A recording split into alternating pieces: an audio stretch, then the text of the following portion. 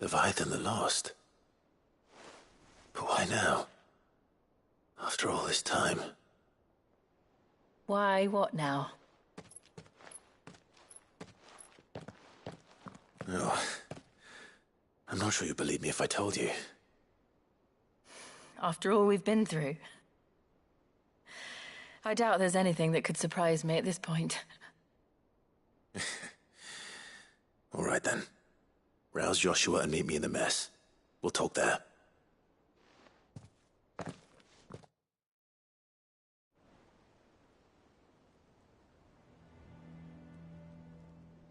I see we're all here. So, what is it this time? I'm not sure yet. The letter delivered to my chambers omitted a few crucial details. Do we know its provenance? That was one of the details it omitted. But whoever the sender was, it seems the dame held them in high enough regard to point them in our direction. Well, she's not one to waste our time. It must be important. Important might be an understatement. If the letter is to be believed, Leviathan's dominant is in danger. And someone wants us to save him. Leviathan? So the Warden of Water has finally returned. What has it been? 100 years? More. The Lost moniker dates back at least that long. Even our venerable lawsman would not have been so much as a glint in his father's eye when last the mighty serpent brought his crushing waves to bear upon the realm. But why the gap? I know it can be a few years before a new dominant's born. But over a century? Should the dominant of Water's bloodline have been severed somehow, it could have prevented a new dominant from awakening. But if one has awakened now, he couldn't have chosen a worse time. Every nation in the realm has lost its dominant. If word gets out that there is still one to be had, they will stop at nothing to claim it for their own. And the twins will be at war again, just when humanity most needs to come together. Did the letter say anything else? Only that if I wish to know more, we must meet in person. And that the Veil can arrange a meeting. If nothing else, you can be certain it ain't a trap. Famous last words. I'm coming with you. As am I. Thank you. Both of you. And Otto? Yeah. I'll keep an eye on things here. Didn't fancy coming anyway. Thank you. I shall leave the Invincible in your capable hands.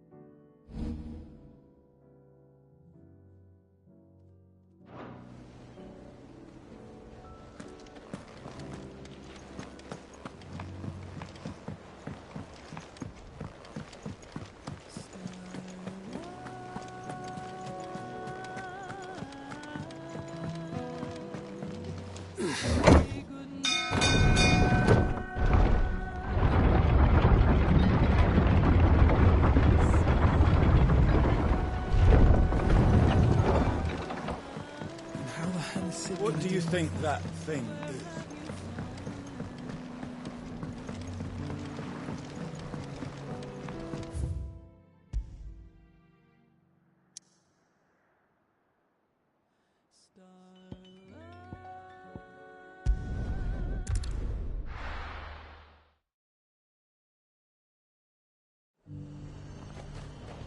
The garrison said they'd take another 100 of me. To the Veil it is, then.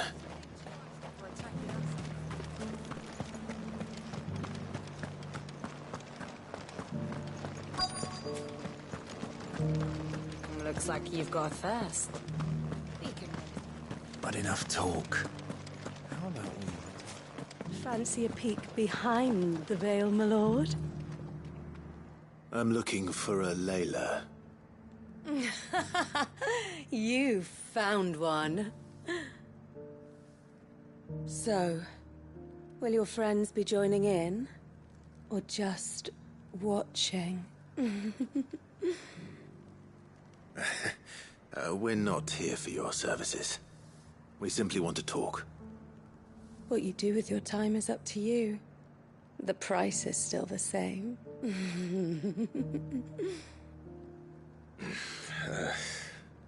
We're here about the letter.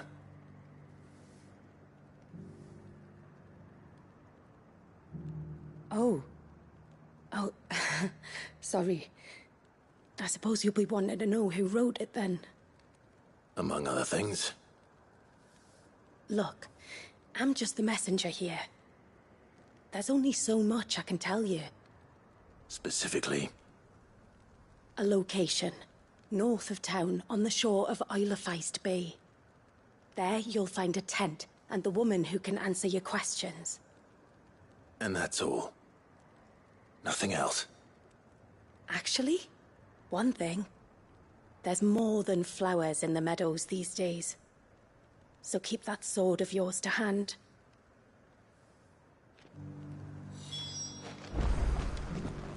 Does anyone else think it's strange that this woman should prefer to keep to the outskirts of town? Not if she realizes the value of the information she's party to. And the danger it puts her in. I haven't seen any of those beastly...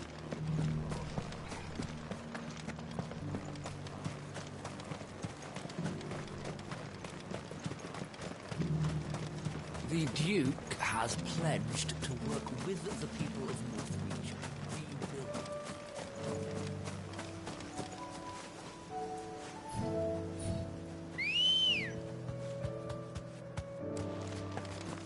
Ready, go?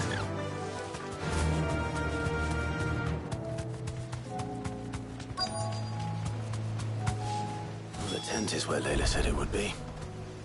Yes, but who awaits us inside?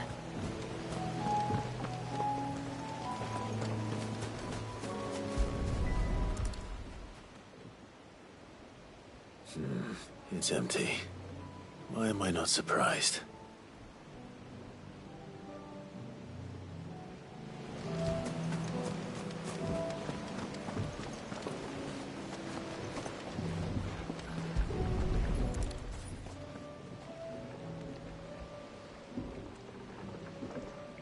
A boat. No prizes for guessing who that belongs to.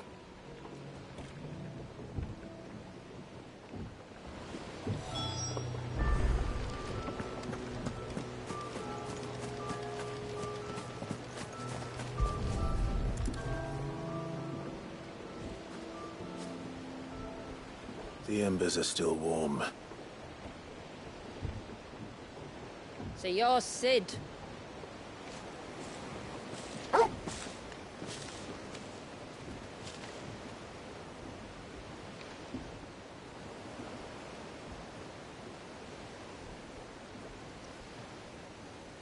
I suppose I must be.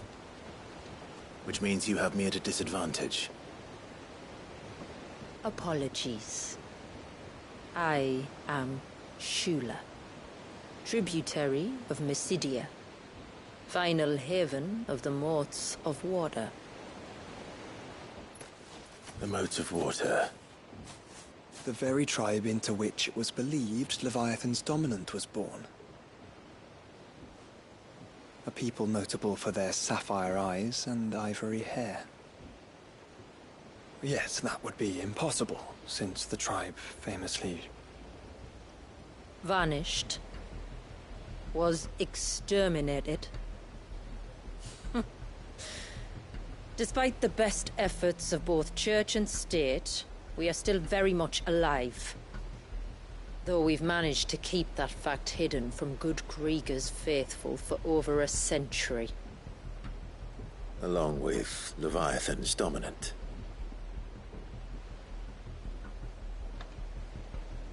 That wave out there. What do you know of it? The Surge. Only that it's been there a long time. Since the fall of Drake's Eye almost a century ago. Some claim the two are connected, but none can speak with any certainty. So in other words, you know nothing. Not that I'll hold it against you.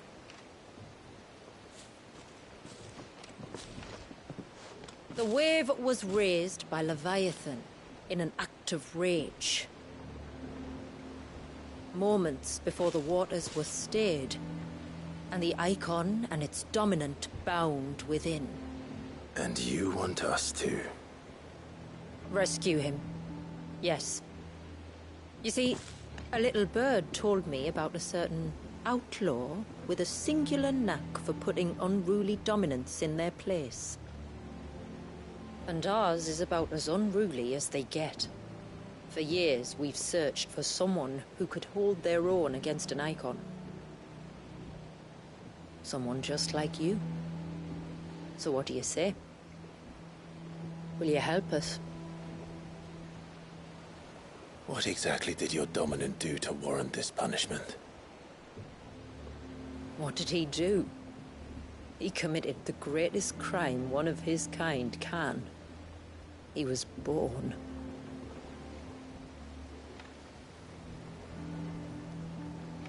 But he deserves a better fate than the one my people forced upon him.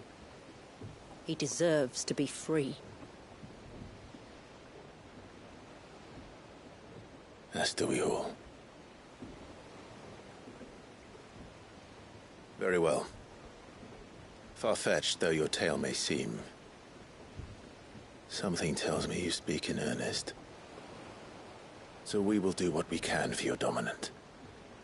But first, you will tell us everything you know about him and the means of his imprisonment. I can do better than that. I can show you. Care to take a trip across the bay?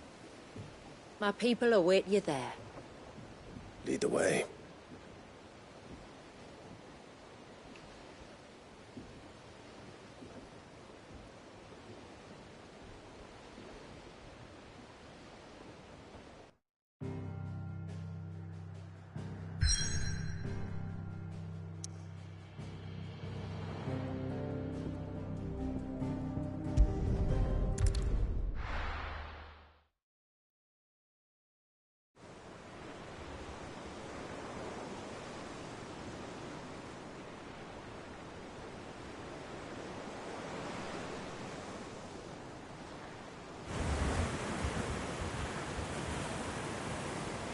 All right, you might want to hold on to something. We're coming up on the wall, and passing through can take a bit of getting used to. I don't see any wall. Of course you don't. That's the point. It's a glamour woven by our ancestors to keep our village hidden from prying eyes. But don't take my word for it. Watch.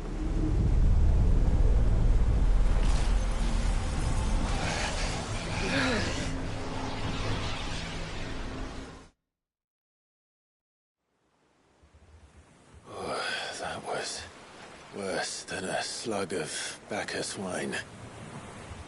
Clive, the sky. It's blue, but how is that possible?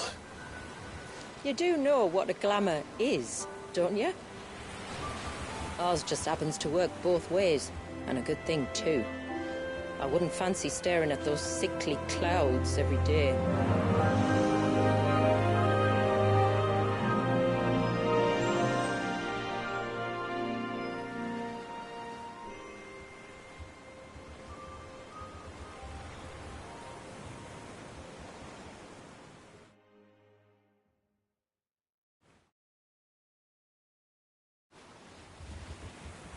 And that concludes our little voyage.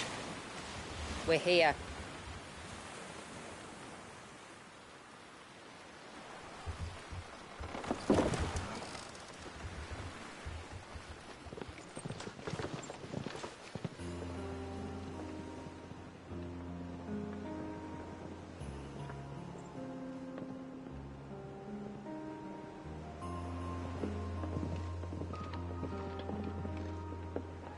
It's a long slog to the village, and a hard one. I hope you're up for a climb.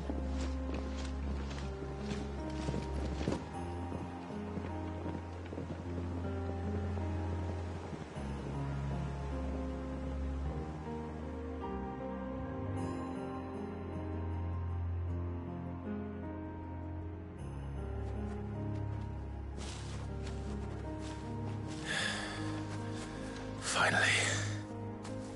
What? You didn't think we'd arrived, did you? The village isn't up here.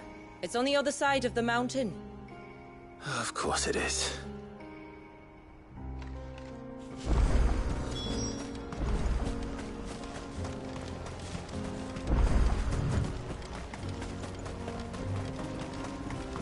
Watch yourself, Sid. This path can be treacherous. If not for the sheer drop, then for the beasts who prowl it. Thank you for the warning. And please, call me Clive.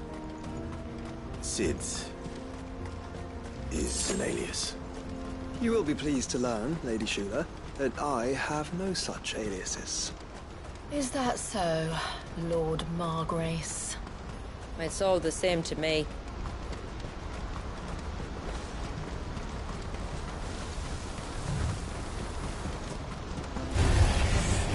I was wondering when they'd pick up our scent.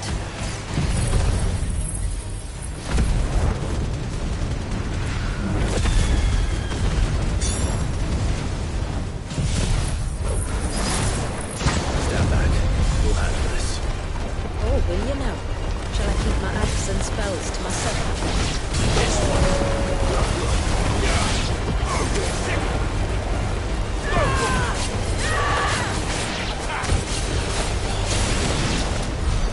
Earlier you mentioned spells, yet I see you carry no crystals. Since when did a bearer ever need crystals? But then, where is your brand? Waiting for me in Sunbreck, if I ever get careless. Waiting for the long wait.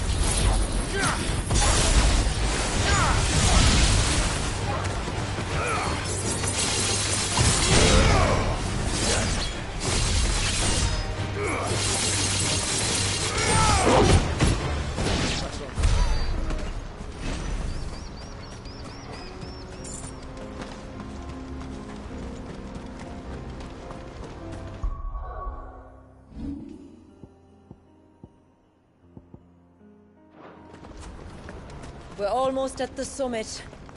From there, you'll have a better view of our home.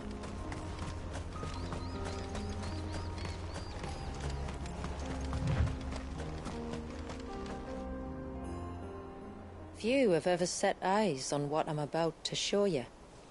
Just so you know.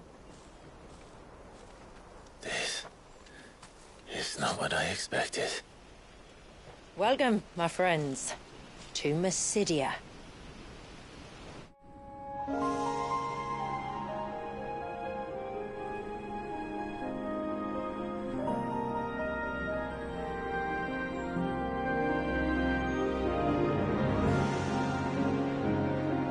It's been a long time since I saw the North looking so... Alive. I'm sure you have plenty of questions, but it's been a long journey, and I expect we could all do with a rest. Our humble village is only a short way from here, if you'd care to accompany me. Let's get ourselves in front of a fire, and I'll tell you everything you need to know.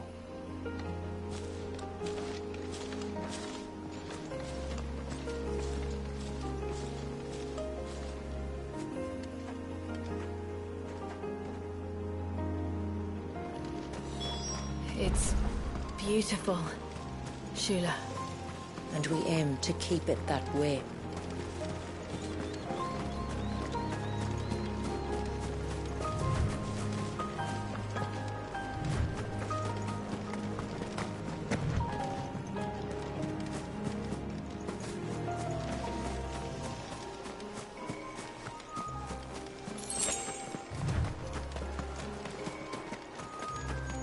Are those stones glowing?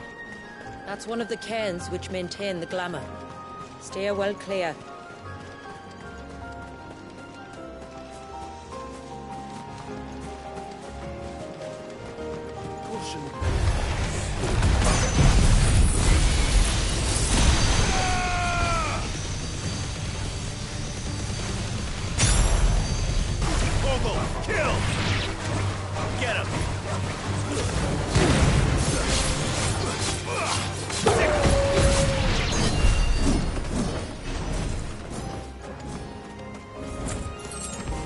If the surge was an act of rage, One wonders what prompted it.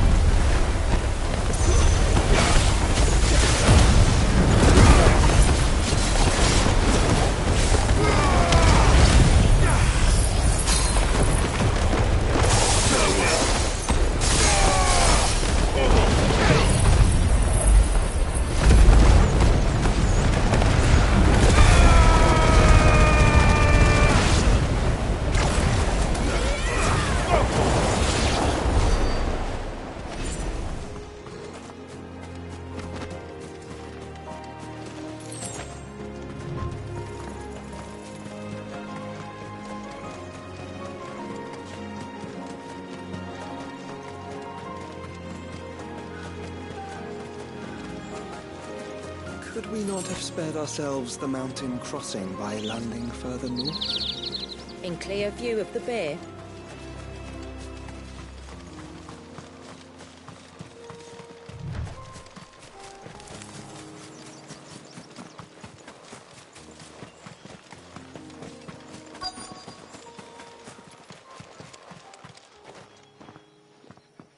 On evening tides. Does morning's light return? Open the gates! The tributary is home!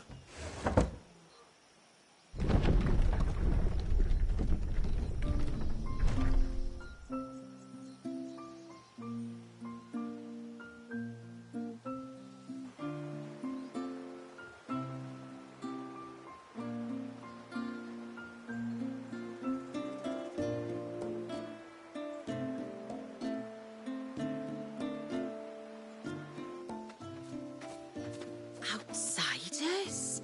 Well, I never. Look at the size of that dog. All right now, back to your duties. You'll have to forgive my people their curiosity. We don't get many visitors. Or any, truth be told. Then we are honored to be the first. This is quite extraordinary. Like stepping into another world. So do you believe me now? You've made it difficult not to, my lady. But how did your people chance to settle here in the north? Unless I am much mistaken, the moats of water long called the coasts of southern Ash their home. Until Drake's Horn fell and the Blight forced them ever inland, where... We met our doom, along with our dominant.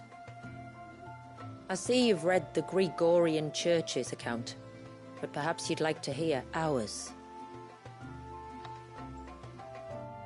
That building over there is the Witten Hall. It's where my people gather to discuss matters of import. We can speak more inside, once the place is ready to receive you. It shouldn't take long, but you're welcome to explore the village while I see to things. Thank you. We'll do just that.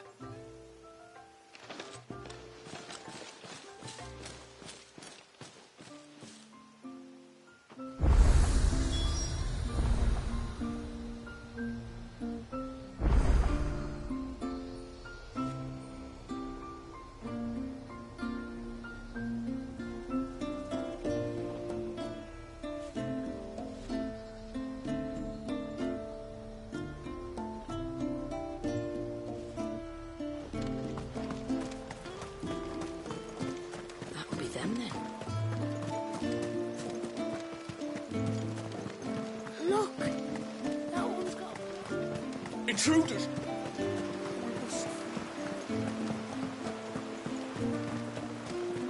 Oh, do you think he may?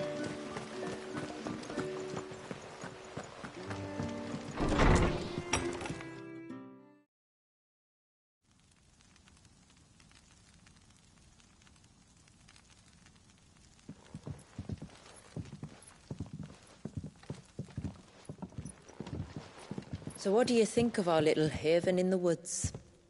It might not have all the comforts of a southern settlement, but at least it's ours. And there's a lot to be said for that. It can't have been easy keeping this place a secret. Not easy, no. We've dedicated our lives to maintaining the glamour that conceals us. Us and Walyas. This man, Walyas, is he Leviathan's dominant? That's right. Though he's no man, Walyas is still a baby. A baby? Forgive me, but you said that the Dominant and his icon were bound inside the Surge almost a century ago. That would surely make him older still. It would, if he'd been allowed to age. But the spell robbed the poor bairn of even that. I'm sorry. Walyas was the son of my great-grandfather. Leviathan awoke within him almost immediately.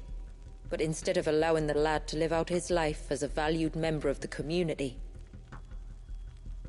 my ancestors sought to put his power to other uses. Sadly for them, the Icon sensed their treachery and summoned a wave so large it would have swallowed the entire village if my ancestors hadn't stopped him. Then it is not the surge that binds the child, but time itself. Yes. Forgive me. I'm still not sure I understand. I'm not surprised. It isn't the easiest thing to explain. Which is why it might be better if I took you to see him. Show you exactly what he has to endure. That is why we came. Then let us be off.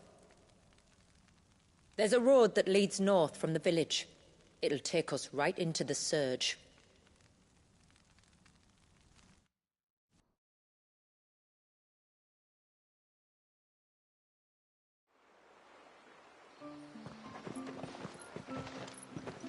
Are you bound for the Wave, tributary? We are, Delina. Have you spread the word about our guests? I have. Everyone knows to treat them as family. You shouldn't have any trouble now, but just in case, I would have you accept this symbol of our people.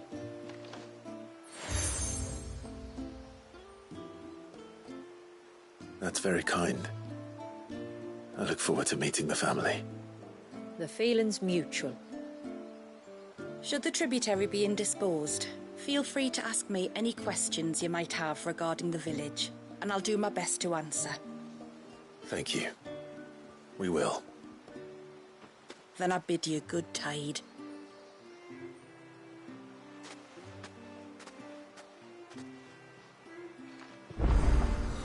Our storehouse lies across the bridge. If you're short of supplies, you may find what you need there. Though we will have to ask you for recompense, poor as we are. Wait. Oh, I'll have her hide when she gets back. Oh, sorry. I was leagues away. How can I help you? If you're after something from the storehouse, it's actually my wife you'll want to talk to. She will have to charge you for the goods, though. Not that we'd fleece you or anything. It's just, you know, needs must. I understand. Saying that, she might not be able to get anything down for you for a bit. Ah, right. She's got her hands full with the inventory, you see. It should have been my daughter's job, really, but the willful little rills decided to make herself scarce. The heavens only know where that girl's got to. If you'd like me to keep an eye out for her. Oh, no. I couldn't ask that of an outsider. Could I? You wouldn't mind? Of course not. She won't have gone far, will she? I hope not. But I've scoured the entire village for her and come up empty-handed. Can't help thinking she might have gone on another one of her little adventures. Ah. A free spirit, is she? Aye, that she is. Can't get her to sit still. Especially once you heard you lot were on your way. Outsiders! You should have seen her little eyes light up. Oh, if she wanted to watch you arrive, she'd have made for the low gate where you first came in. The guard there might have spotted her. Maybe you could ask him. Ruka, her name is. All right. I'll let you know if I find her. Try not to worry.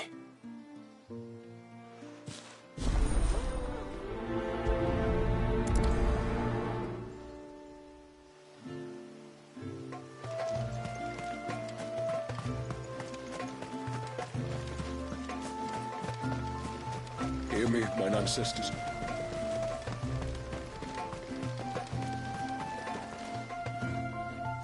Excuse me. You haven't seen the storekeeper's daughter, have you? Little Ruka? I have, as it happens. She went out through the gate not long ago. Out of the village? Alone? Aye, she does it all the time. There's a path off to the left which leads down to the river. Nice little spot, that.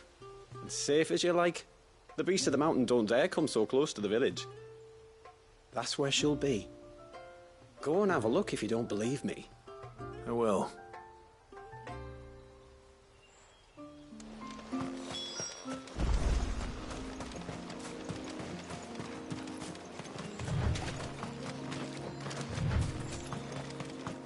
This must be the path.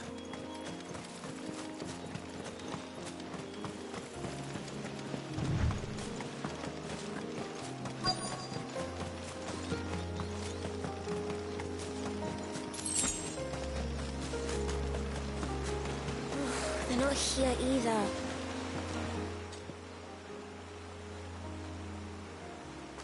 It's you! I've been looking everywhere for you. You must be Ruka. You know my name? Can you lot read minds? Your father asked me to keep an eye out for you. You left without telling him where you were going. He was worried. But I went to look for you. Well, now you found me. What do you say we head back to the village and let your father know you're safe? All right. And on the way home, you can tell me all about the world beyond the wall. I want to know everything. Everything might be a stretch.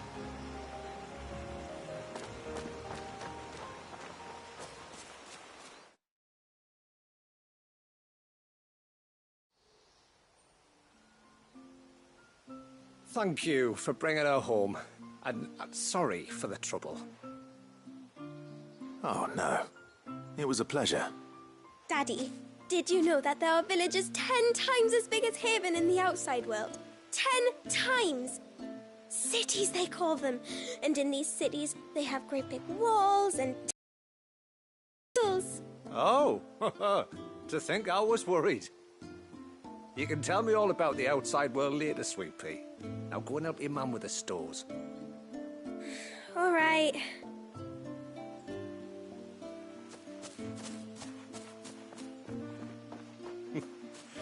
Thanks for putting up with her questions. She, has a lot of them. One of the big ones being, what are the people beyond the wall like? Reckon you've made a good first impression. Are we the only one she's ever met? That you are. The rest of the world can't know we're here, so we'll have to be very careful who we're letting in and out. A few of us might make the occasional trip to shore for supplies, but for the most part, we'll make do with what we've got, including what the old Northerners left us. Yes. You built on top of the old ruins, didn't you? Well, they're made for fine foundations.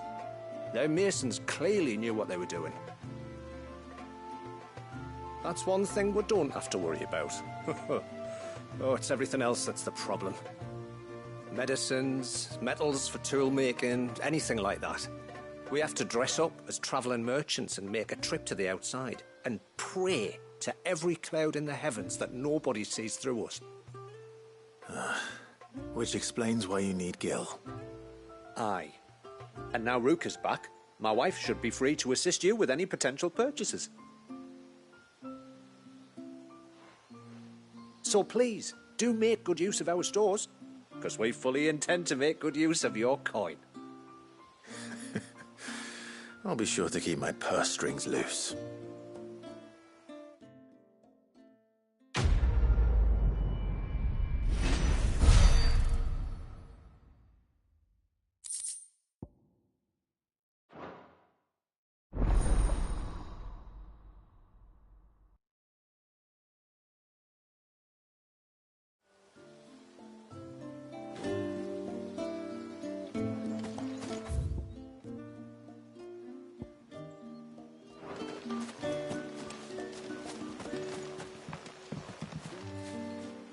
Thanks for bringing me daughter back. I don't grudge her looking for adventure, but she's got to pull her weight like the rest of us. Anyway, now we've got the inventory done, I can attend to my own tasks, like seeing to our visitors' needs. So, was the route you wanted? I will have to charge you. Well, if you're sure you need it.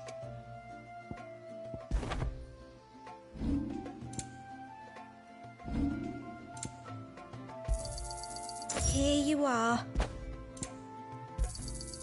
May it serve you well. Then I bid you good tide.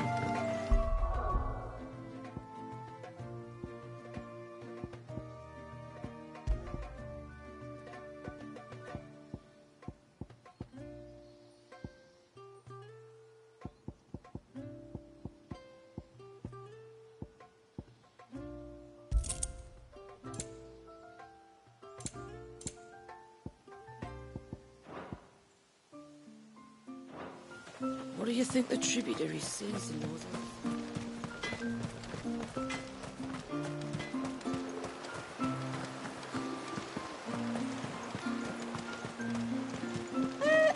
Sid? You are Sid, aren't you? The man the tributary told us about? I wonder if you could help me. With what exactly? Oh, nothing too troublesome. Do you know my husband, Pavat? He's the village smith, among other things. Anyway, his name day's not far off, and I wanted to make a gift for him. He's a craftsman, you see, and he's been fretting about running low on the flowers he uses for dye making, so I wondered if you might collect some for me and give them to him. Would this gift not be better coming from you? Perhaps, but it can't, for reasons I can't go into. Please, I know it sounds daft, but I'd be ever so grateful.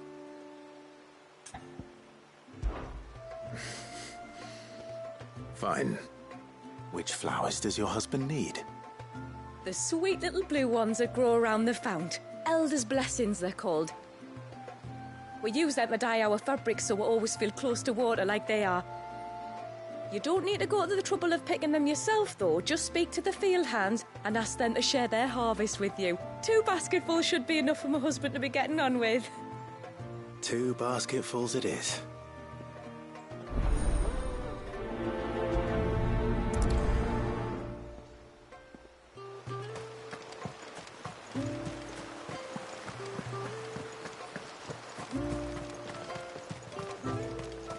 I'm not arguing. The child must be saved. Excuse me. I wonder, might you be able to spare a basket of Elder's blessings? Pavart's wife tasked me with collecting some for her husband, and suggested that I speak to you. Ah. Werda wants you to bless her better half with the fruits of our labour, does she? Go on then. Give the old fool something to squirm about. I'm sorry. Ah, don't worry about it. An old fool Pavart may be, but if you come bearing gifts, he's not fool enough to turn you away. I'm glad to hear it. Thank you.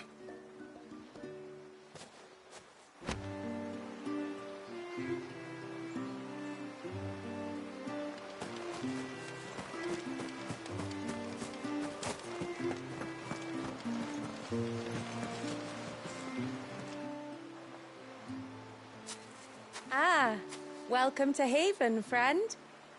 Thank you. Forgive my presumptuousness, but the smith's wife has asked me to make her husband a present of some elder's blessings. 2 basketfuls, to be precise. Well, I have one, if that's any help. It is. I'm much obliged. They really are beautiful. Aren't they just? Though that's not the only reason they have a special place in our hearts. Legend has it that when our people fled from Ash, the tributary of the time took some seeds with them. And as they wandered high and low across the Twins, he'd plant them wherever they stopped for water. Every elder since has done the same. So when we finally put down roots here in Mysidia, the flowers did too.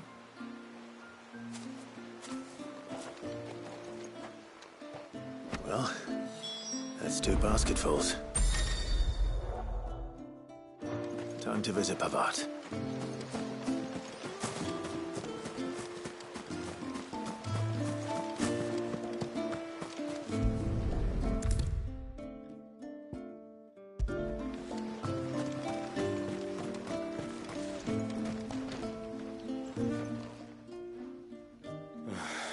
What do you want? Your wife asked me to bring you these flowers.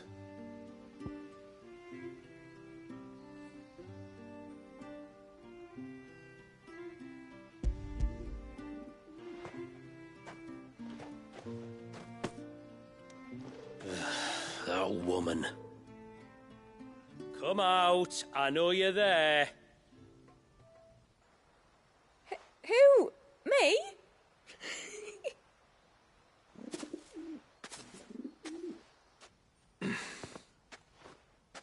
Would either of you care to explain what's going on? I'm sorry. I didn't mean to deceive you. It's just, my husband can be a bit standoffish at times, and I thought this might be a good way for the 2 of you to get acquainted.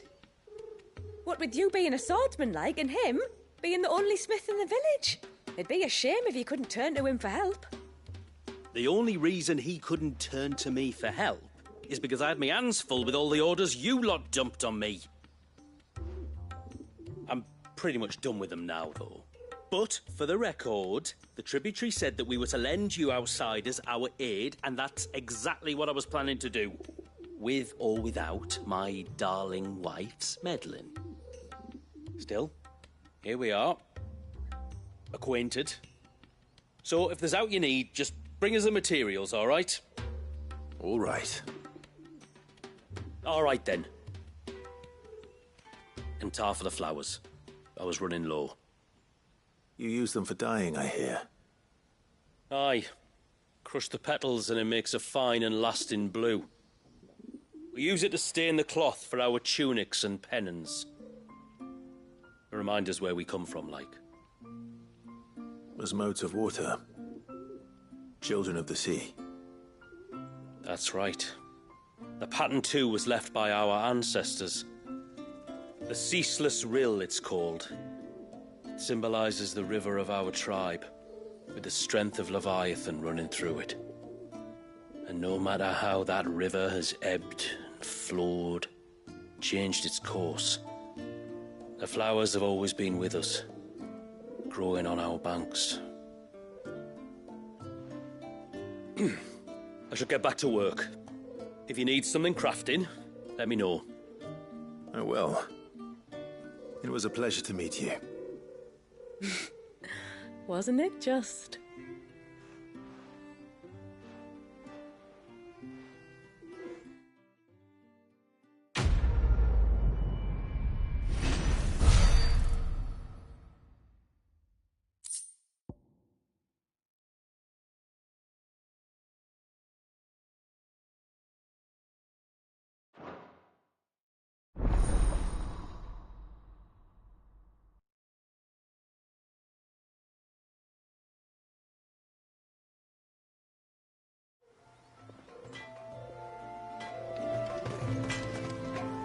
What is it you want?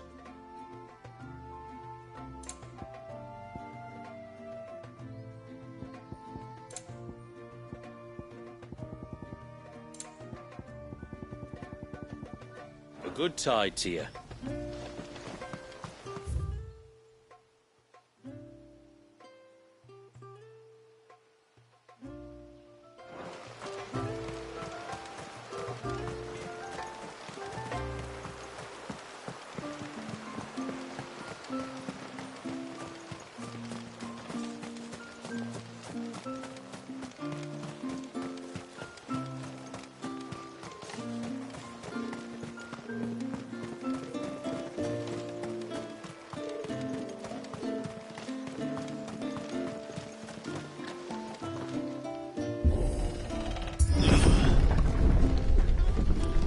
There's a pair of ships just up ahead. Ships? But are we not still leagues from the shore?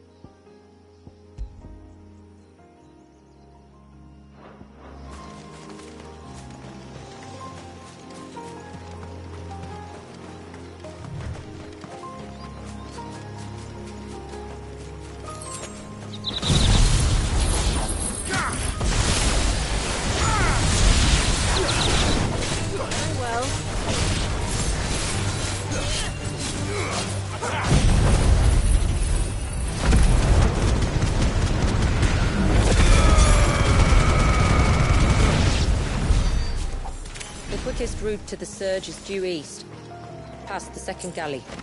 Shula, how did these ships come to be here? What do you imagine happens when an icon of water gets angry? Really, brother? Did you have to ask?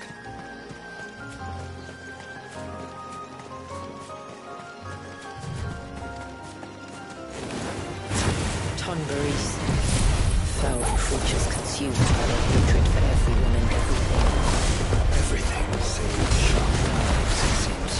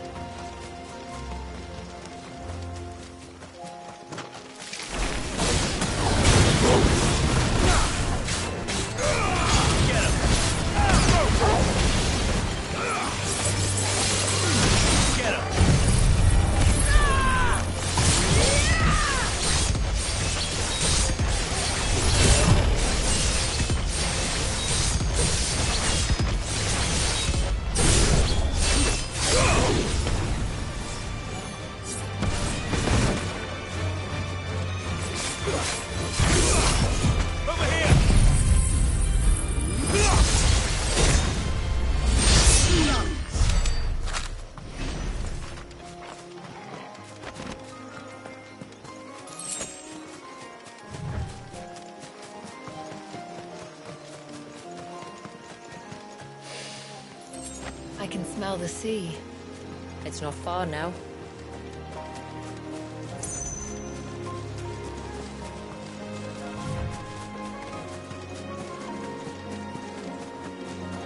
How will we reach the surge? We'll follow the coastline north. There's a bridge that'll take us across to the cape.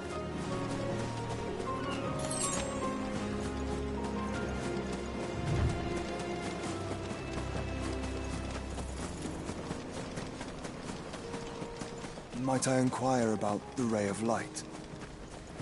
It's what prevents the surge from being reclaimed by the sea. And Dwalius by his people.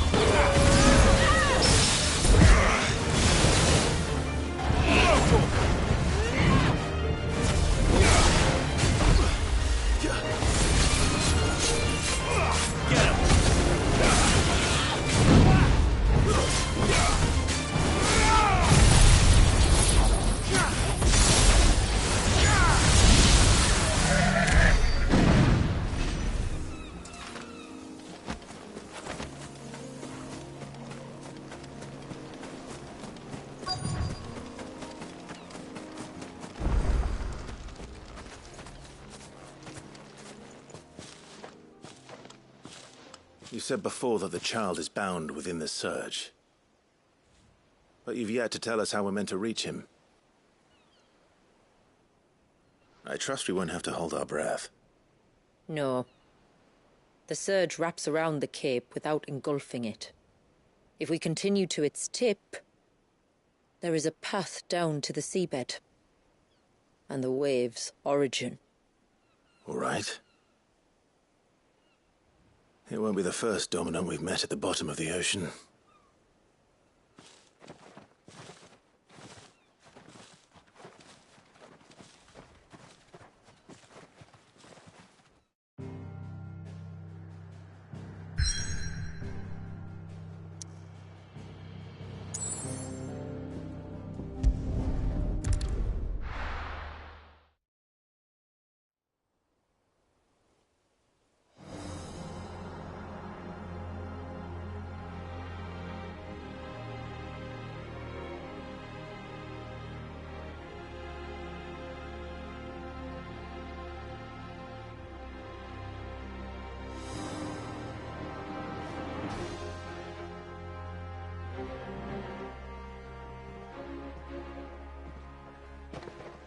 It's not much further now.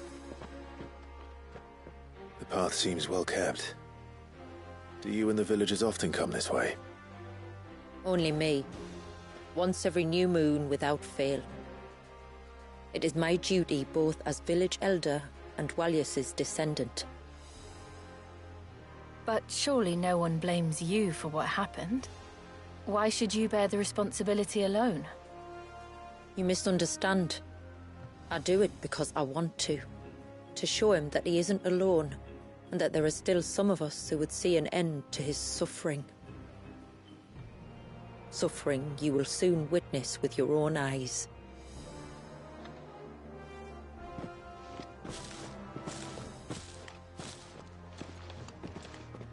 The forest grows quickly here. Left unattended, the path would be reclaimed in a matter of moons.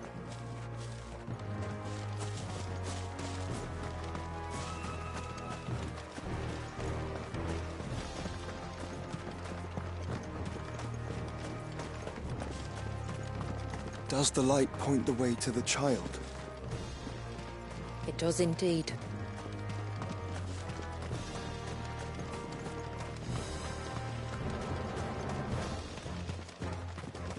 Look at all the droplets of water suspended in midair. Where they have remained untouched by time for 80 summers. It's not right. No. It's not.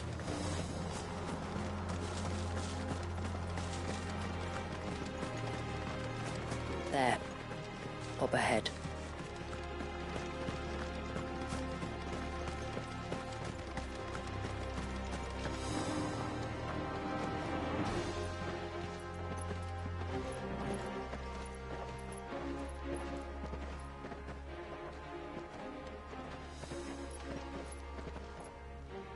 Down in the center. Follow me.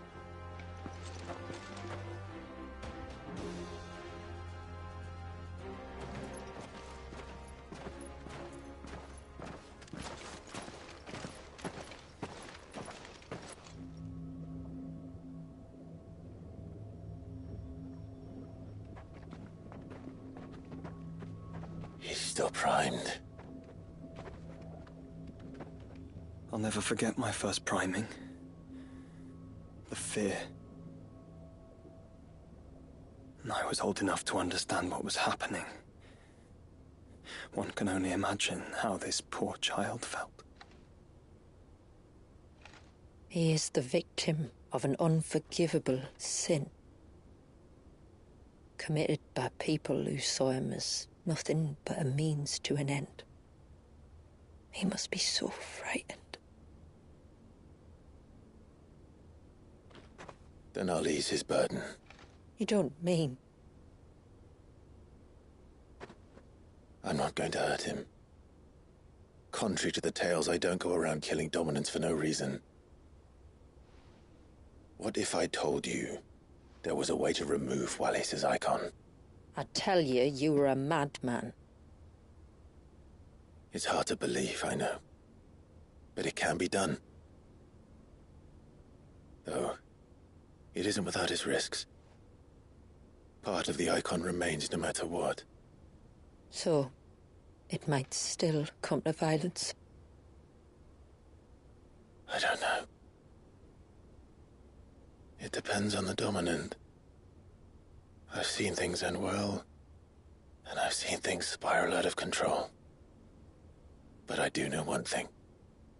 If we turn our backs on this child, there will be no end to his suffering. And I think that a worse fate than the alternative. Don't you?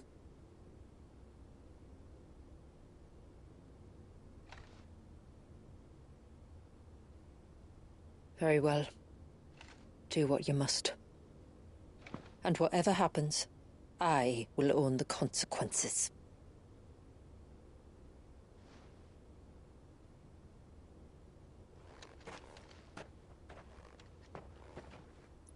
Don't be afraid, little one.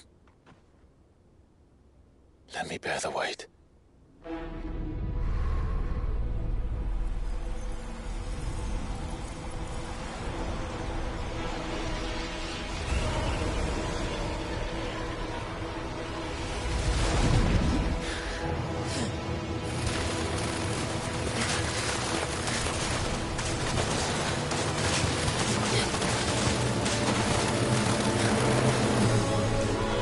Hush now. It's going to be all right.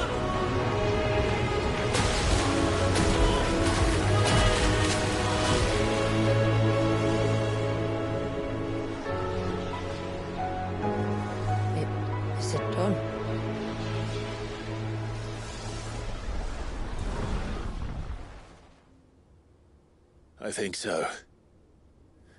I can feel the icon inside me. But something's wrong.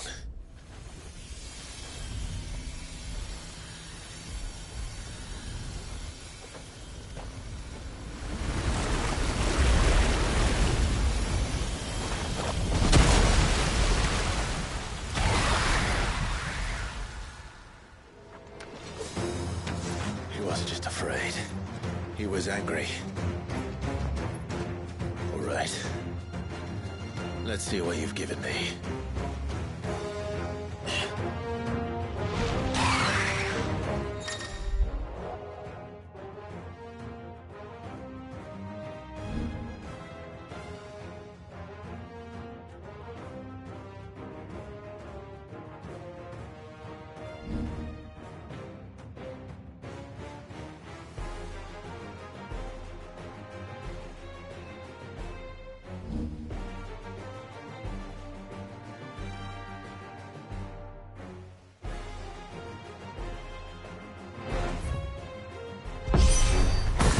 Leviathan? No, just an eggy. But a formidable adversary nonetheless.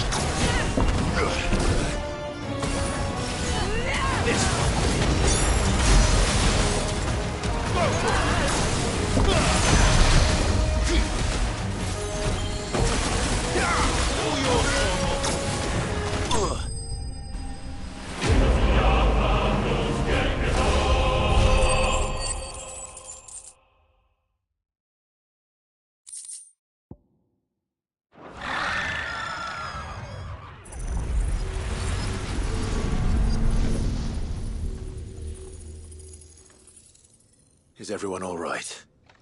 He seems calmer now. You said Walius was frozen in time. But he knew we were here. How? I don't know. He's never reacted to anything or anyone. Until now. The child has been bound for nigh on a century. If he has been conscious from the first, we must remove the seal at once. It's not that simple. I wish it were, but... there's more to this tale. It would be better if I explained back at the village. I see. Then let's return before it gets dark.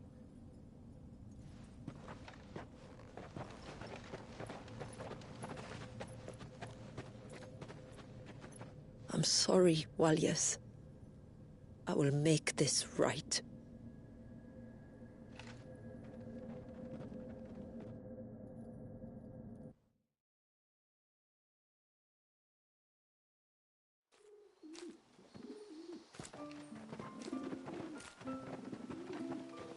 So, part of Leviathan is inside you now, is it? Does it hurt? No. Not anymore, anyway. Good. Because I still have need of your strength. If you want to know the rest, we should head to the Witten Hall. Of course.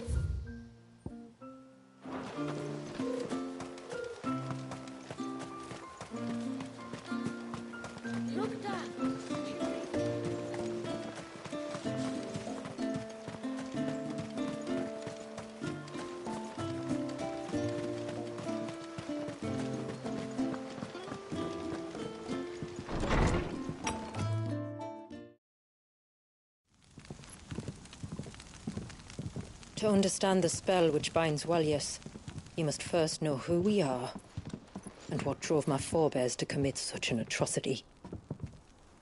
This tapestry is our story, the one that brought us here. After generations of wandering, my people sought refuge in northeastern Storm, some 170 years ago. But in exchange for our safety, the Gregorian Church demanded we renounce our faith and branded us heretics when we could not. To be exterminated, as a lesson to others. And so was it chronicled in the imperial histories, for anything less would have made the Church seem weak. Yet a handful survived. The few who did fled north and west, and in doing so discovered two things that would forever shape our fates. The first was an old legend, revealing how to make your very own Mother Crystal. I've heard that one before. Yes, yet it gave them new hope, however false.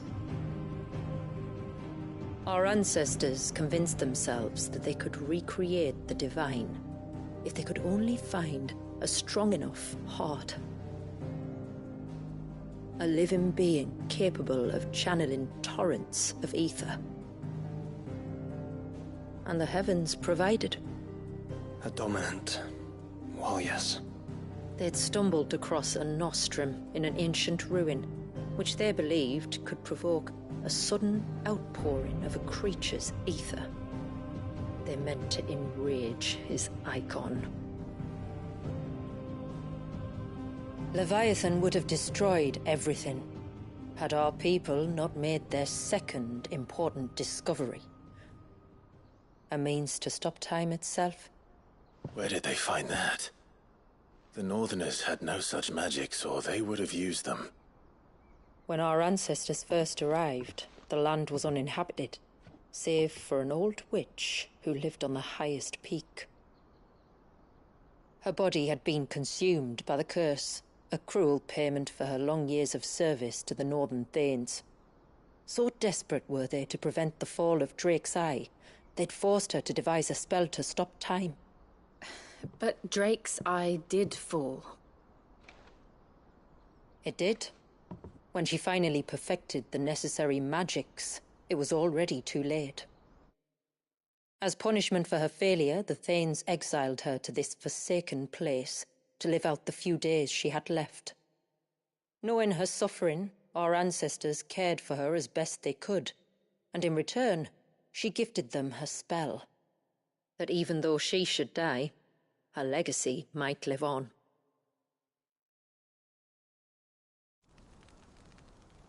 So armed with both the knowledge of the ancients and the secrets of time, our ancestors settled upon an ambitious plan. They would create a new Mother Crystal and enchant it that it might endure for all eternity. Thus would our people's wandering, our suffering, finally end, and prosperity visit us once more. And all it would require was the sacrifice of a single child. A small price to pay, or so they believed. Another victim of man's blind reliance on the Mother Crystals. So we know the seal's source. How do we break it and restore the flow of time? Do you recall the dome of light on top of the cliffs to the west? Inside lie the ruins of an old temple. It was there that the witch built the Vare, a conduit of sorts that channels her remaining ether into the Surge. But it's been a long time since anyone set foot in the place. And now, there are others who claim it as their own. Then we shall go prepared for a fight. That said, it may be best if one of us stays behind. You think the village could be in danger? We saw the ether flow from Wallius in all directions, but only encountered a single familiar. There will be more. And should even one make its way here, I doubt the walls could hold it back for long. Then I shall stay. The Phoenix will see your people safe, tributary. You have my thanks. Very well. We should depart at once. I fear time may no longer be a luxury we can afford.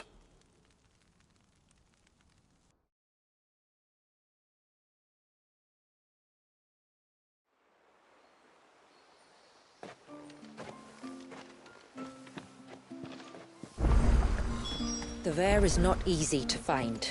We must first head north, and then west, deeper into the forest. No sign of the child. Reckon my steel's just as good as any. I'd like to see another smith do better. I can't. Just try to breathe. That's it. Is everything all right? Ah, you're the outsider. I'm Fannet, healer by trade. And this is Talor, one of my patients. He took ill not long after you arrived. Nothing too serious, I hope. I hope so too, but... But? This affliction, it's like nothing I've ever seen before. He complains of feeling chilled to the bone, but there's no fever to go with it. And my most powerful antalgic hasn't done a thing to ease the pain in his chest. I'm starting to wonder if his condition might require a different kind of treatment altogether. Shula said that you were here to help us. You couldn't help me, Could you? I'd be happy to. If I can. You can, don't worry. All I need you to do is speak to Talor's son, Pavat, over at the forge, and ask if he knows what his father was up to before he came down sick. Something must have caused this, and I want to find out what. The trouble is, Talor's too weak to speak, and I can't leave his side for long. So while you talk to Pavat, I'll pay his wife word a quick visit, just in case she knows anything. All right.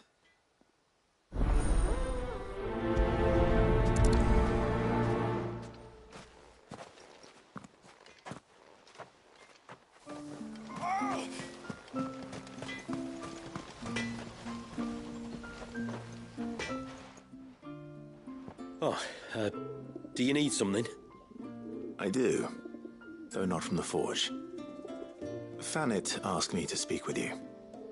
She's looking into the cause of your father's illness and wondered if you could shed any light on the matter. I see. Sorry. She shouldn't have dragged you into this. It's no trouble, really. Tell me, did your father do anything out of the ordinary before he fell ill? Not that I know of. But then I hardly see him. He's always out and about, like. Well, at least he was. Suppose he might have been a bit more fidgety than usual, but apart from that... When you say out and about, where does he usually go? Just round the village. Wanders over to Blazier's place most days. He's a fisher who lives on the other side of the fount. They're old friends. Maybe he knows something I don't. Maybe. I'll go and speak with him.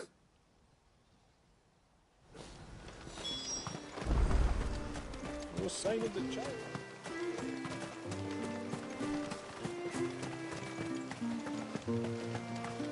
O ceaseless rill, guide thy bounty.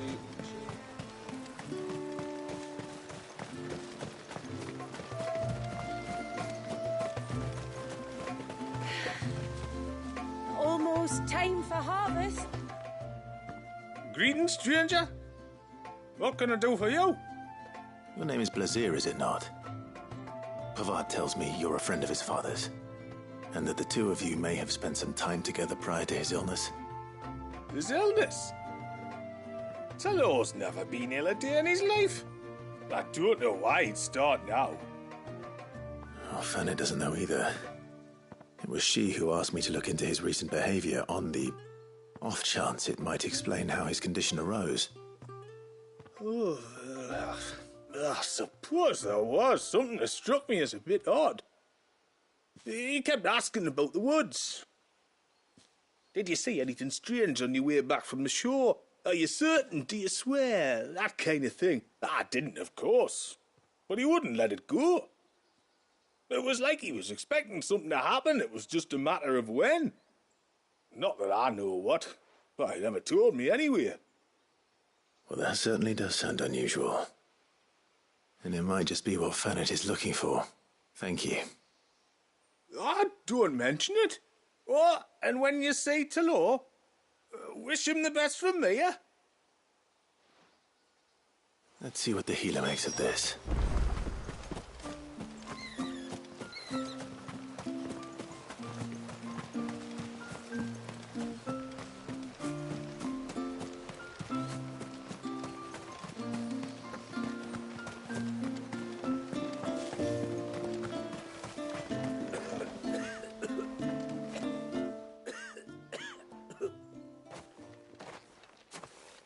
I spoke with Werder, but she couldn't tell me anything. Did you have any better luck? Nothing conclusive. But there was one thing. Blazier, the fisherman, told me that Talor had taken a sudden interest in the forest of late. He kept asking him if he'd seen anything unusual there on his way back from the coast, but never let on what exactly he was expecting him to have seen. The forest between here and the coast. Surely not. But then... I can't say for sure. But I think Talor's illness might have some connection to the Tomberries. You may have encountered them during your time here. The small, scaly beastmen. And you think they may have caused Talor's illness? I do. At least in a way, and if I'm right, it's no wonder the treatments I've been trying didn't work. Oh, I know it's a lot to ask, but would you go down into Father's Fell for me? There's an altar there, and if my fears are true, an offering upon it. What is going on here? Please. I'll explain everything when you return, but time flows fast. I beg you, make haste for Father's Fell and take the offering from the altar. Talor's life may depend on it. Very well.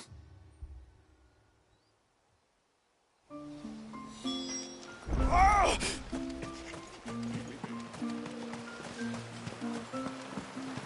Bastard things. All the fish, oh, I never should have let him go alone.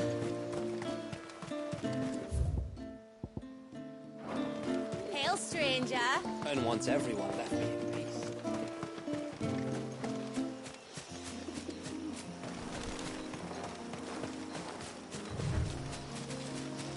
Before, we turned east at the shipwrecks to reach the coast. Now we must head in the opposite direction. Left it is, then.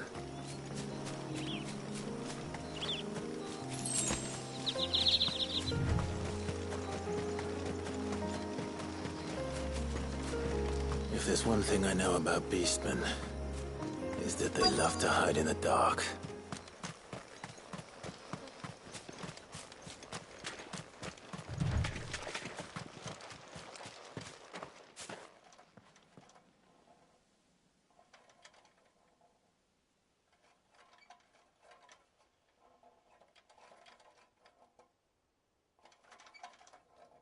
What are they up to? Some sort of ritual.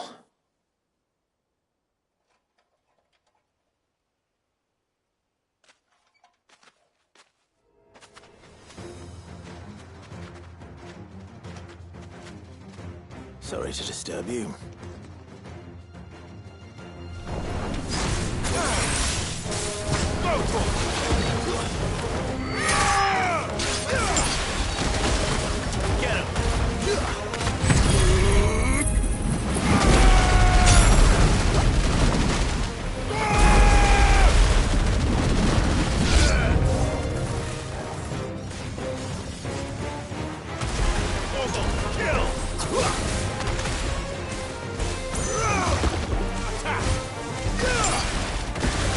This one.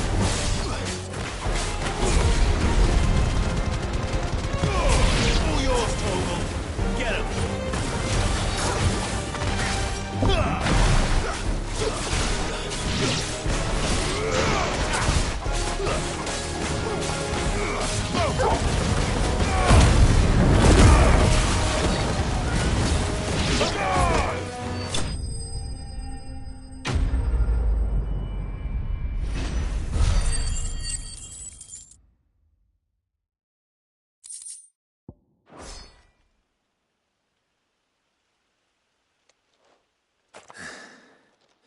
Let's see what's on this altar, then.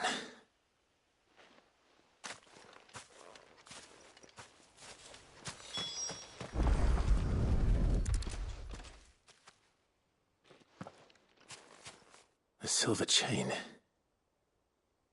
I doubt the Tombury's made it. This must be what Fennec was talking about.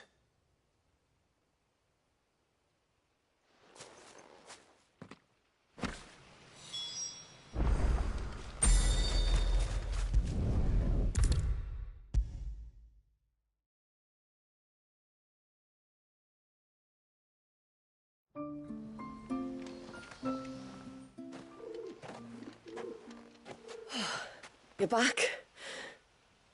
Well, did you find anything? I did. This silver chain. I knew it. Well, I'm still none the wiser. Forgive me. This chain. It's a Gregorian Maternoster. Worn by men of the faith. What's it doing here? And why would the Tomburys be praying to it? To understand that, you need to understand what the Tomberries are. They feed on hatred and suffering. And some say that if you render them an offering, some token of grievance against your fellow man, they will put a curse upon him. Someone's put a Say for sure. Truth be told, I always assumed it was an old wives' tale. But given his fear of the forest and the presence of the chain on the altar, I don't know what else to think. Does Talor have any enemies in the village? Anyone who would nurse such a grudge? No, I believe the one who left the chain at the altar was Talor himself. I beg your pardon? But there's more to the tale, you see. It's said that if you attempt to curse a soul that has returned to the sea already, your ire has nowhere to go but back to its source. You're saying he cursed himself? In trying to curse another, aye. When my father was younger, he was one of the few permitted to venture beyond the wall on trading expeditions. He told us that when he journeyed to Sanbreque, he'd wear that chain to disguise his true beliefs, lest Grieger's faithful turn their cudgels on him. Did they ever catch him in his deception? Might that explain the ill will he bears someone? Not that he ever told me. Come now, let's not waste time speculating about Talor's past. We need to focus on the present, and that means finding a way to break the curse. All right. If there's anything I can do to help, let me know. Thank you. I shall. Aye, and thanks for going to all this trouble. Here, it's not much, but I want you to have this. We call it an adder stone. It's a gatherer's charm. Reacts to certain rare minerals we use in crafting. Makes them ring out like a bell. Stuff you'd have no chance of spotting otherwise. If you find anything, see that you bring it back to me. I can make you some decent gear with it. If you're interested, like. I am, thank you. And I'll be sure to pay you a visit. Until then, I wish your father a swift recovery.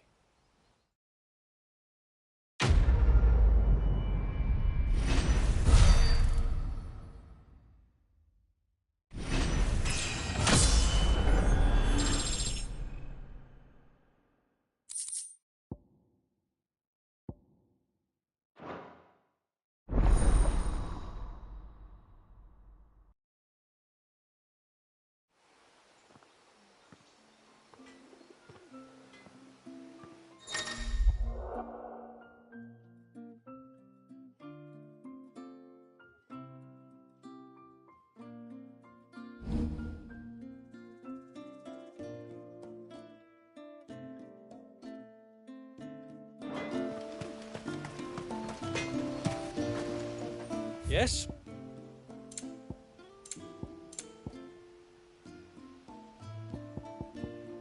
Till next time, then.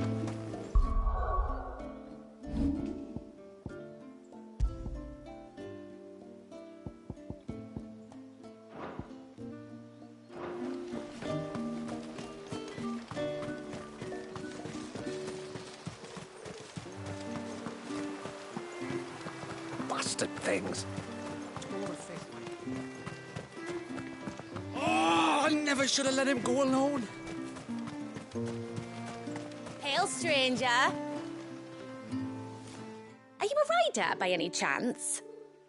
I am. What gave me away? Oh, I can smell it on you. The scent of the stables. And not just any stables. Something tells me you've never been one to ride half-starved birds with chine-gall and wet beak. If I had a guess, I'd say your bird eats only the finest greens and has her feathers groomed twice a day with a curl hairbrush. Nothing but the best for my Ambrosia. Ambrosia, eh? Pretty name. What's she like? Well, she's tall and strong. And her feathers are as white as snow. You're joking. You've got a white chocobo. I have, yes. I suppose they are rather rare. This I've got to see. Can you bring her here? I would if I could, but I doubt Shula's skiff could hold her. Me dad's got a boat, and he's ferried chocobos before. You could get him to bring her. It'd be perfect timing and all. He's preparing for a trip beyond the wall as we speak. I'm sure he'd help you if you asked. He would. Well, I don't suppose it would hurt to have Ambrosia around. All right then. Where could I find your father? He'll be in the storehouse on the other side of the brook. Tell him Manda sent you.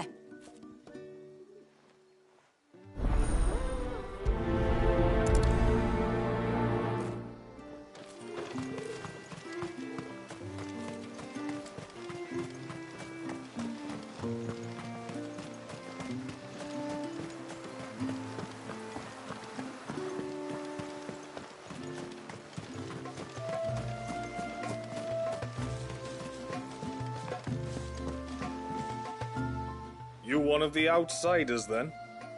I am. Shula invited me. Are you Manda's father? I am. Got you running errands for her already, has she? She's asked to see my chocobo, but I'd need your help and your boat to bring her here. Or you could just say no. Honestly, that girl and her birds, she'll be growing feathers soon enough. Well, truth be told, I didn't take the idea seriously at first. But thinking about it, it would make it easier to get around if I had Ambrosia here. Can you help? If you're sure that's what you want. The tributary says we're to treat you lot as we would each other. So, if you need me to ferry your bird over, then that's what I'll do. Still, they don't take the water easily. I'll need you to bring us a mimic gourd or two to keep her calm on the journey over. And where would I find one of those? Oh, don't ask me. It's been years since I last brought a chocobo across the bay, and I'm told the world's changed a fair bit since then. Where do you usually get your stable supplies from? Well, the man who made Ambrosia's tack lived in Martha's Rest, and if I remember correctly, he traded in chocobo feed too. So I suppose I'll go and ask him. I'll be sailing over to Northreach soon to pick up some supplies. While I do that, you collect your bird and your gourd, and then meet me by the shore. Just don't take too long, all right?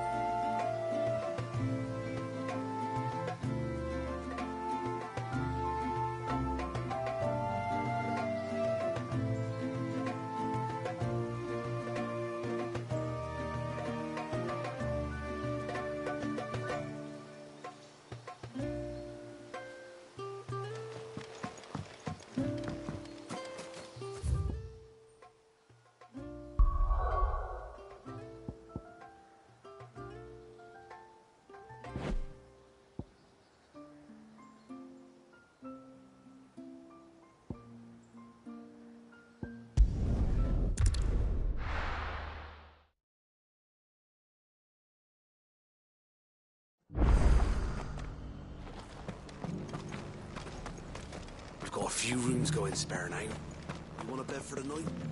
Speak to Martha. I remember you. You're the one who saved Whiteheart. How's the old girl doing? She's very well. Thank you. Oh, don't thank me. You're the one who saved her. Anyway, what brings you to the rest today? I was hoping to purchase a mimit gourd. And I thought you might be able to tell me where I could find one. Oh, reckon I could do better than that. Just so happens, I've got a whole cartload of the blasted things. Not a buyer in sight. Really? Aye, you'd be doing me a favour taking a few off my hands before they turn to mush. But just be on the lookout for wild birds, eh? Don't want them chasing after you like they did me. I will. And thank you. Oh, you're very welcome. Any friend of Whiteheart is a friend of mine. And in times like these, friends have got to stick together. We certainly do. Northreach, then. Wouldn't want to keep Anders' father waiting.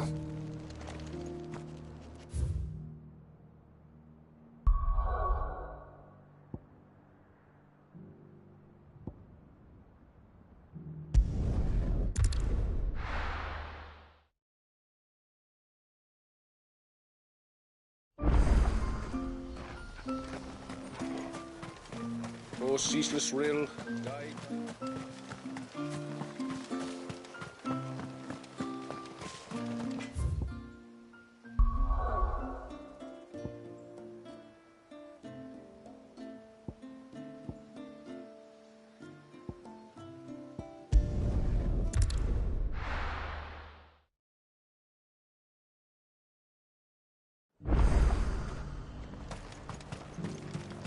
And now might I help the garrison today?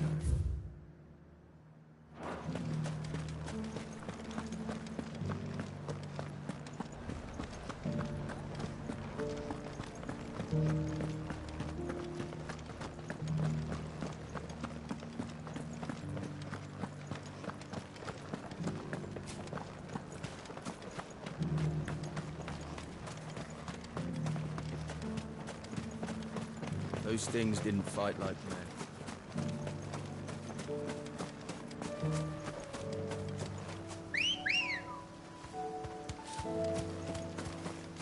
Good girl. Run like the wind.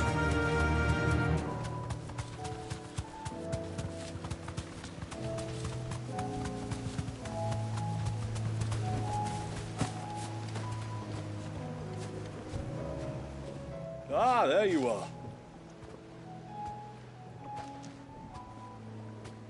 And this must be Ambrosia, was it?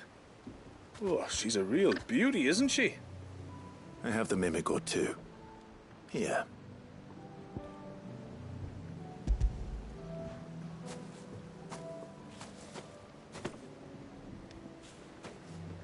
Thank you kindly. Soon as she's gobbled this up, we'll set sail. We're going to take a little trip across the bay now, Ambrosia. Don't worry. You'll be all right.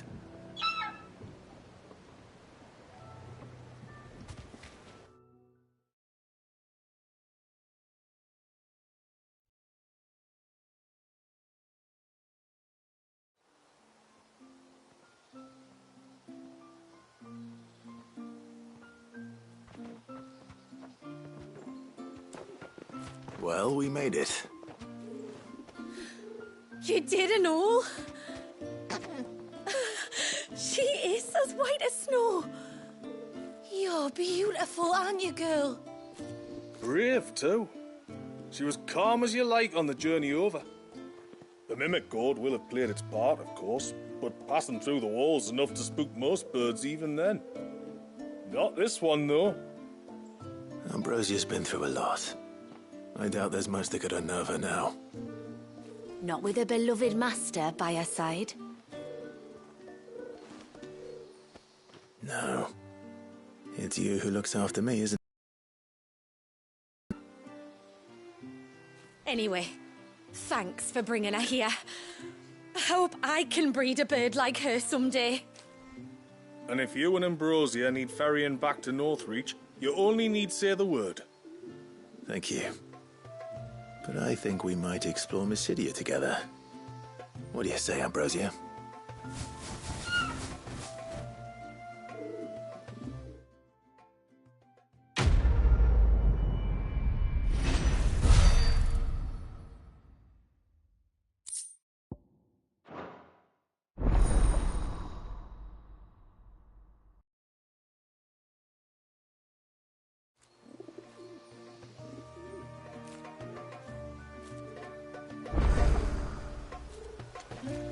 Oh, never...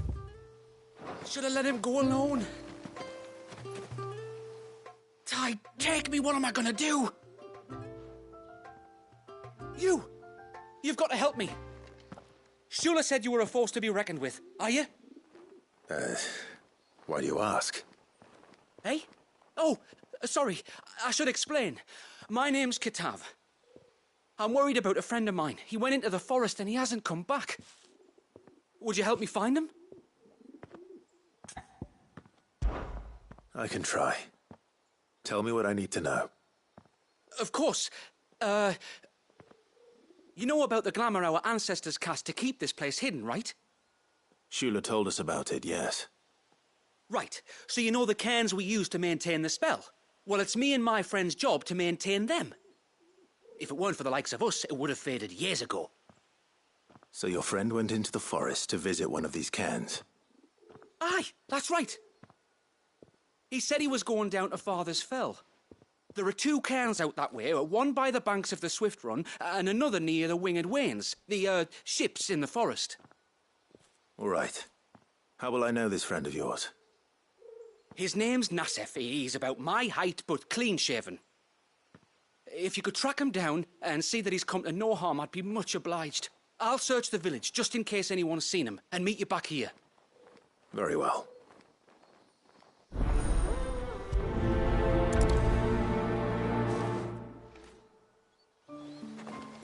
One cairn by the ships, another by the river. Better get moving. And once everyone left me in peace.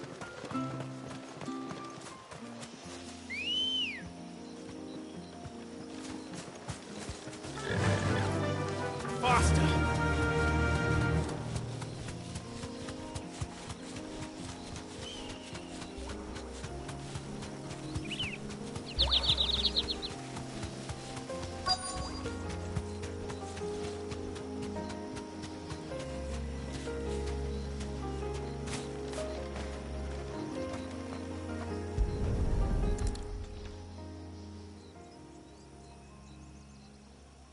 Well, here's the cairn.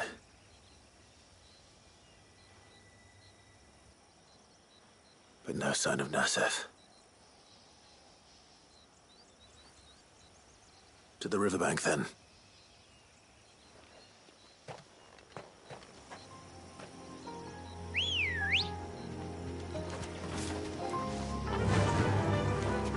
Fly, Ambrosia.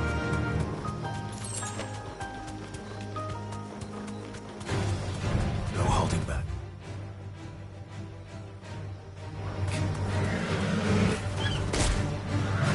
Safe.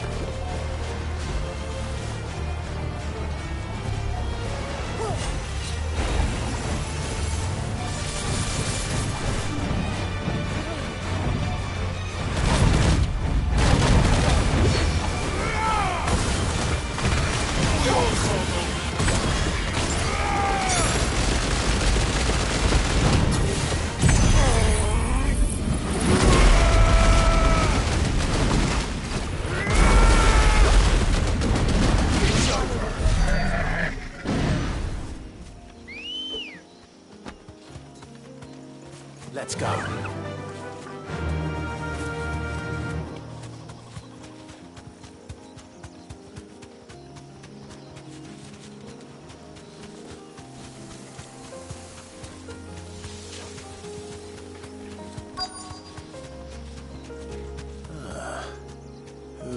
here? I'm looking for a man named Nassef. Aye, I know him. Takes care of the cans. Wait, you didn't think I was him, did you? Sorry, mate, I'm just out to gym myself a few ibexes. What do you want with the lad, anyway? His friend, Katav, asked me to look for him. Apparently he ventured out to work on one of these cans and didn't return. Wow, that is a worry. You're a hunter, yes? You must know the woods as well as anyone. Can you think where he might have gone? There's a bridge further down the path. Blasted thing got washed away a few moons back. Our carpenter only recently had time to rebuild it. But if I remember rightly, there is another cairn on the far side. Maybe he decided to visit that one while he was here. Maybe. It's worth a look, certainly. Thank you. Don't mention it. I'll keep an eye out too. Perhaps he just got delayed or something. Let's hope so.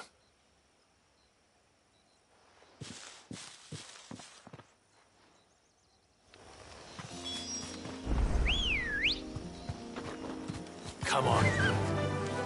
Yeah!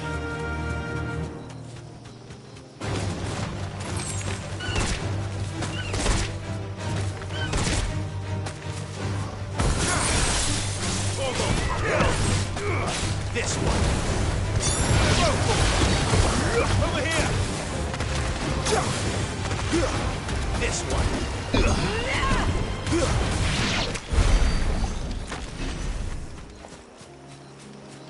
This must be the bridge the hunter was talking about.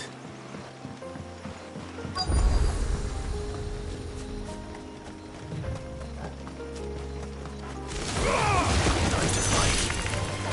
Awaken!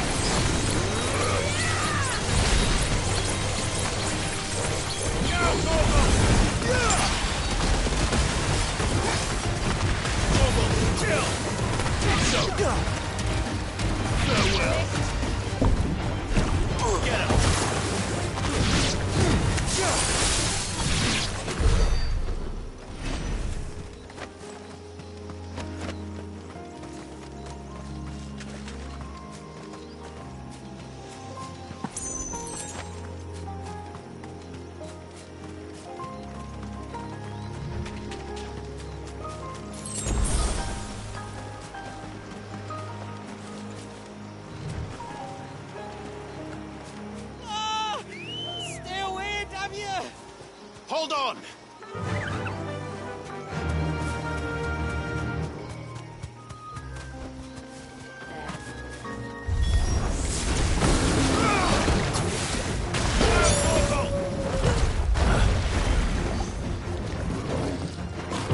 Too slow.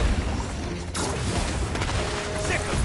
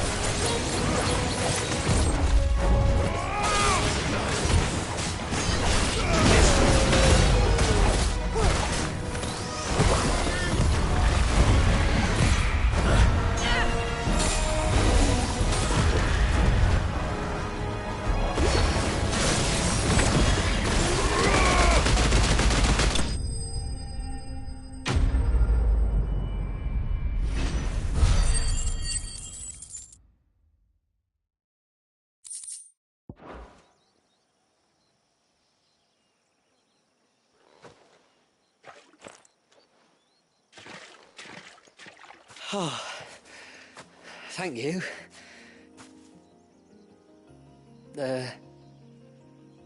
I'm the tributary's guest.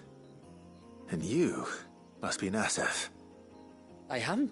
But how do you know that?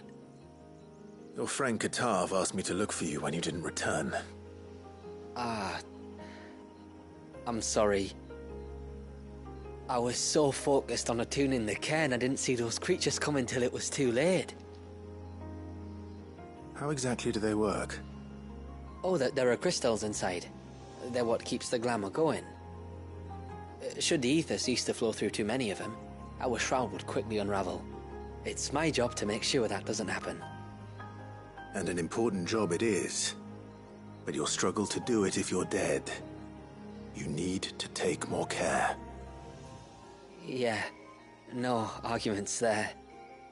The truth is, me and Katav usually work together, watching each other's backs like. But when we heard outsiders were coming, we split up to get the job done faster so things would be perfect for your arrival. Stupid, I know. So you found him then? Not before the local fauna did. My arrival seemed to put them off their dinner. Mustn't have been hungry after all. Expect you'll be wanting someone to escort you back to the village then, Nassef. Woods are full of nasties today. When you're next in Haven, be sure to come and see us. You saved my life. It's only right I repay you. If you insist. Take care now.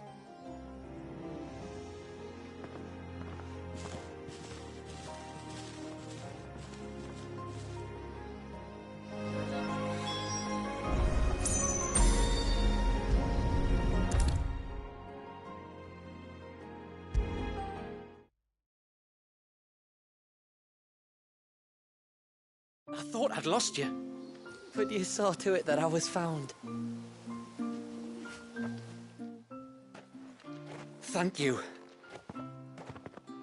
Nassef told me everything. If you hadn't got there when you did... Oh, it doesn't bear thinking about. All that matters is that you're safe.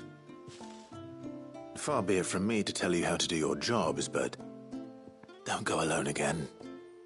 Or if we have to, maybe we should think about casting the glamour on ourselves to keep the wildlife from spotting us. It'd take its toll, of course, but it'd beat letting the cairns fall and having to weave the entire spell from scratch. Imagine if we had to do that. I'd rather not. We'd only succeed in adding 2 new piles of stone to the collection. Your bearers? That we are, thank the tides. The others can't attune to the crystals in the cairns the same way we can. Reckon this place would be doomed without us. So, you do this work for the good of your people? Not because...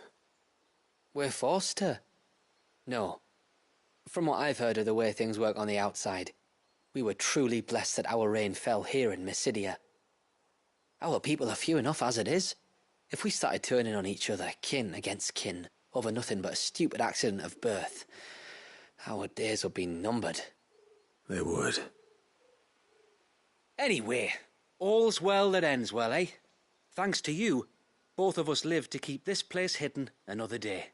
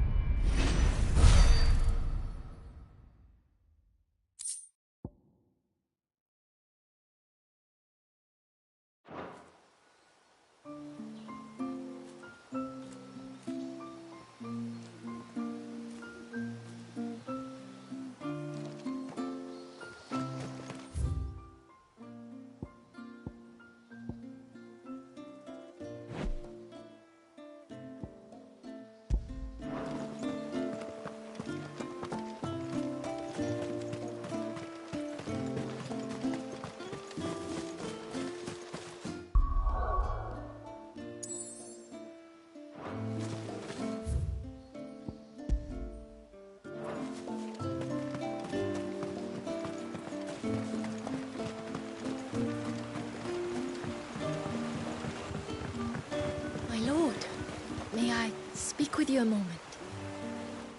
There is a matter with which I would beg your aid. Of course, what is it? Please, not so loud. Something serious, then? Yes. I think we might have company. I was passing by the low gate when I saw a figure moving among the trees up on the cloak. At first, I thought it must have been you or your brother, so I didn't say anything, but the more I think about it, the more certain I am that the figure looked familiar. And you're sure it wasn't one of the other villagers? Positive. I think it was someone from outside the wall who has found his way inside. Of course, it could just be my imagination playing tricks on me. I only caught a fleeting glimpse, and it might have been you or your brother. But if it is who I think it is, we cannot allow him to leave now that he knows we're here. Would you go and see? He won't try to hurt you, believe me. Given what lurks in the forest, the only one likely to get hurt is him. Very well. Whether the man you saw is who you believe him to be or not, we need to know. It may yet be someone else entirely. Someone who means your people, or my people, harm. Perhaps. Just promise me that if you do find someone up there... Don't worry. I won't draw my sword unless I need to. Thank you. Ymilla, this man you saw, might he be the customer you told me of? I fear so. The customer? I'll explain later. Come on.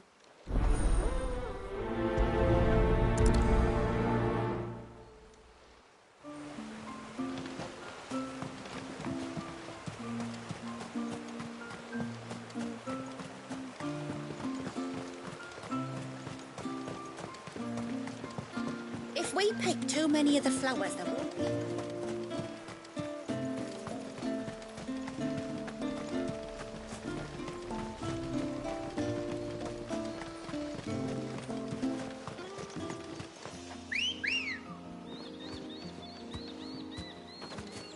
Ready, go? Run like the wind.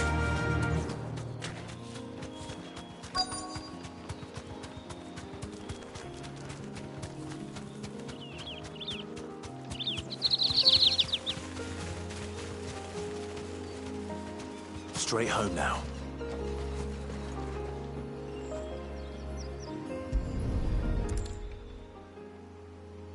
A bottle. Breath of the arbor. Perfume from Sunbrag. Looks expensive, too. Who's there?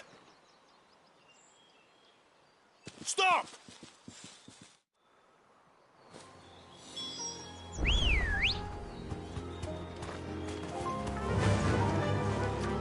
Faster!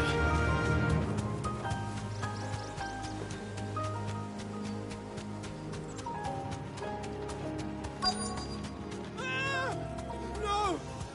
No! Hang on! I'm coming!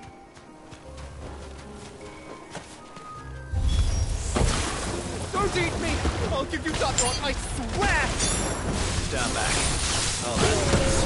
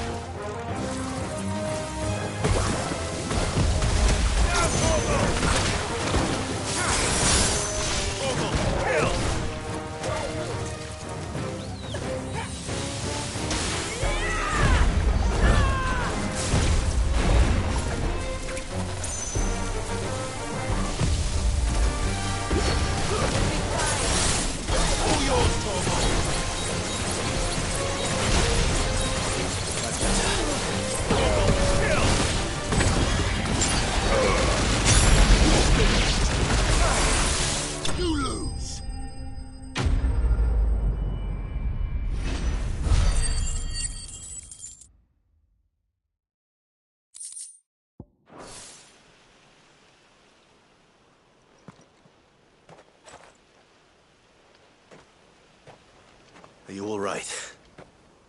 I'm more than all right. I'm saved!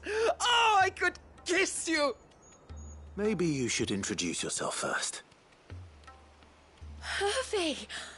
I knew it was you. What are you doing here? I came to see you. Oh, my little canary, it's been so long. Thank you for saving him and sparing him. Who is he? Hervey, one of many clients from my employment beyond the wall. One of many clients? We spoke every night of our plans together. Whispered songs of love into each other's ears. And then you upped and vanished without so much as a word. I left you a note, didn't I? I told you I was sorry, but that we could never be together. That I could never abandon my family. And I told you not to look for me. How did you even find this place, anyway? The flame of your love was as a beacon in the night that guided me to you. Hervey.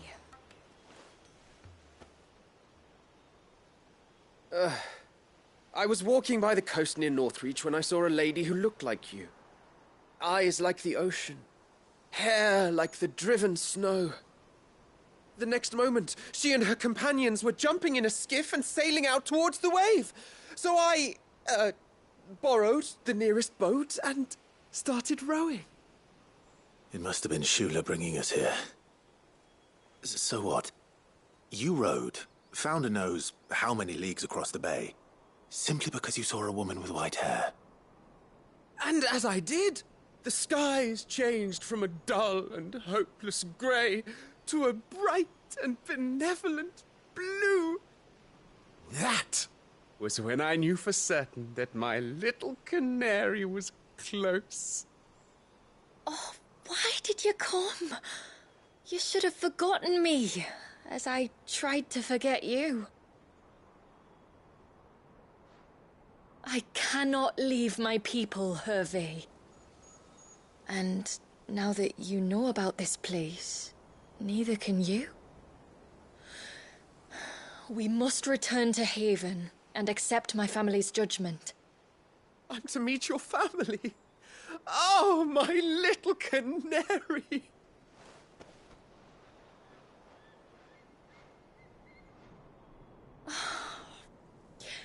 Please, come and see me later.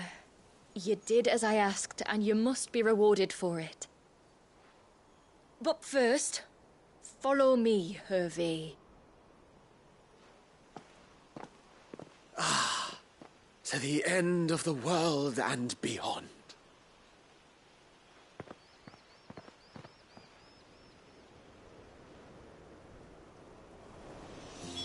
You should never have found this place.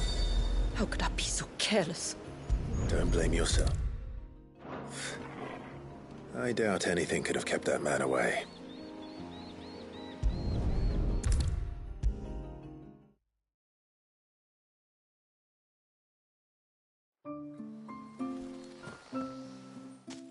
Forgive me.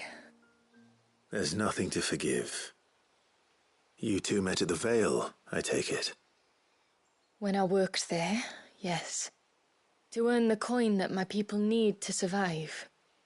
Though Mysidia is our sanctuary, there are certain necessities that it cannot provide. And for that reason, some of us seek employment beyond the wall. Yet few are the opportunities for followers of a strange faith in a strange land. And so you supported your family as best you could? I did. And I have never regretted it for a moment. I found a second family in the Vale, and in the Dame, a second mother. I also found Hervey. But our love could never be. I knew that if I revealed my secret to him, I would be putting my people in danger. But that if I did not, I would be living a lie, unable to return home. What will happen to him now? Since our people settled in Mysidia, uninvited visitors have been few and far between, but not unknown. Explorers, survivors of shipwrecks, none lasted long. I see. That was before my time, you understand? I've never had to make a decision like this before. Ymila, know that I do not blame you for any of this. It was me who decided to make the trip to shore. Me who exposed our secret. This was my mistake, and I shall bear the responsibility. Thank you, tributary. I only beg you to remember that Hervé means us no ill will. He's just a fool. A fool who loves me. I will take that into consideration. But yours is not the only voice I must listen to. The whole family must be consulted, and it may take time for me to arrive at my decision. I hope you understand. Of course, tributary. However long it takes. Come what may, I thank you, my lord, for bringing us back together.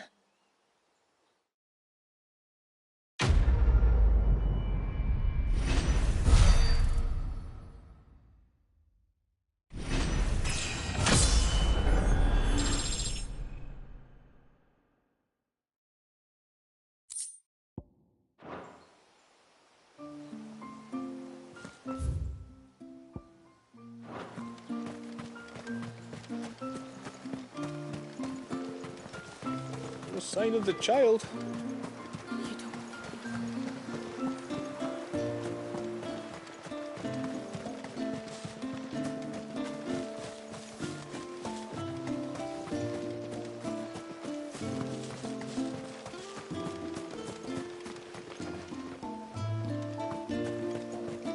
I wish the tributary had teach us how to fight.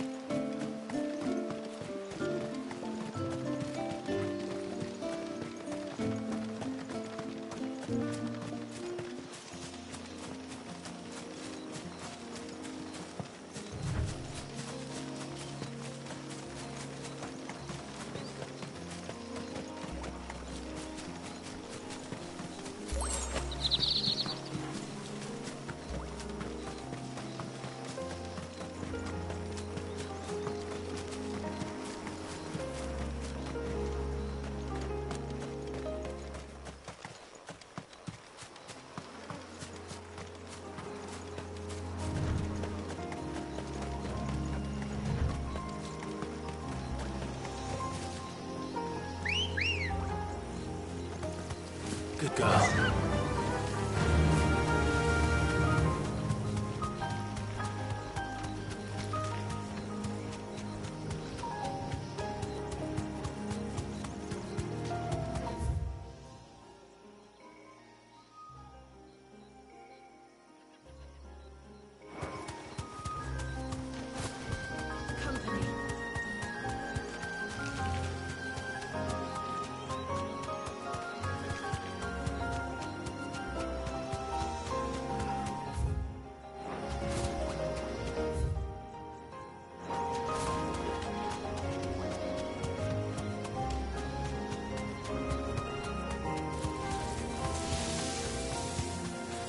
There's a large gate up ahead, and beyond it, a cluster of ancient ruins.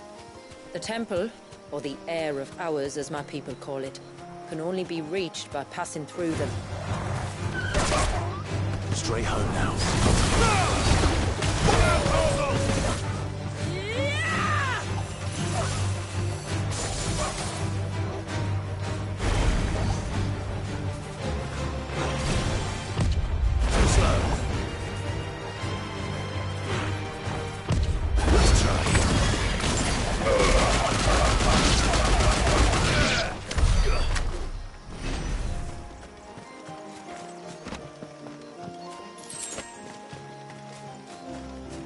The forest is crawling with life, most of it hungry. which is why we make sure this gate stays shut. And why you carry that impressive-looking axe, I presume. Noticed her, have you?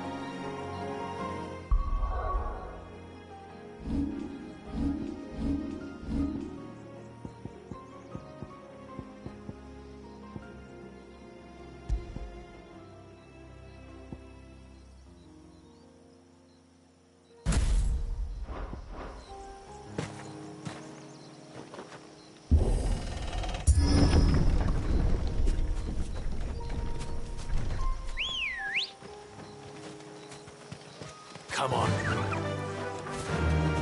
The temple is up there. Don't worry. Those cliffs aren't the only way to the top. Thanks, Gal. Over here!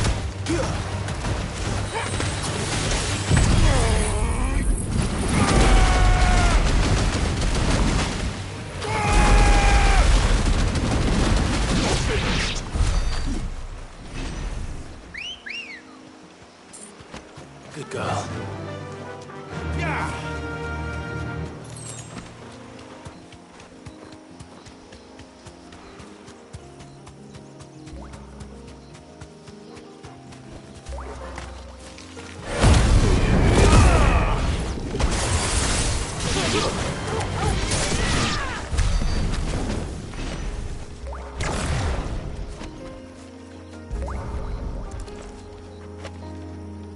This is the mineral Pavar was talking about. The one that rings out like a bell. Come on. Fly, Ambrosia.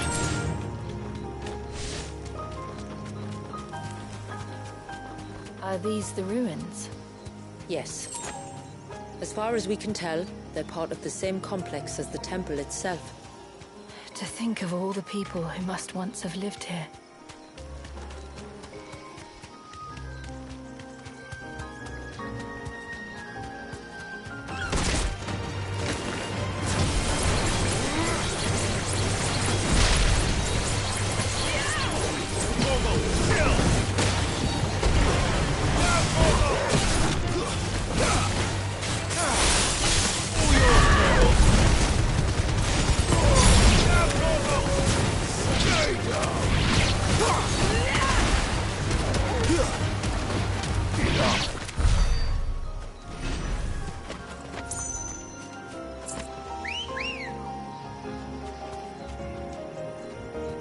Good girl. Faster! These remind me of home. You're from the north, then? Yes. And no. I see.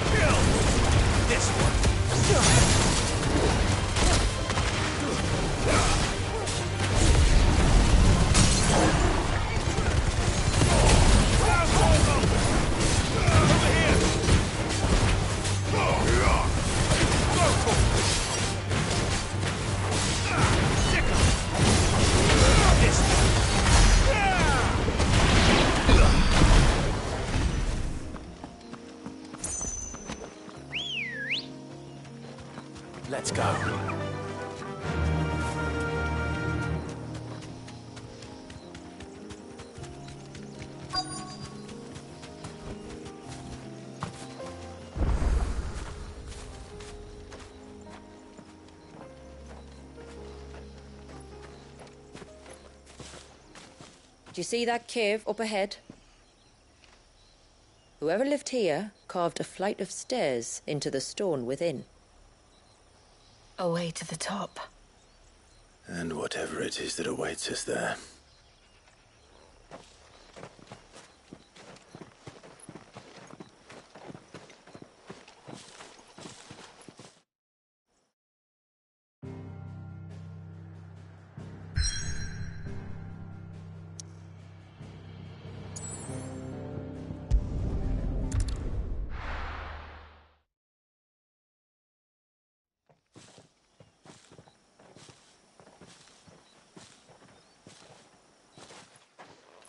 There.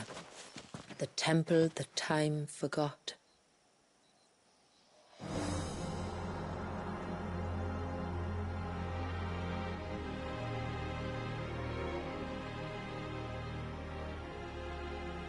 And the Varys inside?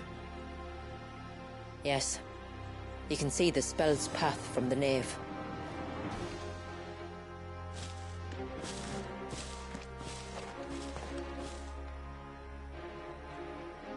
What is it?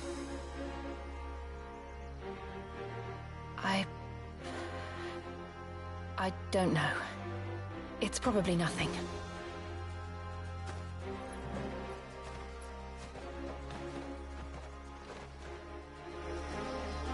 Forgive me, but why build the Vare here?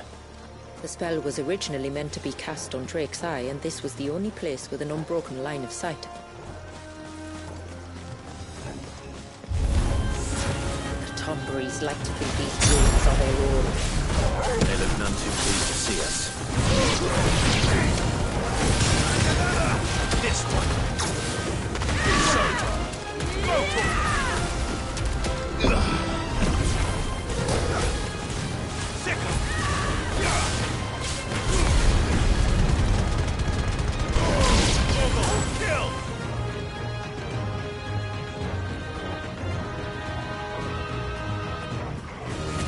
This one.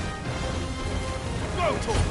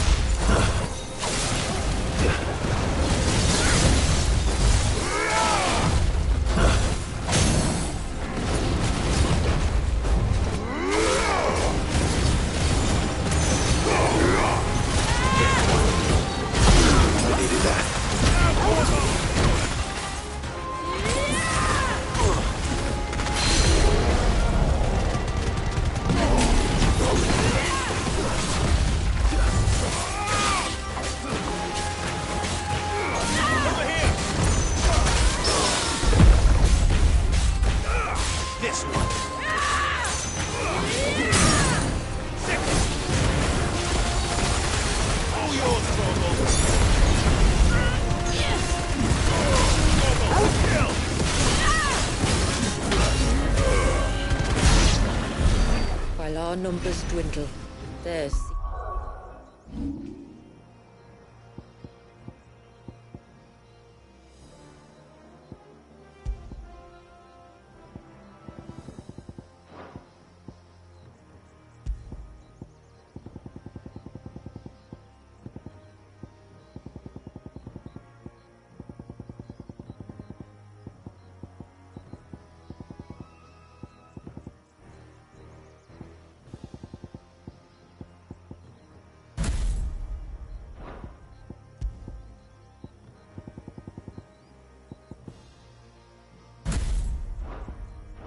Only to increase, as if they were feeding off our suffering.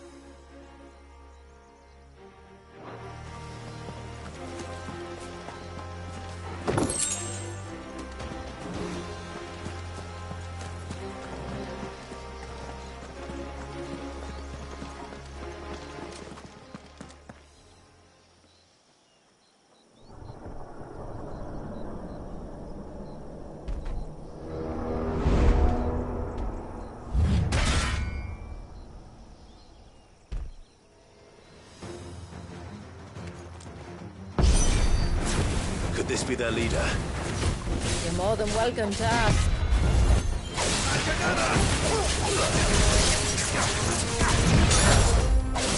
Over here!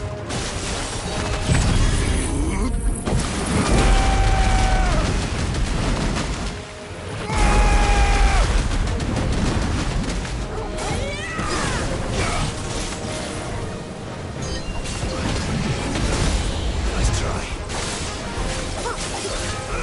Go for it! All yours, Torgal.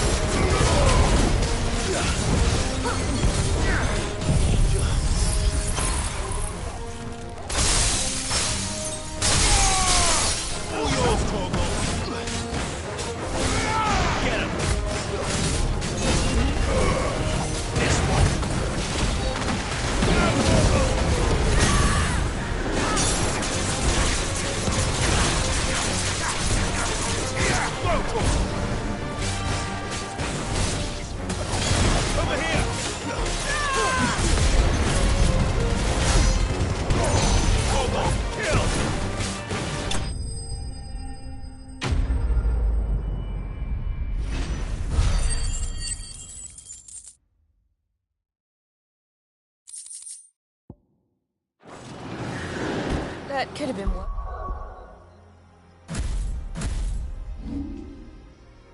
Yes. I suppose. Aye, well, if the forest's taught me anything, it's that there's always something worse.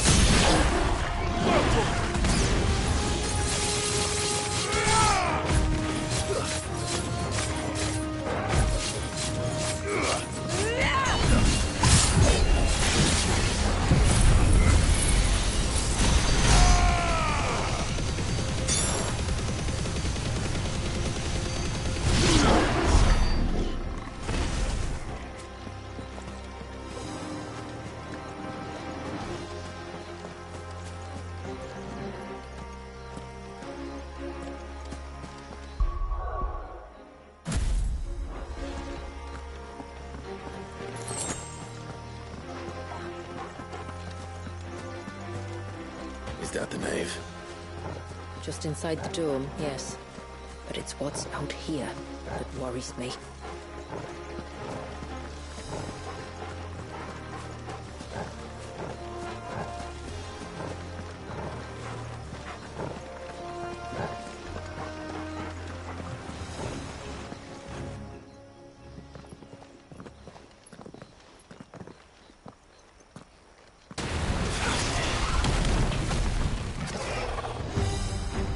There I was thinking they'd all migrated south. The weaker ones did.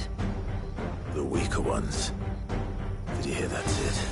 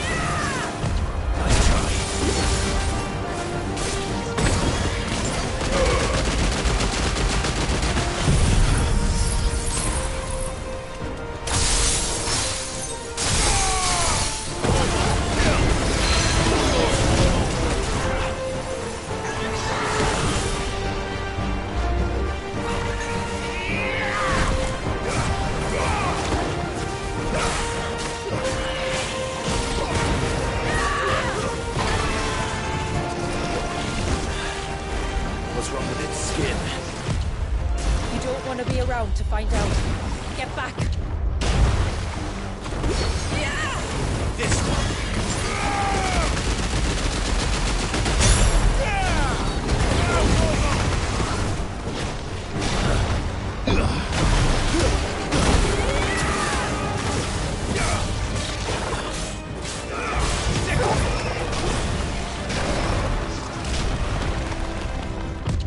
Too slow. I always hate this part. It'll be over soon enough.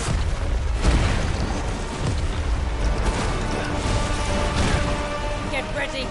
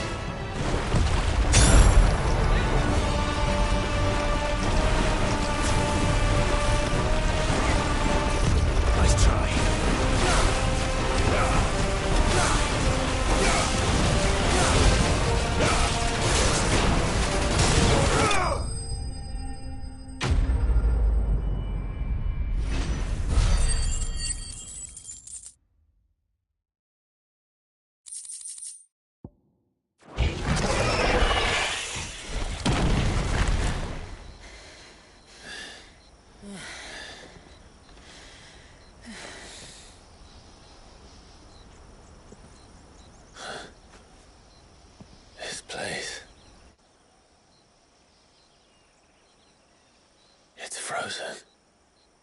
Just like the surge.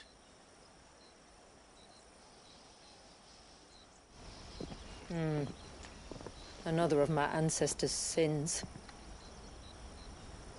Shall we?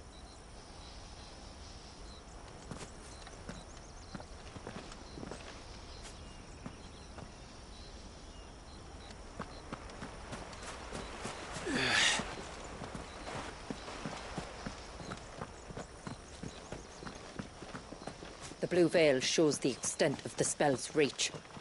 But I can feel its ether from here.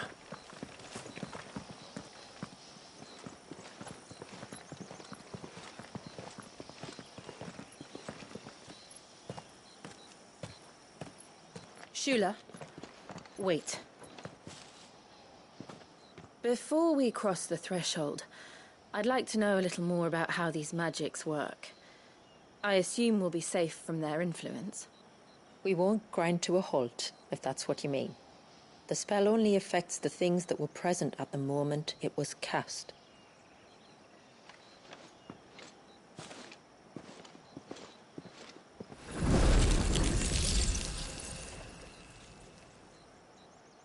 You see?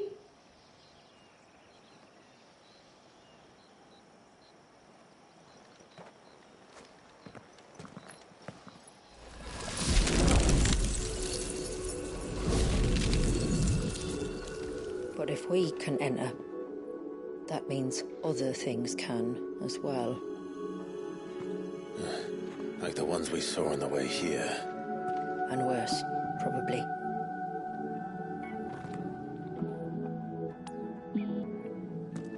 Is this Leviathan's doing? Well, it certainly wasn't ours. When he realized my ancestors were attempting to cast a spell from here, he made to destroy the temple. And almost did by the looks of it.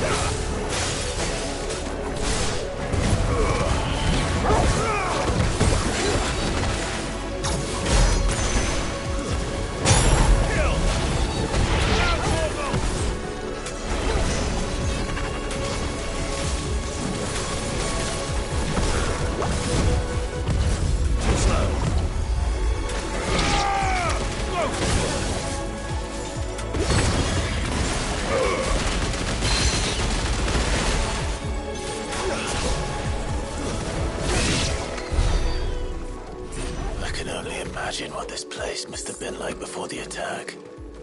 This would have been a hall of worship. There was something similar in my father's keep.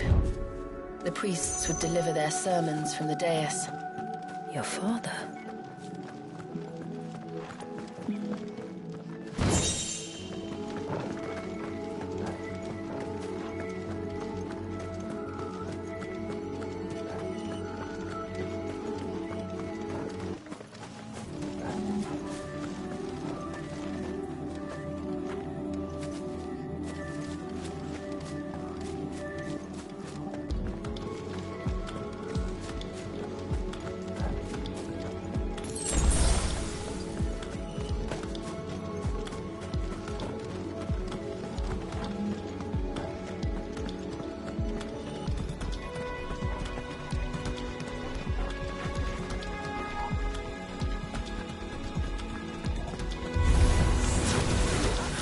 Just let us pass.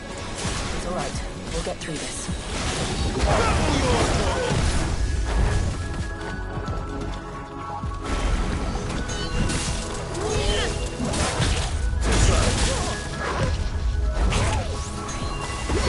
Nice try.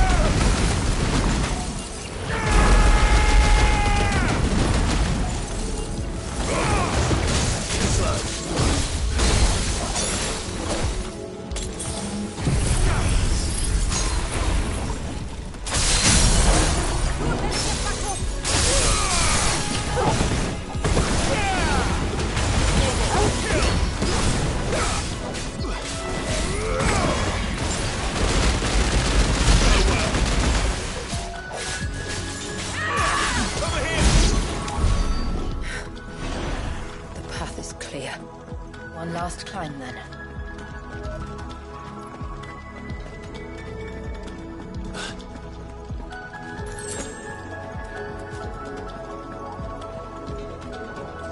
The fair.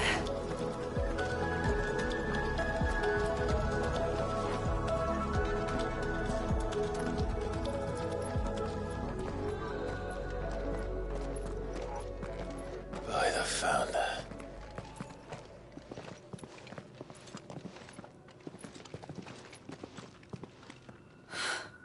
It's just as I thought.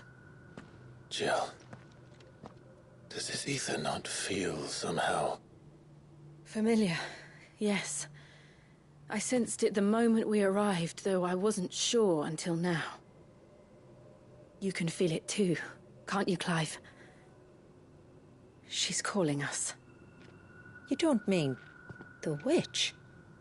I do. Though she was more than that. Much more. She was a dominant.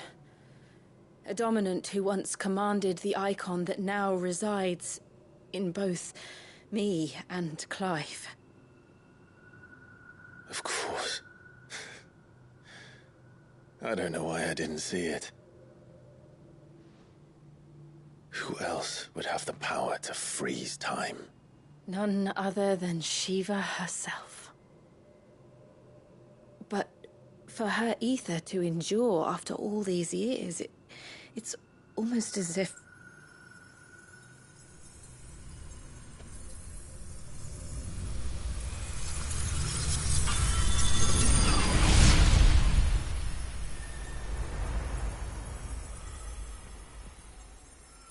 as if she shared it with another, just as Torgal shared in my ice.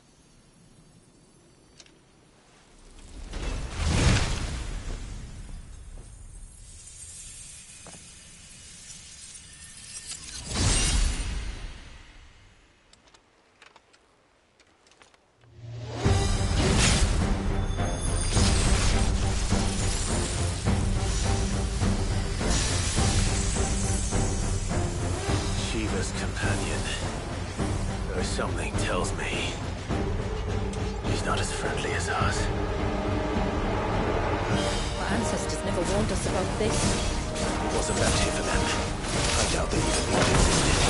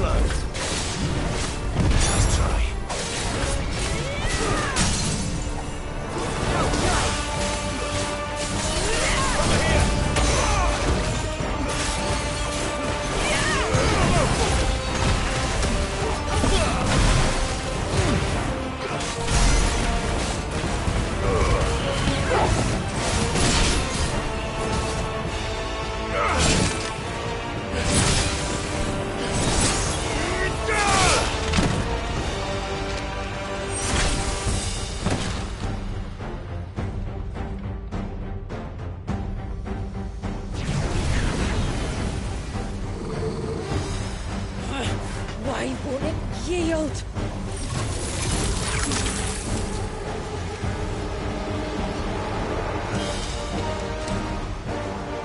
Because it would sooner die than fail its mistress.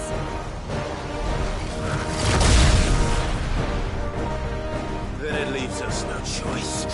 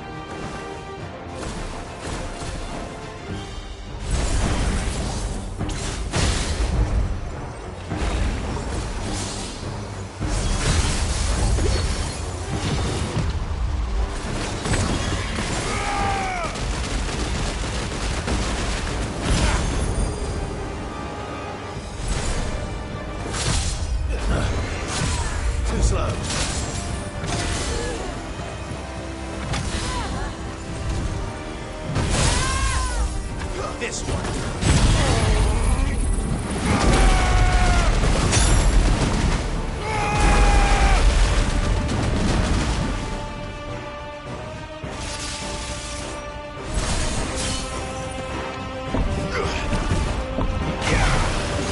It's getting angrier by the moment. We better cut this short.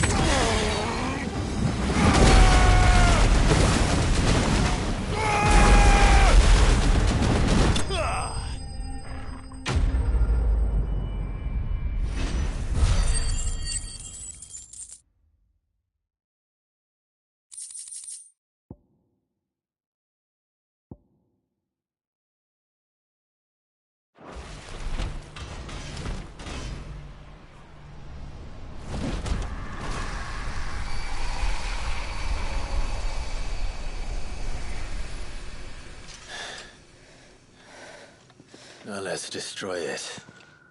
And put an end to this. Wait. The spell must be weakened, not undone. Isn't that what we came here for? Did you ever stop to wonder what might happen to the tidal surge if I unraveled the whole spell at once? I didn't think so. This is going to require a bit more finesse. From wind and light, water and earth, let the silent pall of mine ice.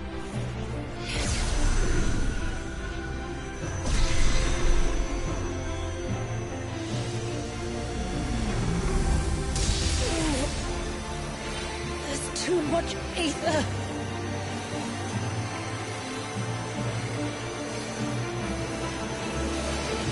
Here. Let me help. Let us help.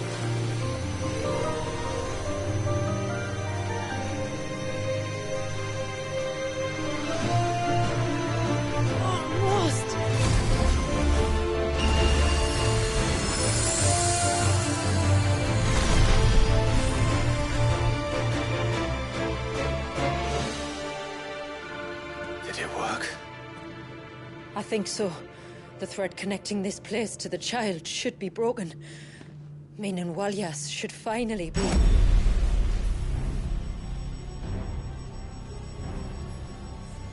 Free once more.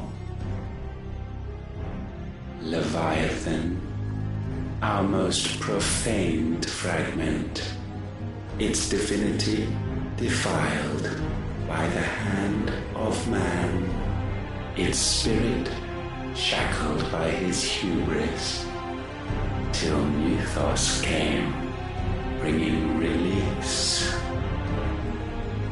Now, let the sins of man be redeemed by the hand of the servant of God.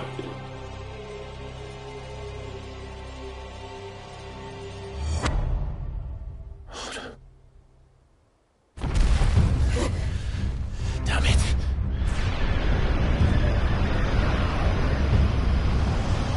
It's happening. Isn't it? It is. What is? What's going on? Precisely what we feared. Leviathan is out of control. No.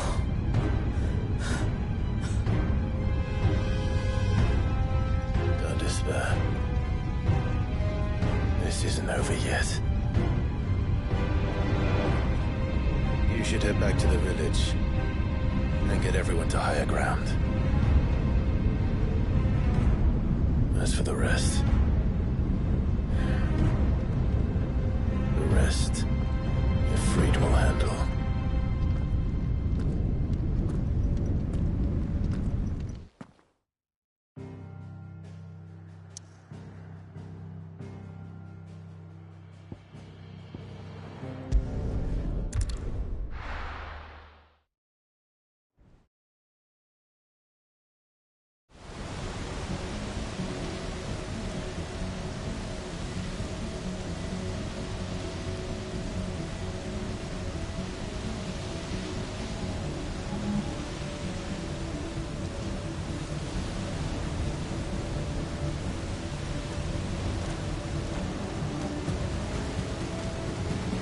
After 80 years of imprisonment, I'd be angry too.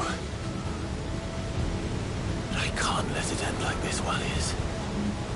It's time for you to come home.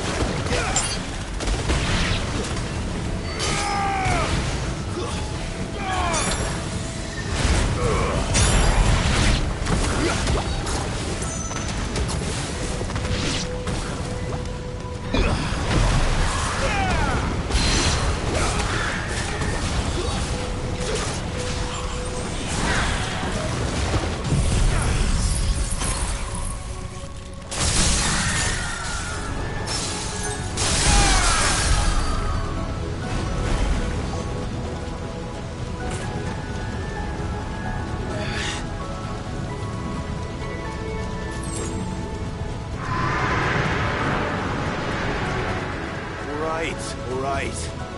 I heard you the first time.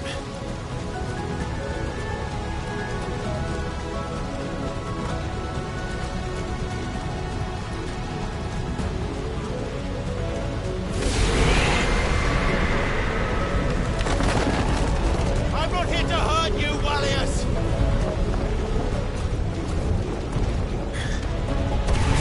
Fuck. That was too close.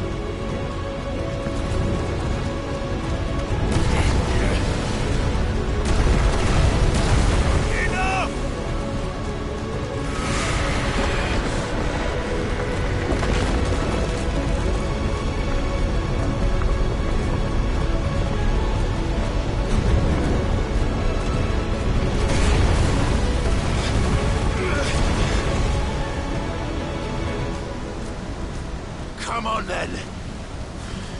No more hiding.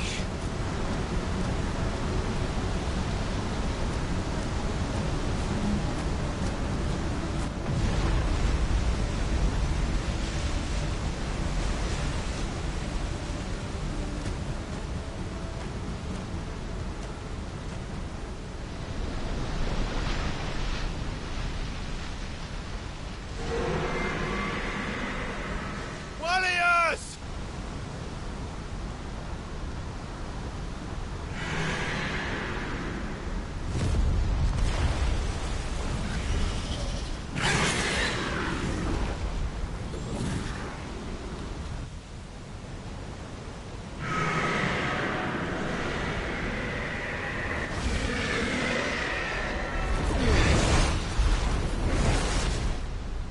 This isn't what I wanted!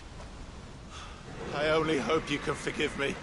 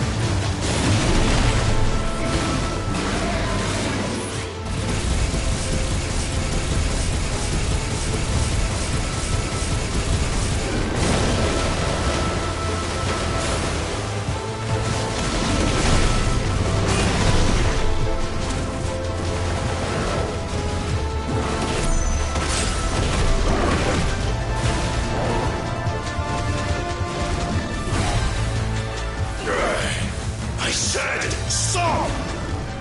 This has gone on long enough!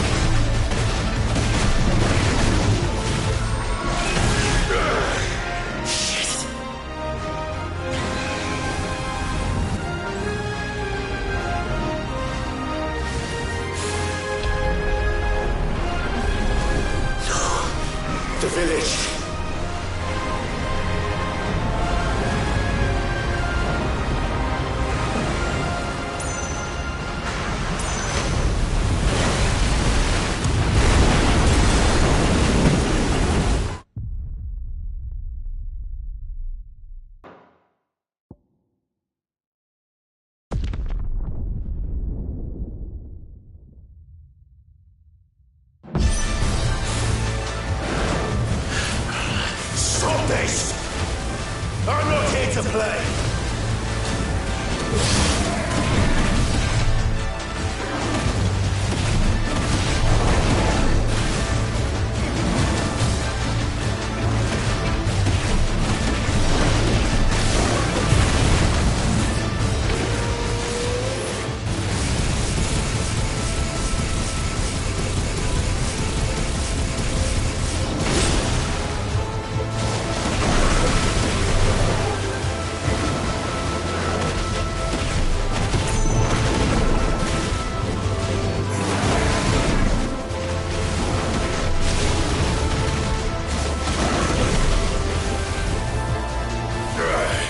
I said, stop!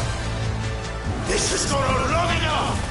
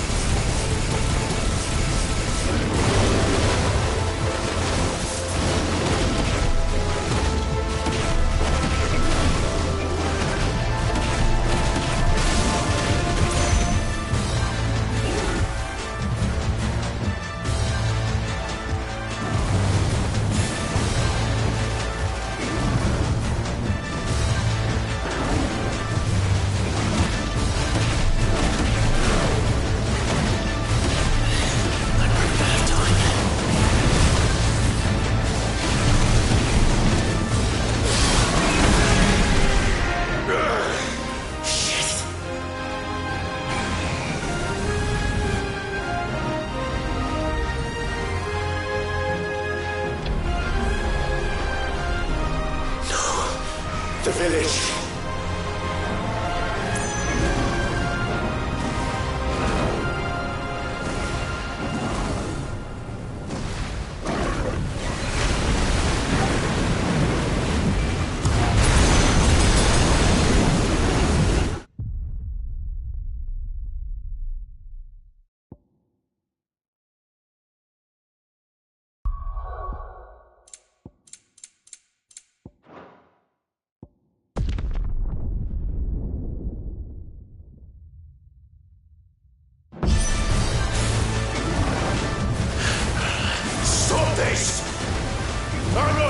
play.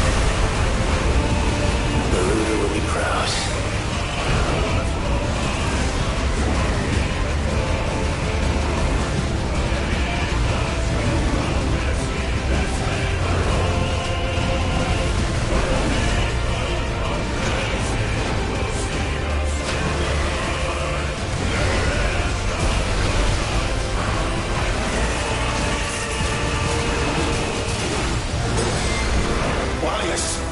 Warriors! How long did it keep us on?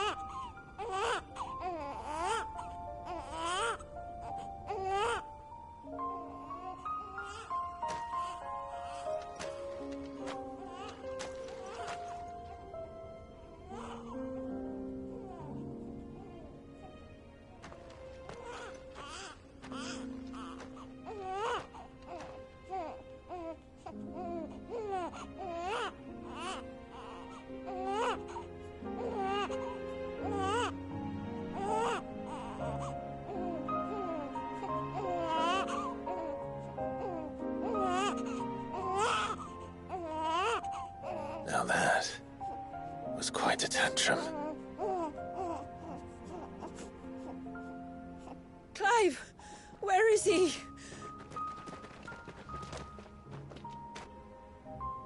Well, yes.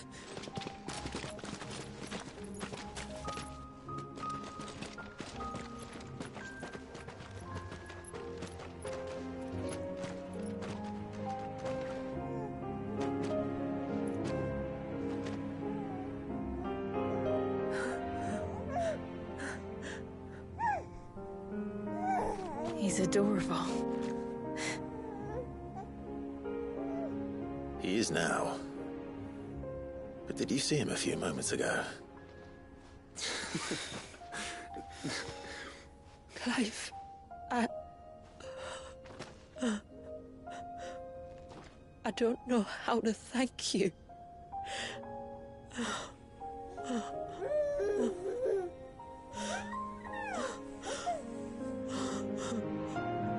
It's all right. We should find him a dry blanket, though. Wouldn't want the little monster catching a cold.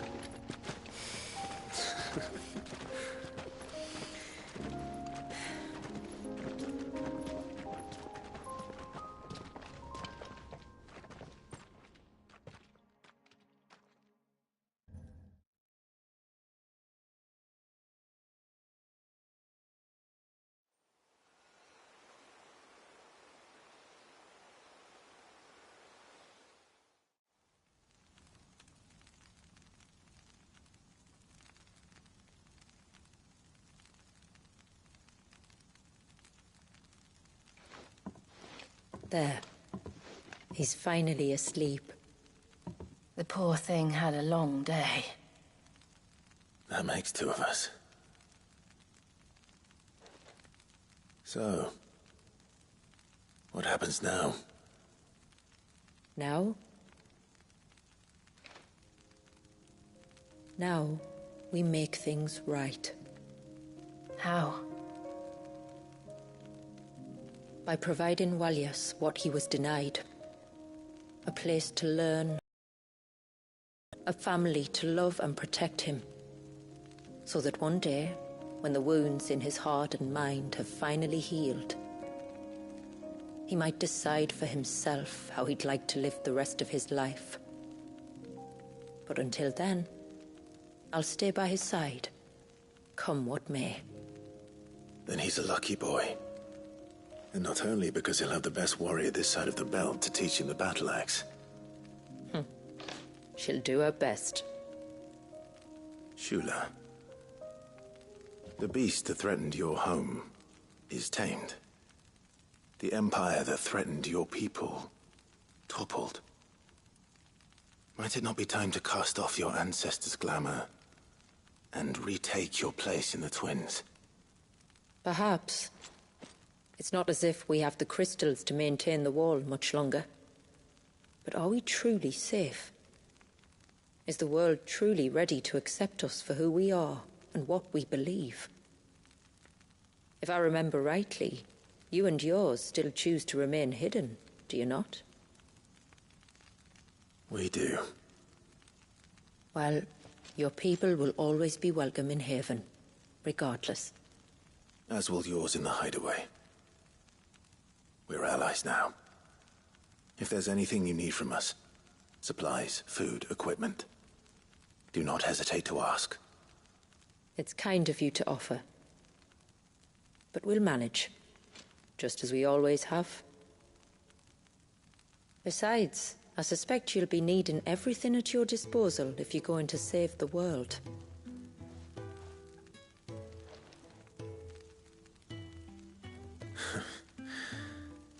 I fear much of it is past saving. The best we can do is strive to turn what's left into a world where we can all live as equals. A noble endeavor. And there'll be a place in this world for us, will there? For Walyas. For everyone. I swear it. Then we shall be waiting. Until the tides bear you back to shore.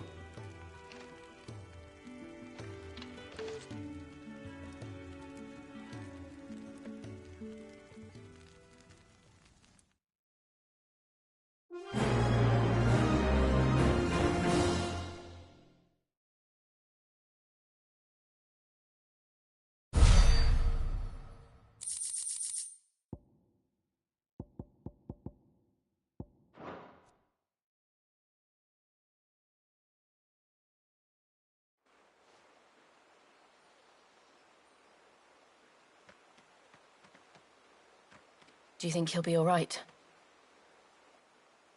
Well, yes. Only time will tell. But I can certainly think of worse places to spend one's childhood.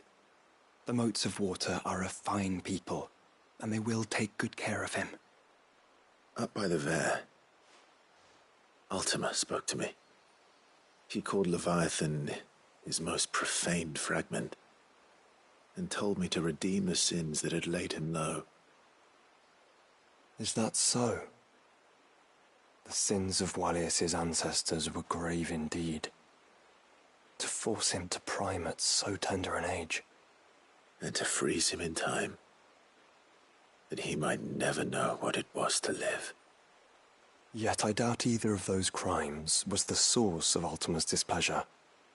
It was that the Icon's power had been put to another purpose than the one he intended. To him, Leviathan must have seemed an aberration. Could that be why Ultima made no attempt to lead me to him? The fear that this profaned fragment might corrupt his vessel somehow. Perhaps. Or perhaps he simply deemed Leviathan surplus to requirements. Having concluded that his vessel might be made to serve his purposes without the full sum of his power. His purposes? There's no escaping them. Even here.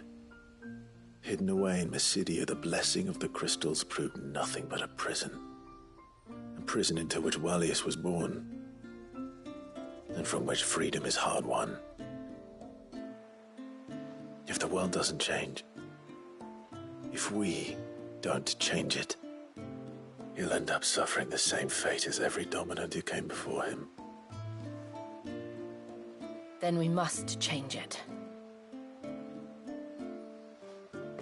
That we must. And we shall.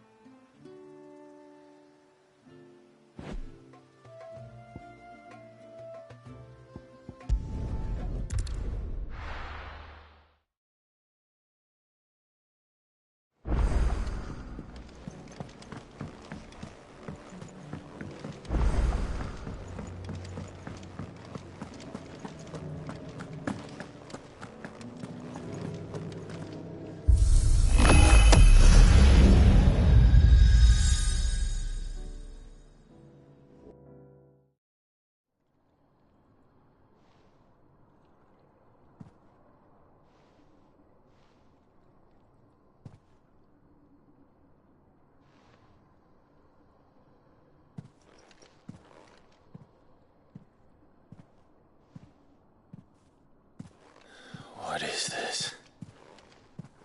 Muthos. You plumbed the very abyss, yet still you hunger. We are impressed. Is that so?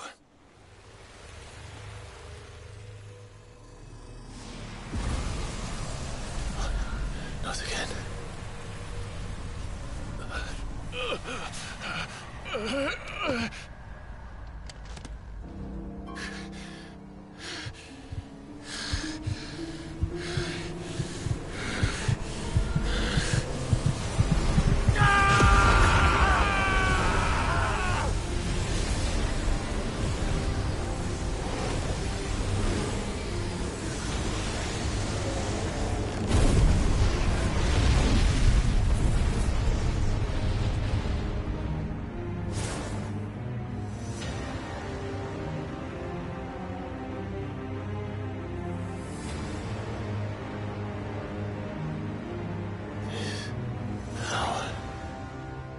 Is ours, and now it is yours.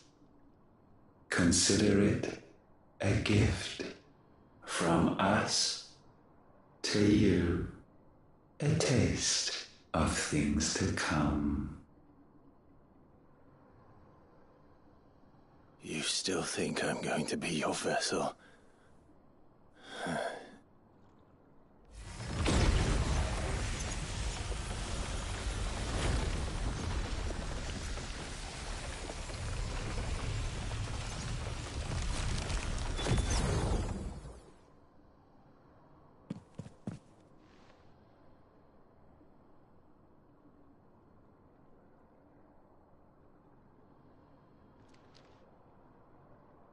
I'll take your gift then, Ultima.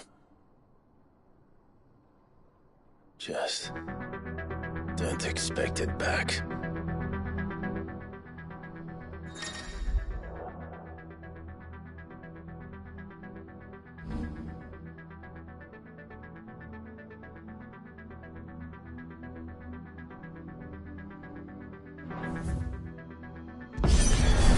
You hear me?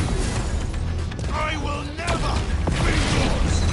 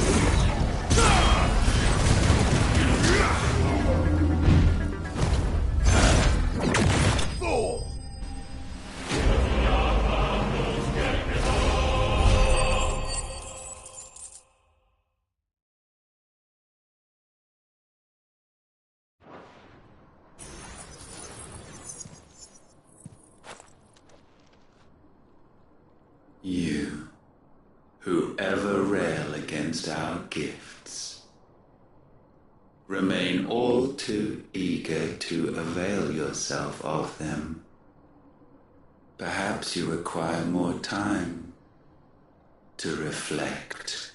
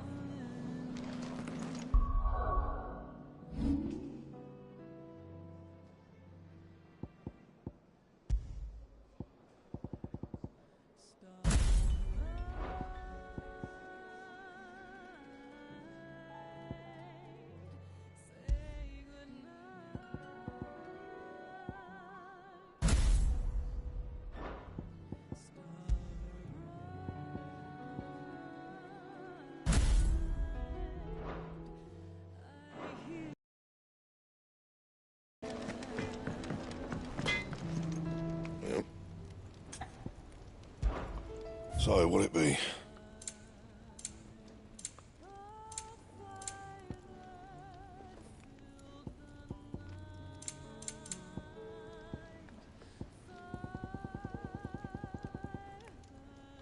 Anything else?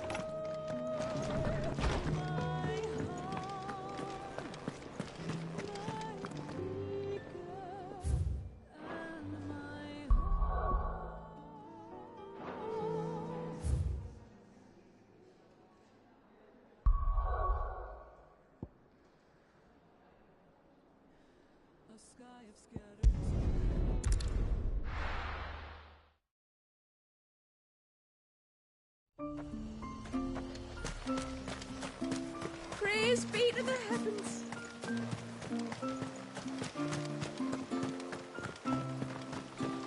My friend, I have news. I think I might have found a way to break Talor's curse. Go on. Well, after listening to the village elders and scouring every likely-looking tome in the library, I learned that not all Tomberries are the same little green menaces we know and loathe. Apparently, a chosen few live to incredible ages and grow to many times the size of their counterparts.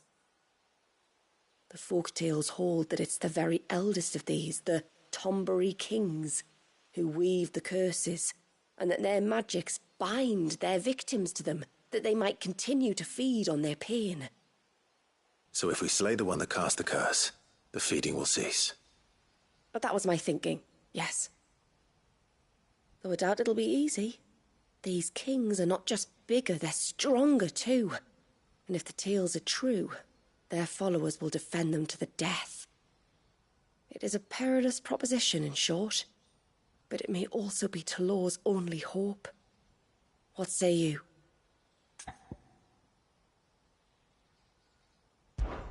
I'll do it.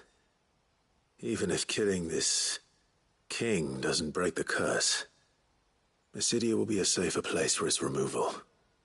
Thank you.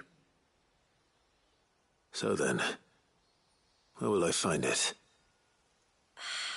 That, alas, I do not know. It must have woven the curse at the altar in Father's Fell, but as to where it is now... Fannet! You were the one asking about Tonberries, right? Because there's a whole bloody army of them out on the cloak. What? But why would they stray so far? And why now? There's only one way to find out. I'll head up the mountain and see what's going on. Right. Thank you. And please, be careful.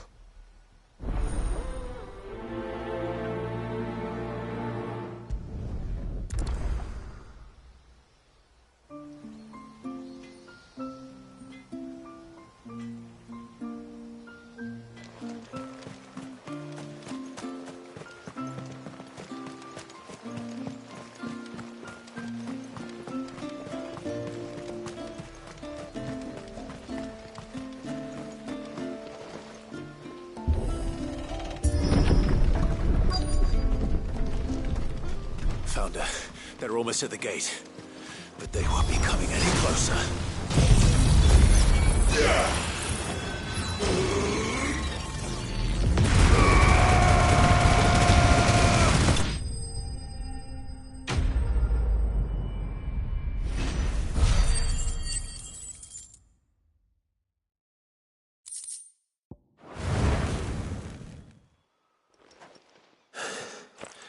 That should buy Haven some time at least. Clive, are you all right? Fine.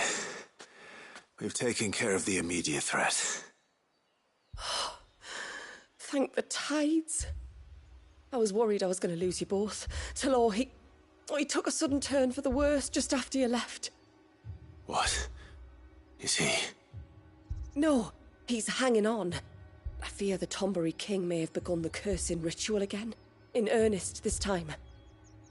And I can't imagine their being here as a coincidence. I think it might be happening on this very mountain.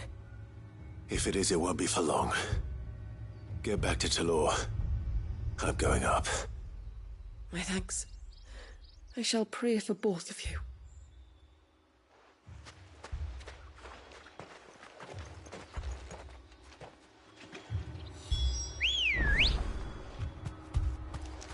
Let's go.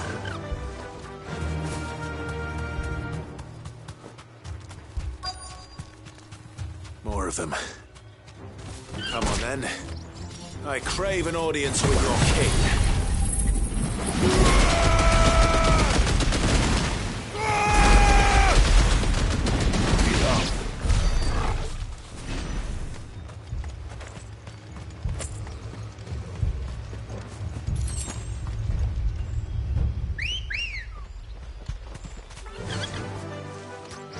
Run like the wind.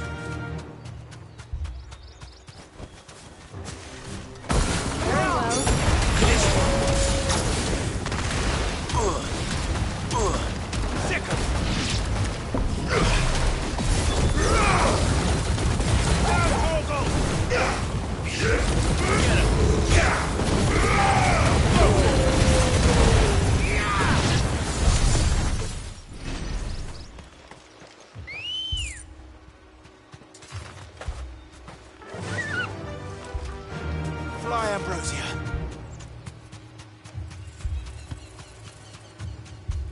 Another group. They don't look very regal.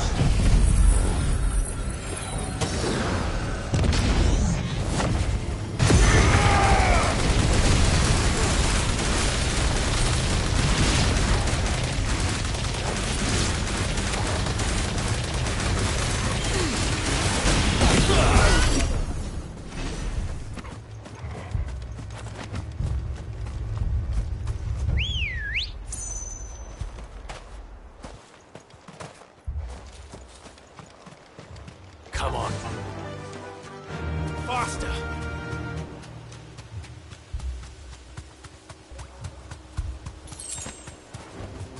Time to fight.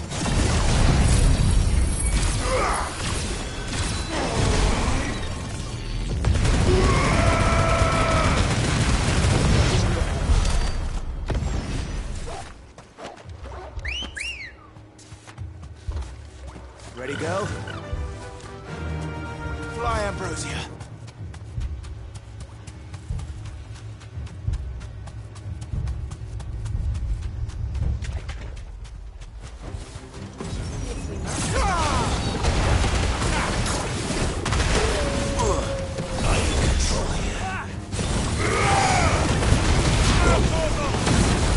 This one.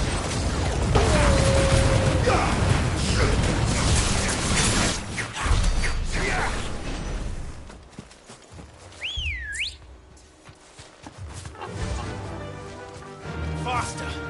Still no sign of the king. Could Fanad have been wrong?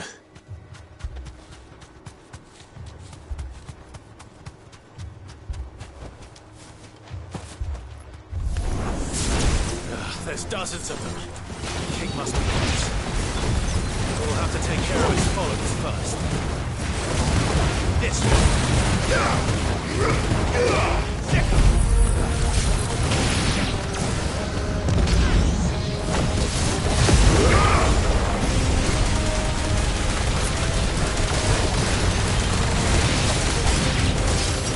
That's a lot of Tombrays.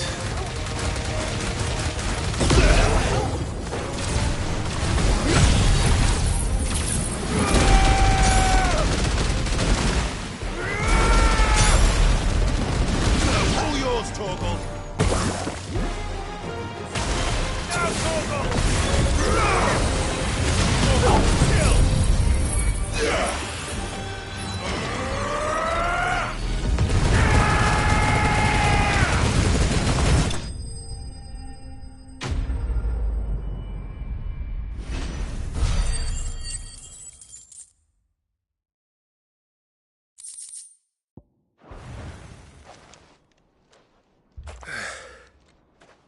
Looks like that's the last of them.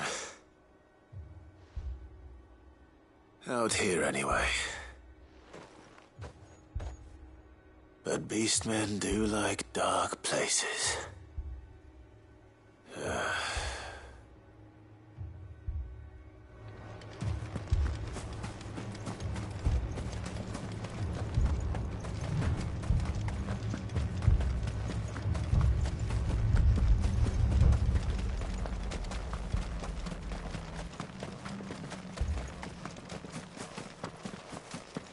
Well, I'll be damned.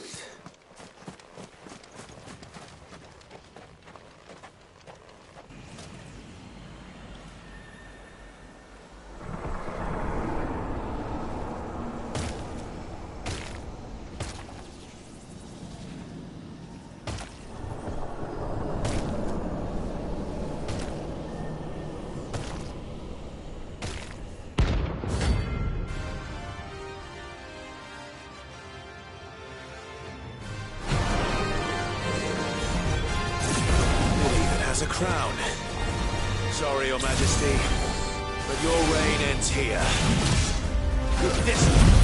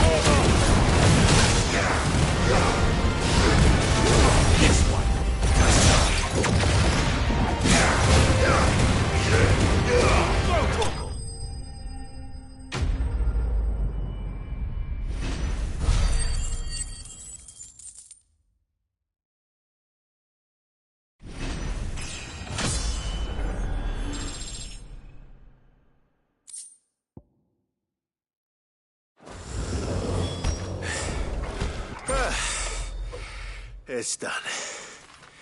Which means the curse should be broken. Let's see how Talor's doing.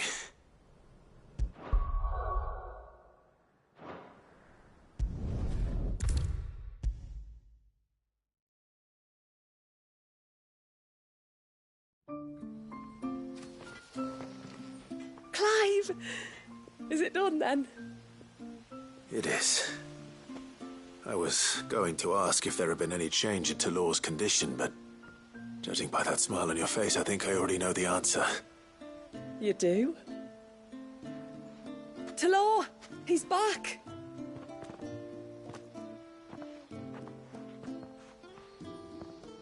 Thank you, my lord.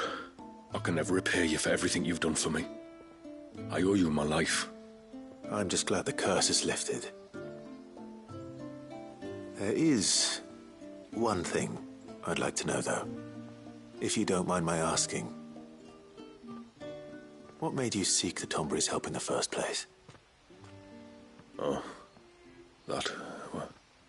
well, you deserve to know. It was years ago now, back in my trading days. The Sons of Greek arrested me in Oriflamme, chained me up in a lightless cell with a great sword hung over my head, ready to fall if I didn't confess. Though they never said to what. I didn't, of course. So eventually they just let me go. And I never told a soul. Tried to forget it ever happened. But then you came along and the sight of your sword brought it all flooding back. I couldn't sleep, couldn't eat, couldn't hardly breathe, and I thought that if I gave my old chain to the Tomburys, maybe they could take all that pain away. All that anger. But it only made it worse. Oriflamme has fallen. And the men who tortured you likely fell with it. If only I'd known, I might have spared everyone a lot of trouble. I'd convinced myself that you were like them, that all outsiders were the same, but you're not. Far from it. Thank you, son. Thank you.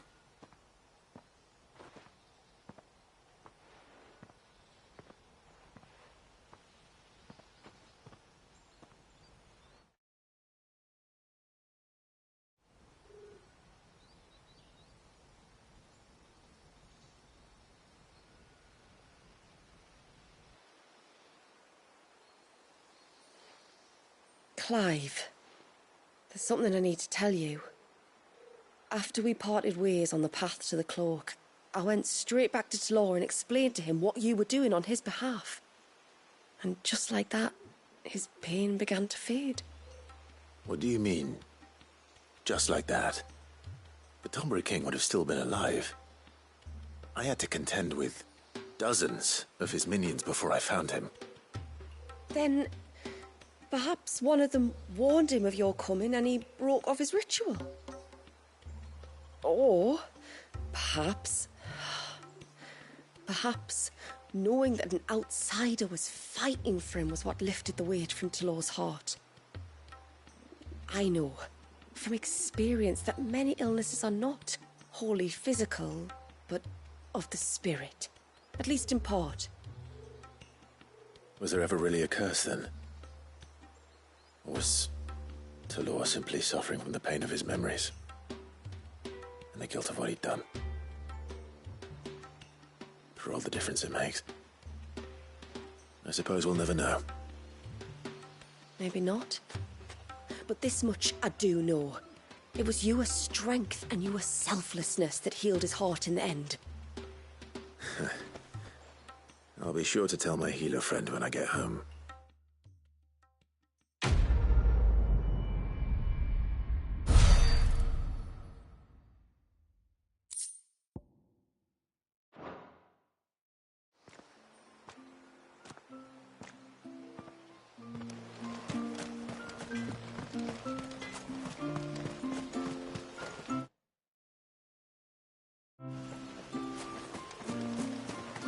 Hey, mister, over here! Please, mister, you've got to help us. The village is in danger, and if someone doesn't do something... you should have seen it. Stop. Take a deep breath and tell me everything. Starting with your name. Sorry. My name's Eirik. When you went up to the Erevalvers with Miss Shula, well, I followed you. You could have been killed. Lady Shula told us you lot were great warriors, so I thought I'd be alright if I stayed close like. But then I lost track of you in the woods, and that's when I saw it. Saw what? A great, big, dripping, drooling monster. Spitting out great spouts of water it was, that were tearing up the ground and cutting down trees. Spouts of water? I don't recall seeing anything like that in the forest. Well, I did, and I don't ever want to see it again. You'll get rid of it, won't you? All right. If this creature is as terrible as you claim, it could well pose a threat to the village. I'll see what I can do. Thanks, mister. It was over by the Swift one that I saw it. Maybe it's still there. Then that's where I'll start my search. But this time, you're going to stay here. Understood? I wouldn't go through those gates for 1,000 gil. Not with that thing out there. Good luck, though.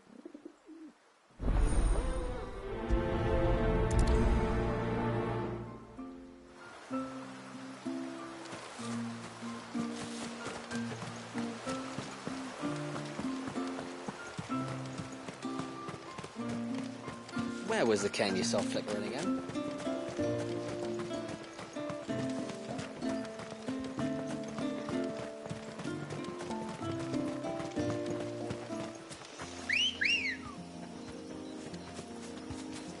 Come on.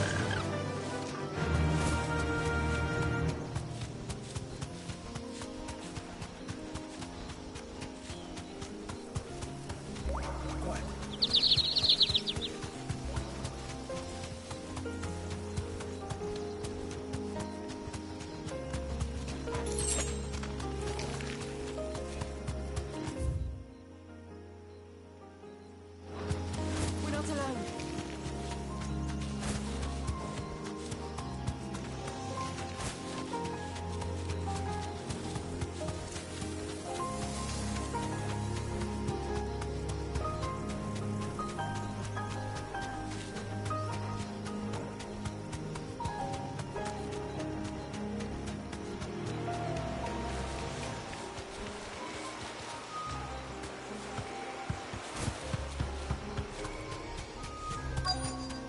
Is that the hunter? Thanks, Gal.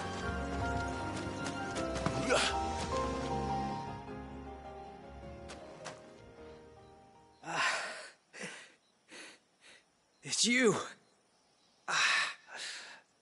Nassef's savior. Are you all right? What happened? I was tracking an ibex when a great spout of water struck me square in the back. Sent me flying all the way across the clearing. Did you see what made it? No. All I heard was a noise. An ear-splitting din.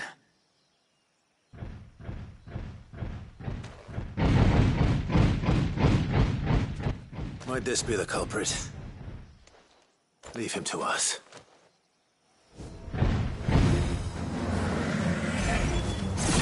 You've caused enough trouble.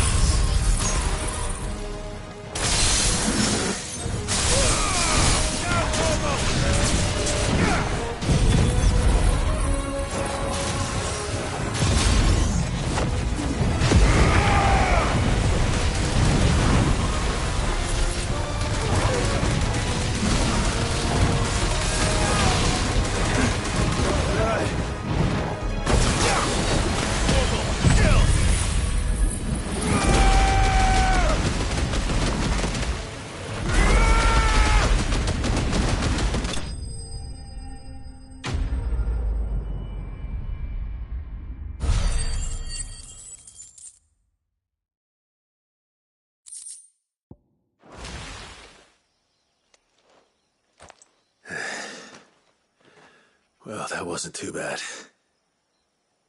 Hardly a threat to the village, but you can't blame the boy for being scared.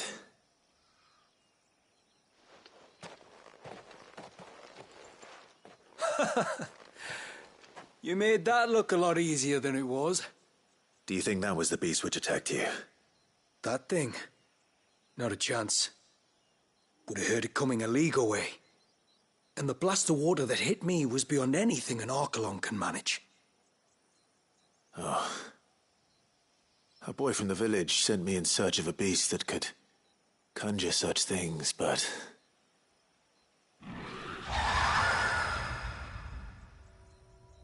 That's it. That's the noise I heard. Sounded like it came from the ruins. I'll go. You head back to Haven and see a healer.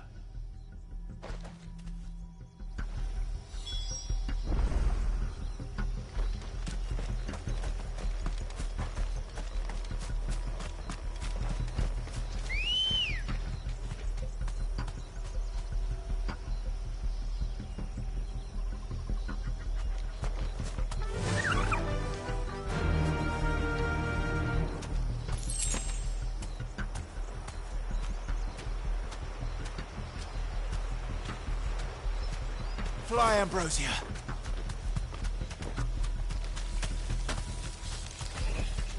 Be safe.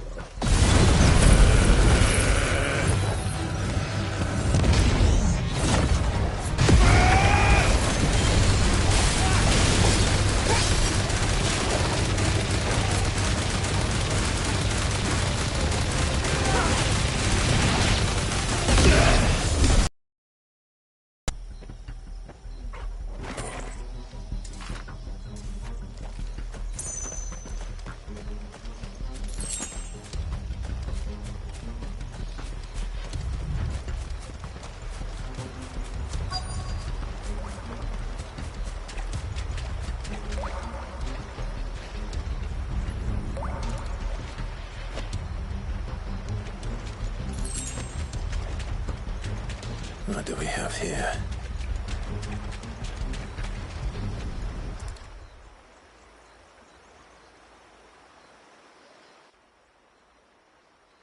Found her. Something's been busy. Whatever this creature is, it's out for blood.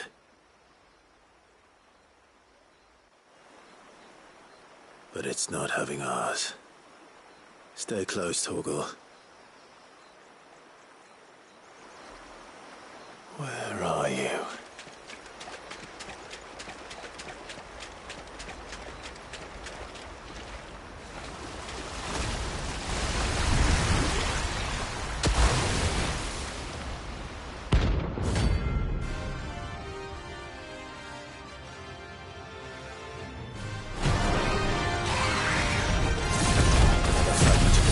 Rage. I should have known.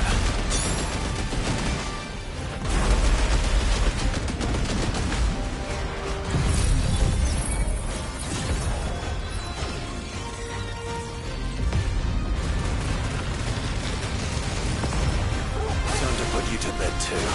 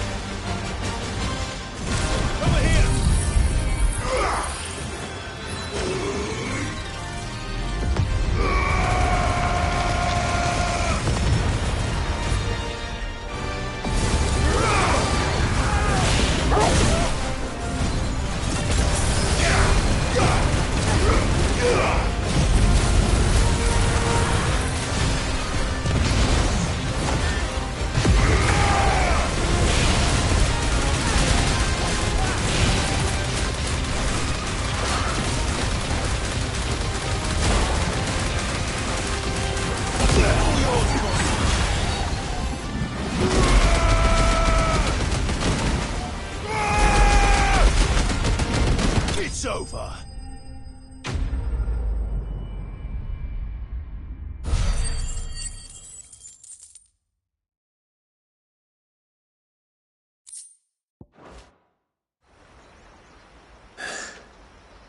Fingers crossed that's the last of them. Either way, I should let Eirik know the danger is past. For now, at least.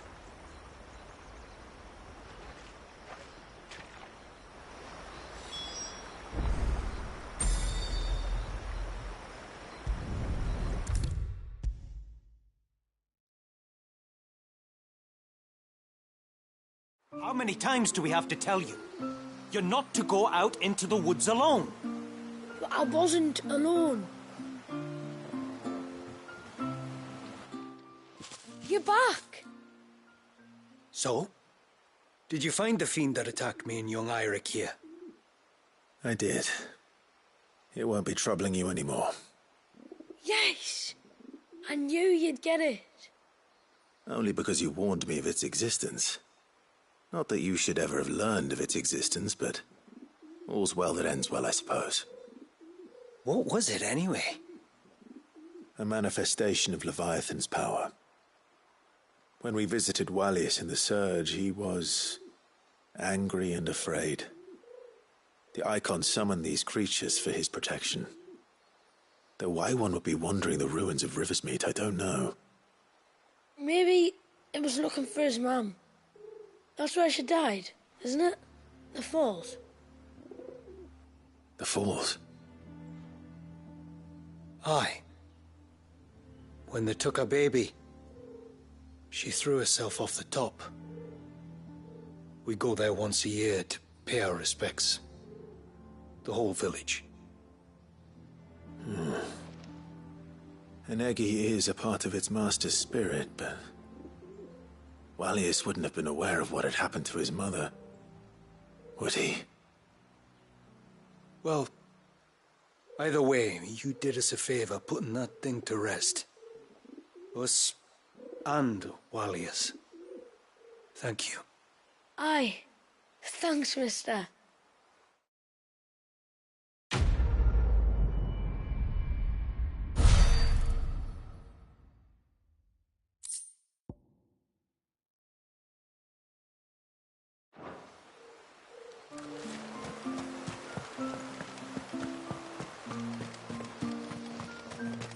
I heard the tributary can fell an ibex from 100 k's. And then I dreamed I saw... My lord, might I have a moment of your time? I would beg of you a service. Certainly. What is it? It's a long story. But before we get to that, would I be right in thinking Lady Shula told you about the witch from the north? Yes. She said that your ancestors found her here, and that it was she who taught them the spell to stop time. She was like Wallius, you know. A dominant. The Warden of Ice. My great-grandmother suspected as much. She cared for the poor woman when the end was near. And it was she whose duty became to attend her grave. A duty that was passed down to me. I see. And the service you would beg of me? Well, until recently, the path to the grave had long been blocked by a fallen tree. But when our woodsmen finally found time to move it, we quickly realized it might have been better had they not. On trying to clear the rest of the path, you see, we discovered that a flock of bloodthirsty beasts had claimed the cliffs beyond. None of us was a match for them. But you, my lord, have proven your strength many times over. Would you drive them away for us? Of course. I'll see the path is made safe. Thank you, my lord. The grave is in a place called Witch Drop. To reach it, one must turn left at the Winged Wains, then follow the path around to the right, deep into the forest. Why so far from Haven? It was where she lived. When our ancestors first came to Mysidia, they found her there, in an old abandoned village, and it was her heartfelt wish to return there in death. So when she passed away, my great-grandmother had a stone erected for her on the cliffs overlooking the place she once called home. How thoughtful. Well then, no time like the present.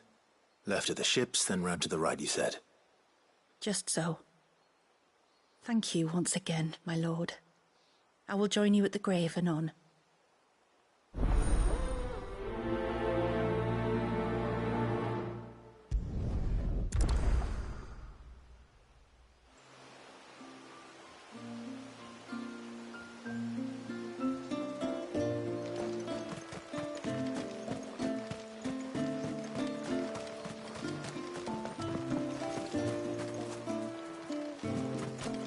What about the walls?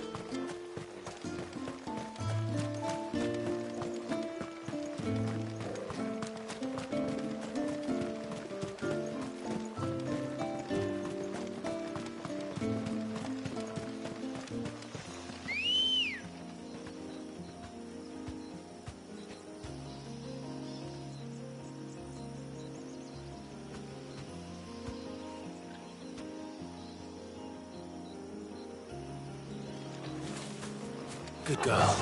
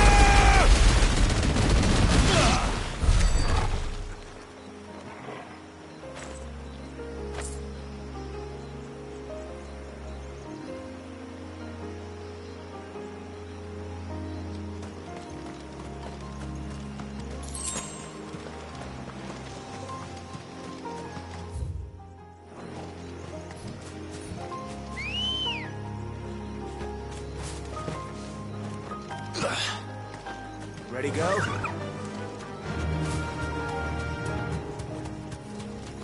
This should be the path to Witchdrop. Hungry, Toggle? All right.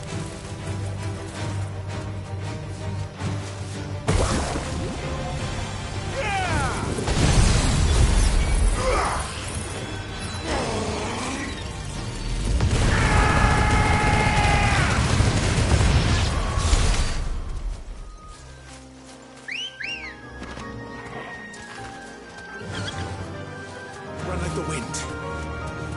Is that beast rigging? Thanks, Hal.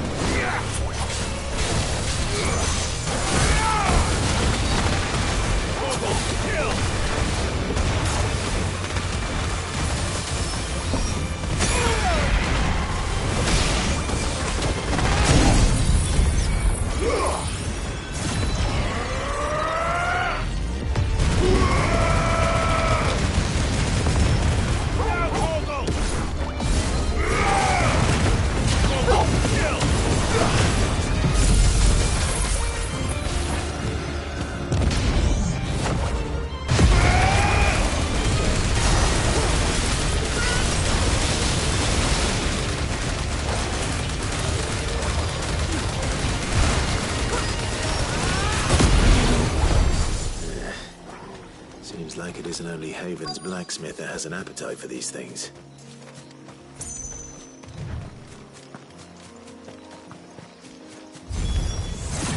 Here's our welcoming party.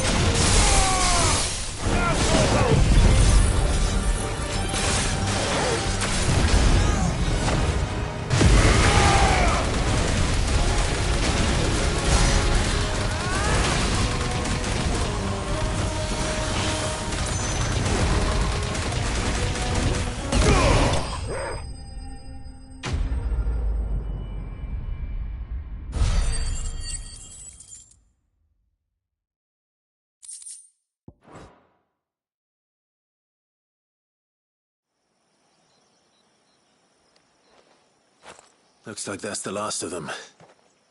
Now, where's the grave?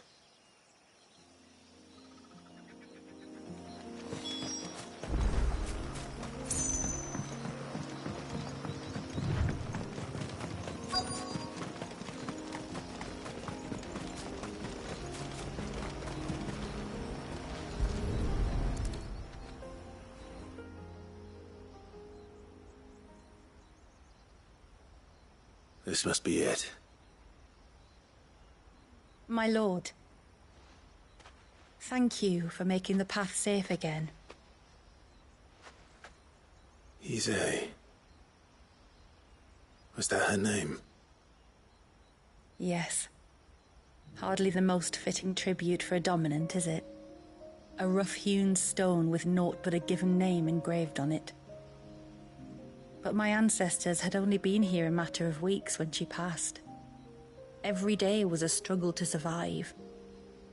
They had neither the time nor the energy to devote to a more elaborate memorial. Yet they spared what they could to grant her wish, that even in death she might continue to watch over her home. She lived down there then? In the ruins? That's right. They were once the living quarters for those who served up in the temple. When the Northern Thanes sent her here to weave her spell, this was where she and her retinue stayed. There were priests, handmaidens, and a knight sworn to shield her from harm. Of course, they were all gone by the time my ancestors arrived, fled or dead in the Western Wars. All except Ise, who remained till the end. Alone. Indeed. At least, that is the story as it's been handed down in Haven. But there is an epilogue to the tale. One known only to Lady Shula and myself. Some years after Ise's passing, you see, my grandmother came here to tend the grave, and found a stranger kneeling before it. A knight, dressed head to toe in plate. She asked of him who he was and whence he had come, but received no answer. The only words he spoke were, "Tell me true, whose grave is this?" So she told him of how her people had met and cared for Ise, and how she had died. His only reaction was to stare up at the air of hours in silence. Then he left, never to be seen again. You said he was wearing plate. Was it black and gold? Do you know something of him? When we went up to the Air of Hours to unravel the spell, we were set upon by a shade in the shape of a knight in full plate. It manifested in front of the Vare, and in its ether, I felt Shiva, the witch. You think this may have been the same man my great-grandmother met? Ise's knight? I don't know. Maybe. All I can say for sure is it was intent on protecting her creation. Or perhaps her spirit? What remained of her ether, preserved in the Vare? Perhaps his spirit too became enraveled in her spell, frozen in an eternal vigil. Till we ended it. If the shade you fought was Ise's knight, then ending it was the greatest gift you could have given him. Now he can return to the sea, to be with his lady once more. And if his spirit should ever return here to visit her grave, I shall ask his name, that I might carve it in the stone next to hers. That they might be together. Once and for all.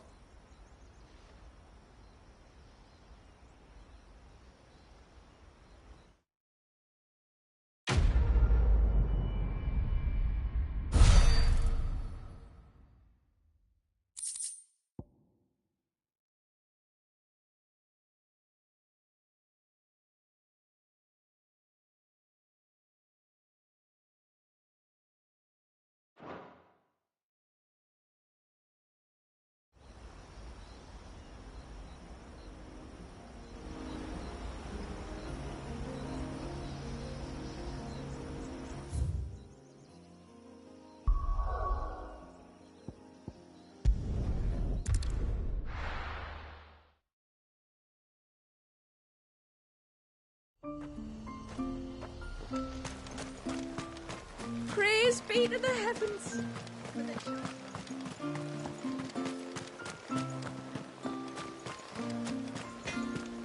It is good to have him back.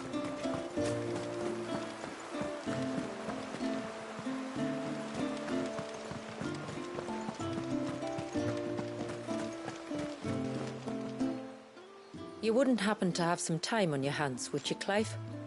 Only I was wondering if you might help me with something else. Don't tell me. Another unruly dominant. Not quite, but a dangerous foe nonetheless. It promises to be quite a hunt. Care to join me?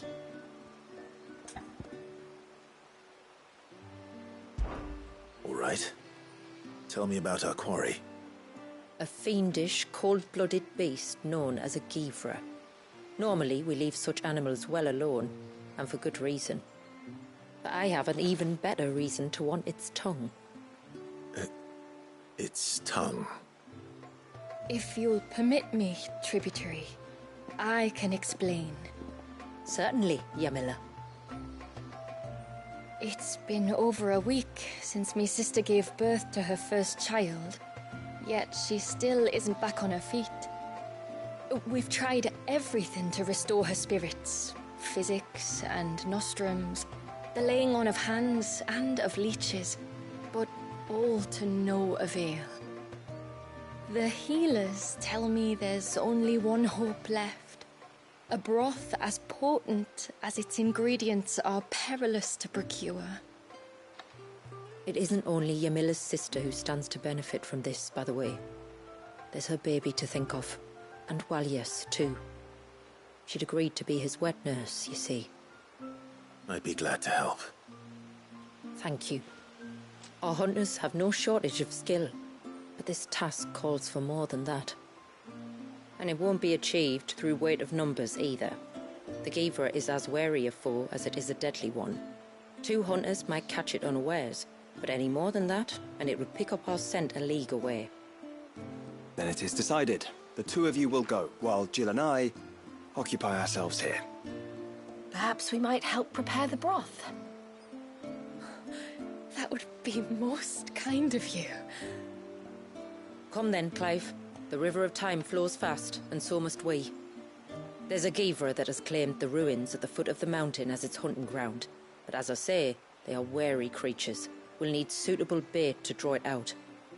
The flesh of a forest ibex should suffice. To the forest, then.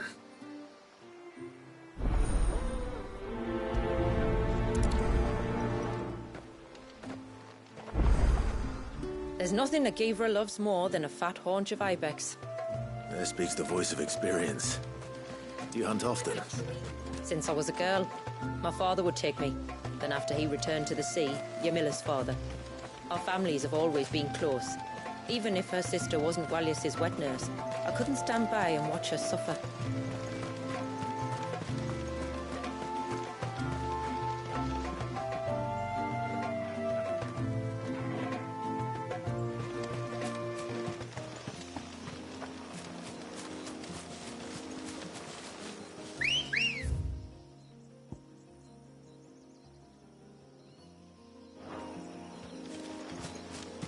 Ready, go?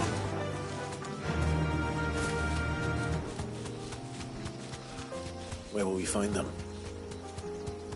Further in.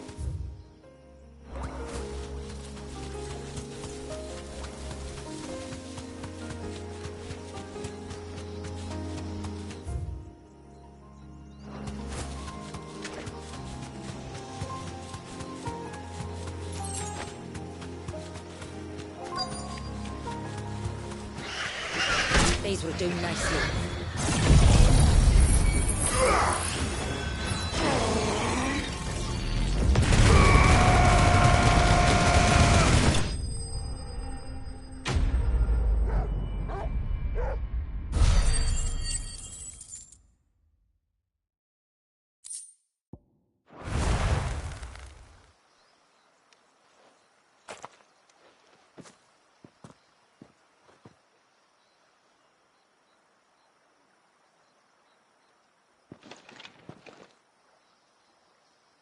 Return to the sea, and to the clouds rise again.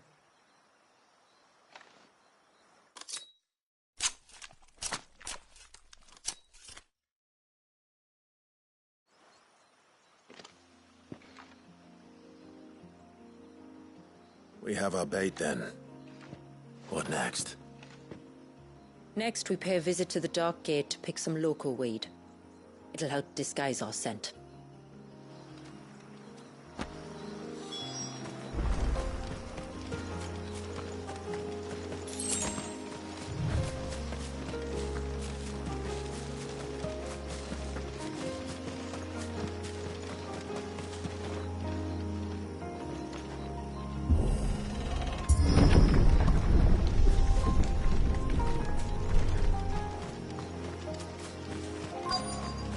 There should be a sprig or two of local weed growing somewhere around here. Look for the golden leaves.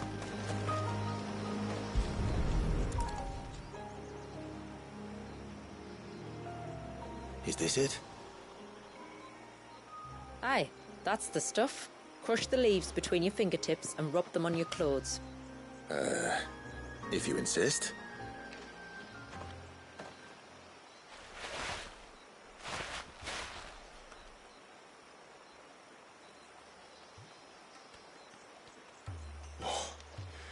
You could have warned me about the smell.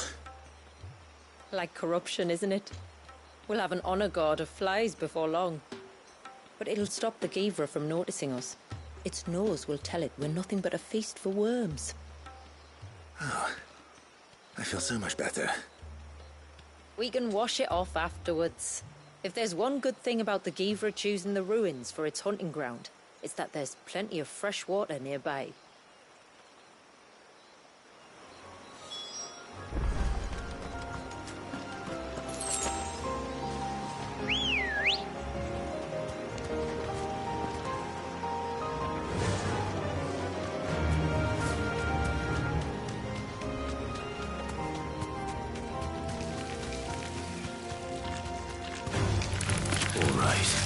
Let's go.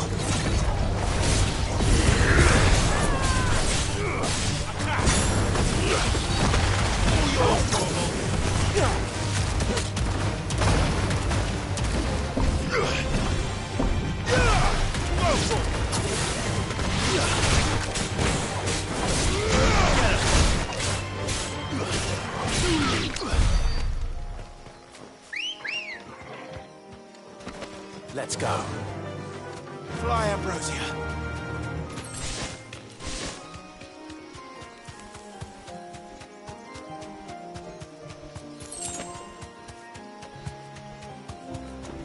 Where should we lay the bait? Givras are creatures of habit. Look for some sign of its passing. It's sure to return to the same place sooner or later.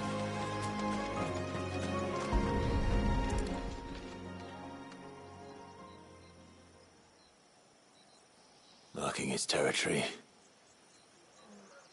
Something was. A curl, maybe.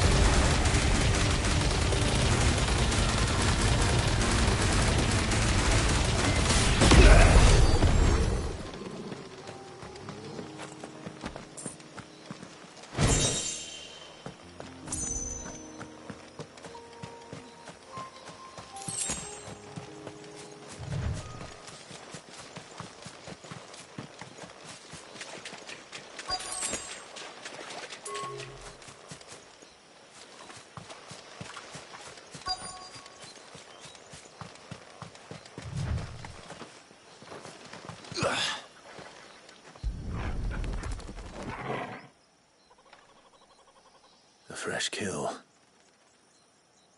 But not a Givras. The wounds are too clean, too small.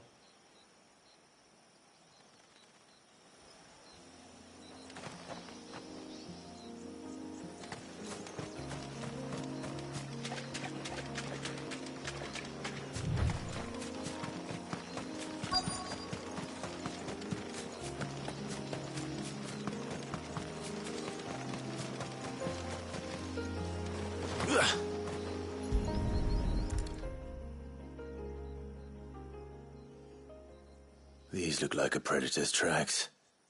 You can clearly make out the claws. And not just any claws. These belong to a Givra. There's no mistaking them. We'll lay the bait here. Let's hope our friend is hungry.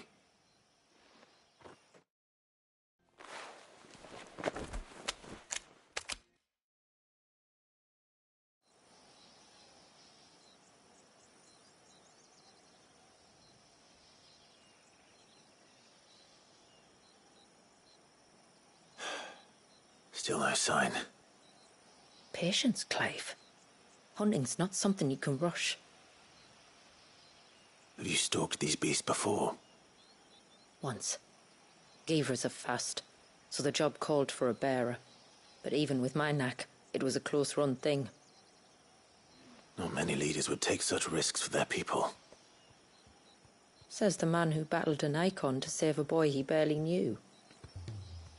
It is the way of the motes of water to use what gifts we've been given for the good of all. And I gather it's your way too. It was Sid, the man whose name I bear. He fought for his people and their future with every fiber of his being. I'm just following in his footsteps. In many ways, you remind me of him. Me?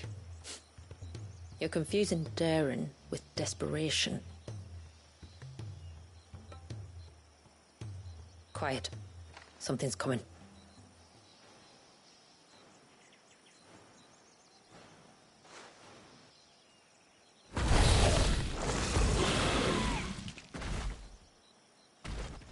Our guest has finally arrived. Shall we greet him? It'd be rude not to.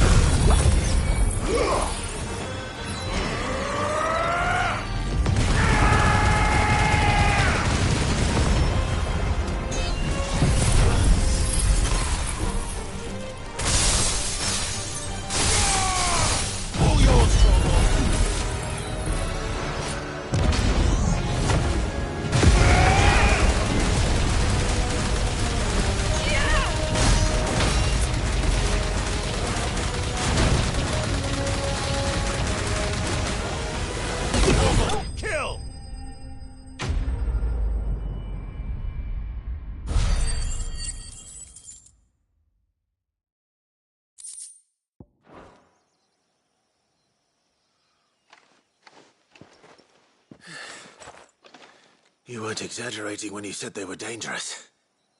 They're forces of nature, all right. And with this one's passing, the river of life has calmed.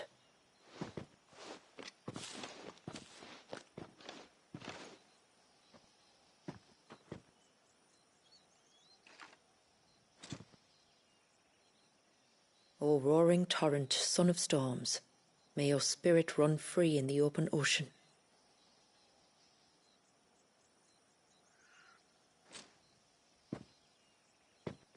This flesh I claim, that your gifts might rain down upon us this day, and our river flow in spate once more.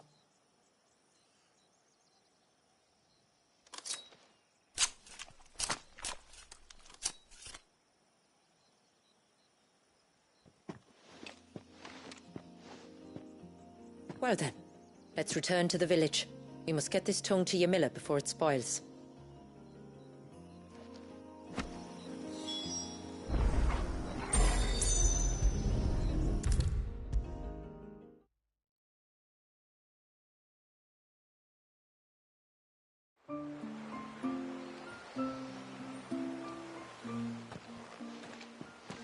Tributary, my lord.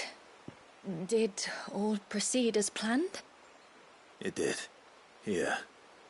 One Geaver tongue, as promised.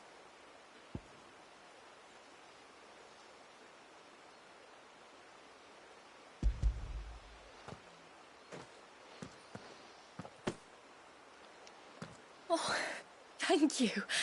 I shall add it to the broth at once. By your leave, Tributary. If there is anything else that we can do to help, you need only ask. No, no. You've already done more for my family than I can ever repay.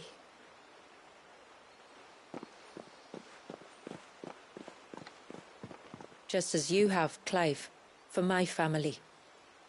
I only regret that I have nothing to offer you in return but my gratitude. It's more than enough. Besides, I'm no less grateful to you. For what? For welcoming my friends and I into your midst. For showing us how your people live. For reminding me that the world we strive to create, where bearers can live alongside their fellow men in peace and comfort, is no mere fantasy. I'd hardly call it comfort. Every day is a struggle. Though we do at least struggle together, it's true. As must we all. I only ask that you remember the cost of using your gifts as a bearer. I know that you feel it's your duty to do whatever you can to help your people. But you have a child to think about now. And Wallis has lost enough. I shall bear that in mind. That's all I ask. Oh, and if there is anything else that we can do to help, well, you know. Thank you. Truly.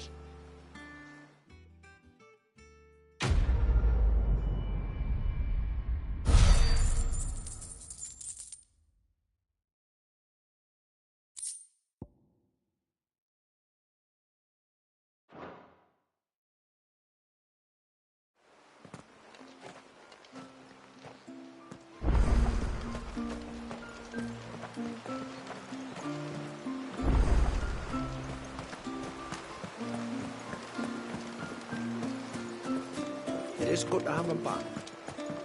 We know the lad wants. No, it has to be him. What has to be who? If you, don't mind my asking. It's not your asking I mind. It's my explaining. But I don't see any other way around it. You see, when a baby is born here, we hold a ceremony to welcome them. The rite of immersion, we call it. But I don't know whether Wallius was ever afforded that courtesy. What is abundantly clear, though, is that my ancestors never welcomed him as one of us. and I want to change that. The problem is, the ceremony requires 3 ministrators, the baby's parents and a witness. As tributary, the role of witness would normally fall to me, but being Walyus's closest living relative, I must play the role of mother. So you want me to serve as witness in your stead? That's right. A witness must be a trusty guardian, ready to steer the child through the stormy waters of life and on to tranquility. Which is why I thought of you.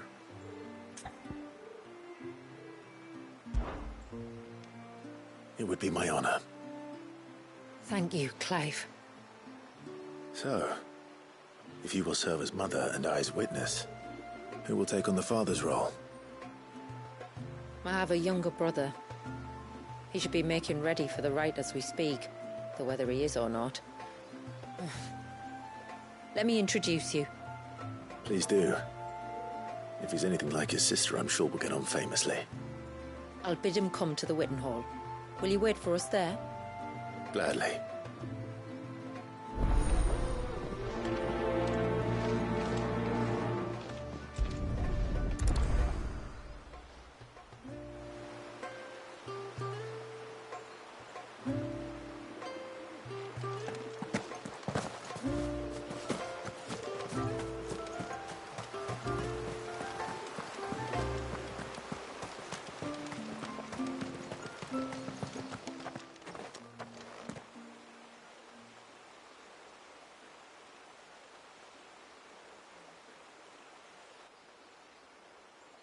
Clive, my brother. If it isn't my old mate Sid! You? So you do remember me, even stripped of my cunning disguise? I'm touched. You two know each other? My friends and I crossed paths with your brother on our hunt for the dusk crystals, during which we saved his life. 3 times, was it? 3, 4, who's counting? All I know is when Shula mentioned she'd called in Sid the Outlaw to help young Walyus, I could be sure that the little rascal was in safe hands. I mean, having seen you in action back at the tower, I know exactly. So the mercenary you met in the Sage Spire, that was Clive. And he saved your life? That's a rather different story from the one you told me. And a far likelier one at that.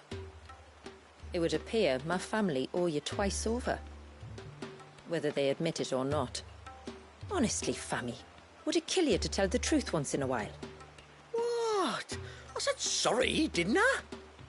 How about we save the, recriminations until after the ceremony, eh? Speaking of which, what does this ceremony involve exactly? It's simple, really. We each say a short prayer and anoint the child's head with holy water. Nothing too onerous, then? Not about the rite itself, no. But it does call for some preparation. One of the witness's responsibilities is to collect the holy water, you see. 3 phials for the 3 ministrators, each taken from a particular place. Don't worry, though. It's not as if you have to go alone. I can show you the way. I'd appreciate that. Famiel, you stay here and ready the Witten Hall. Leave it to me. If there's anything Jill and I can do to assist you... We'd be glad to help. Thank you both.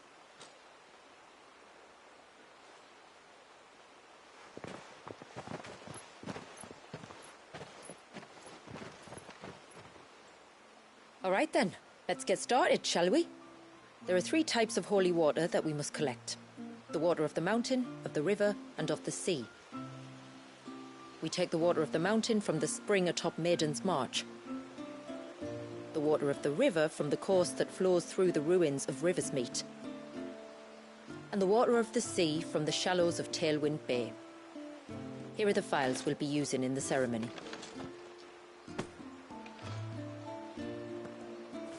I'm ready to leave whenever you are.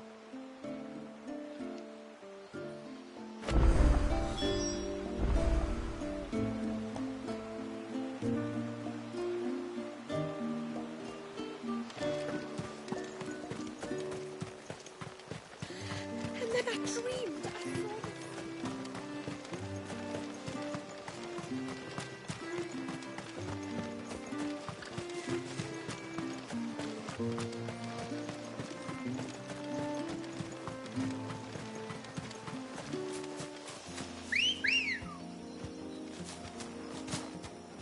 Come on.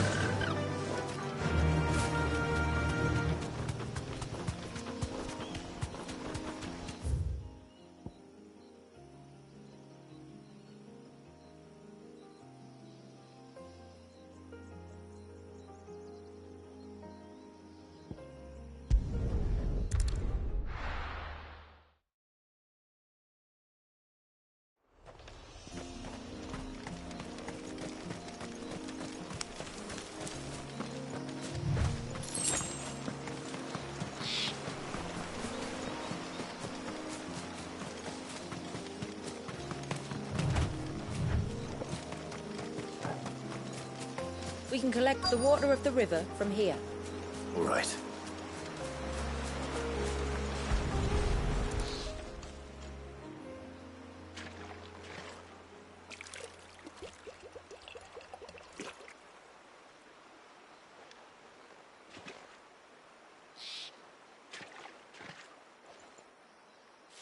The water of the river represents life.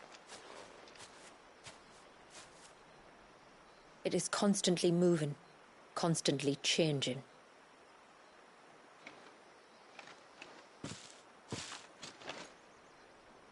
And though its course may twist and turn or branch into 1,000 separate streams, it always flows in the same direction, from source to sea, beginning to end.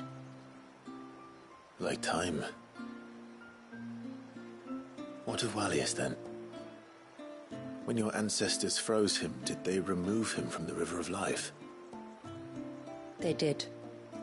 Like an ice-bound pool that didn't thaw for 80 summers. But now he's free to flow again, to live.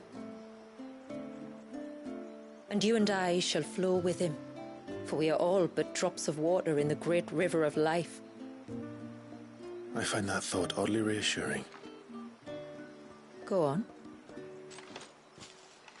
A drop of water might seem insignificant on its own, but as a part of a torrent, it can cleave a path through the hardest rock. It makes me believe we humans might just stand a chance. I believe we might. Take care not to spill it. Right.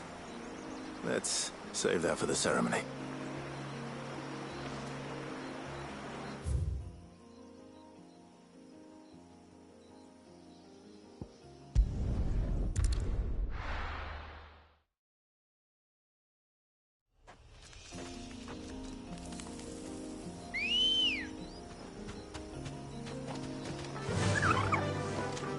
Fly, Ambrosia.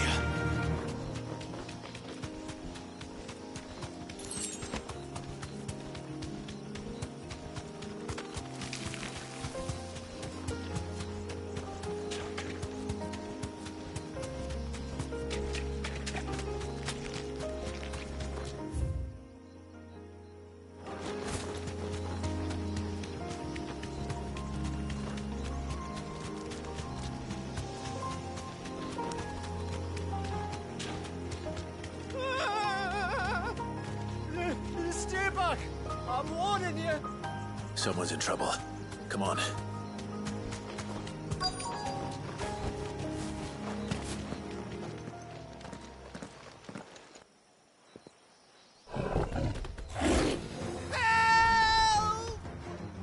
Help! What help? Nobody's coming to... Help?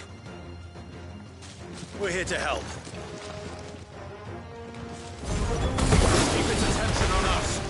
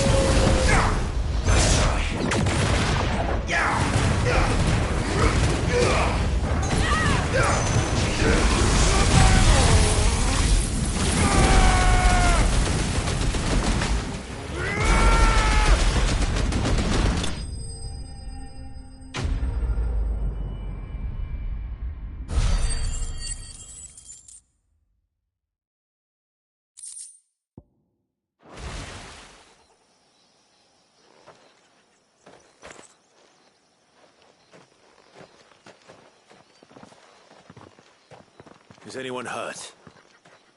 Oh, Sid! Thank all the clouds in the heavens you came. You saved us. Again! Would you two care to explain what you're doing up here? The chief sent us to fetch incense for the ceremony. So the Witten Hall smells nice. For the little Ben. You braved this den of deadly beasts for some tree sap. You don't have to do everything he says, you know. Or if you must, at least have the good sense to ask one of our hunters to accompany you. We're sorry. It's fine. Just go back to the village before you get yourselves into any more trouble. Right you are. Oh, and thanks and that.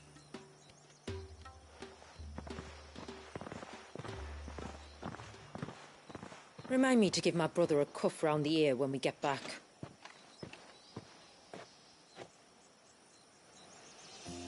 Right then. Let's collect this water, shall we?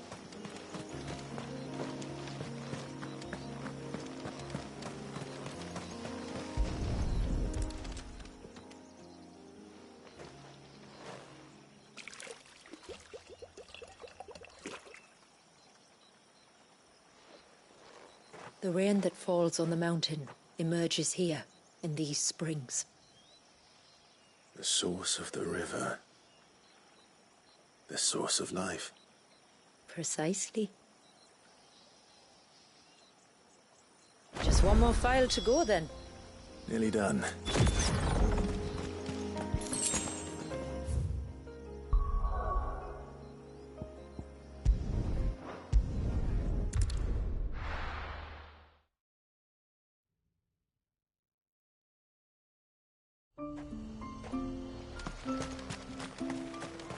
Praise be to the heavens.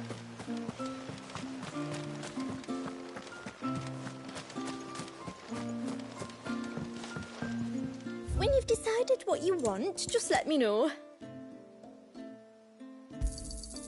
Here you are. Well, if you're sure you need it.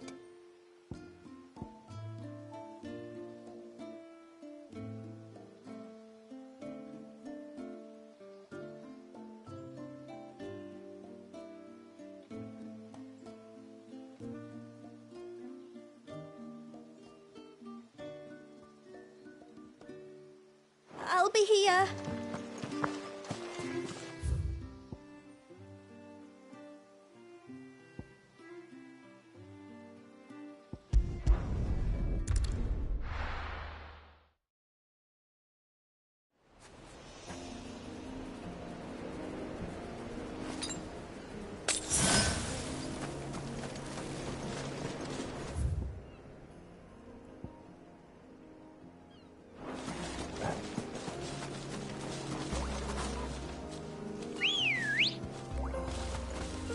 Good girl. Run like the wind.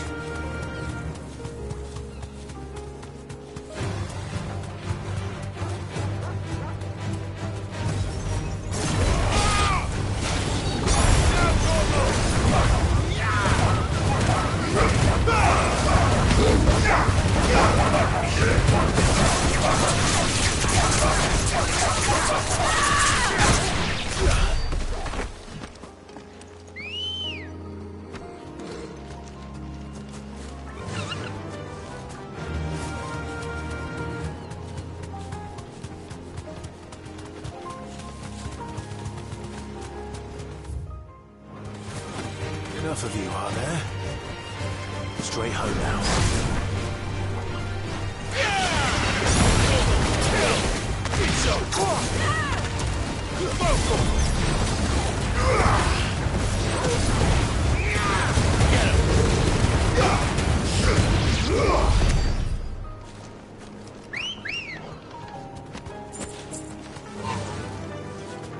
Faster!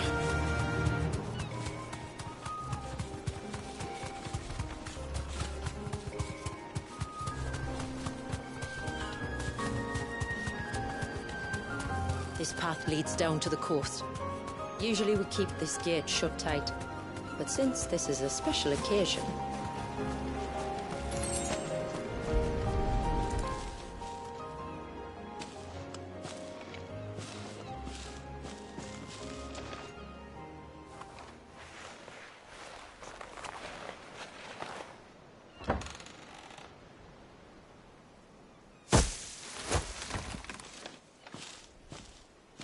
Thank the tides the weather held. This place can be treacherous when the waves are high. If it weren't for the holy water, no one would ever come down here. I'll be sure to watch my step.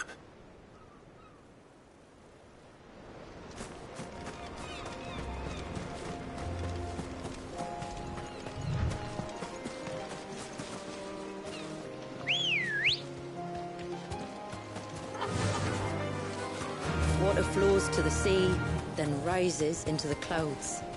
Just like life, the end is not the end, only a new beginning. My ancestors chose this place because it was where the first boat landed. And it's a good thing they didn't land closer to the surge. Quite.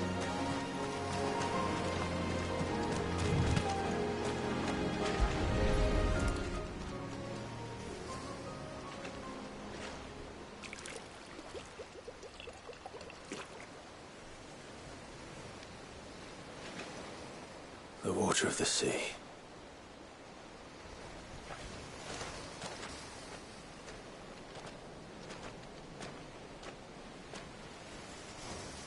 I still can't help but be awed by it. Oh? All that wave ever made me feel was pity and sorrow for the innocent life trapped inside it. The child my great-grandfather sacrificed to try to change his people's fate. It was wrong, an unforgivable sin. But I often wonder, will my descendants ever forgive me for what I have done? As tributary, I've faced many difficult choices. And though I've always striven to do what's best for my people, here we live in poverty, hidden away from the world. So have my choices denied them a better life, just as my ancestors denied Walyas his? No. You would not forcibly sacrifice one of your people to save the others. You do the best you can for all of them, as do I. We share in their woes, just as we share in their joys. And the most we can do is try to bring them more of the latter. Aye, you're right. And try I shall, to bring all of my people a better tomorrow. Walyas included. Then I wish you luck. If my time with the boy is any indication, he's going to be quite a handful. Then we must start as we mean to go on, and give him the very best welcome we can. Where to next, then? Back to the village, to find out if my brother has made the necessary preparations, or got his lackeys to do it for him.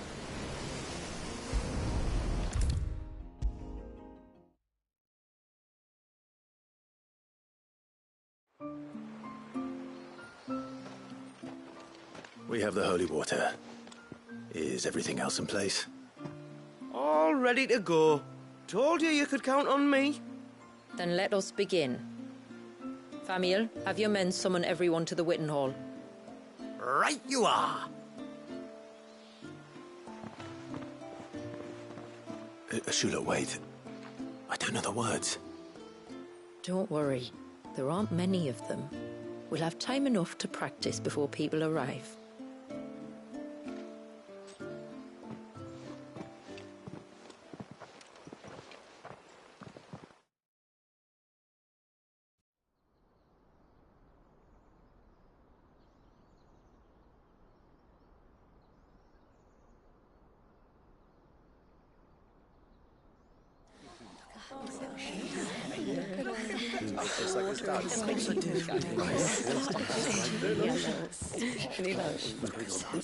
My friends, we are gathered here today to welcome this child into our community by the rite of immersion, as has been our custom since the first reign. As tributary, I would normally perform the rite with the child's parents, but Walius's mother and father returned to the sea long ago. So I and my brother Famiel shall serve as his family, while the one who returned him to us shall bear witness in my stead. Clive, if you would step forward.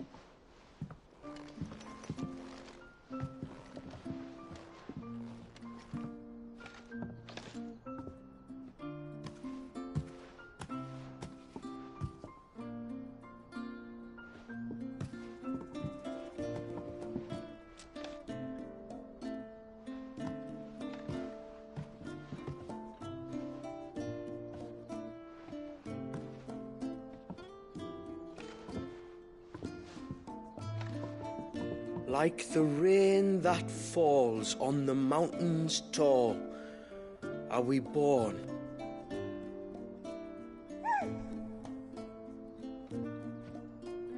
Like the river that flows through the valleys below, do we live.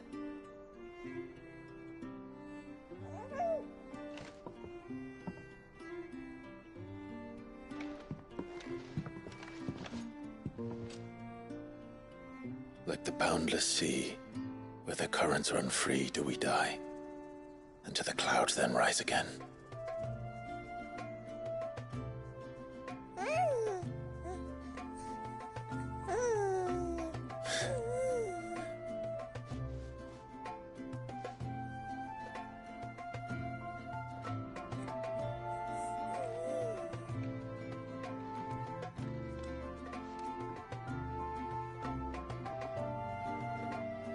The circle of water is the circle of life, and today from the heavens falls rain anew. This child, Walius, now joins our stream, and he shall flow with us from the mountains to the sea.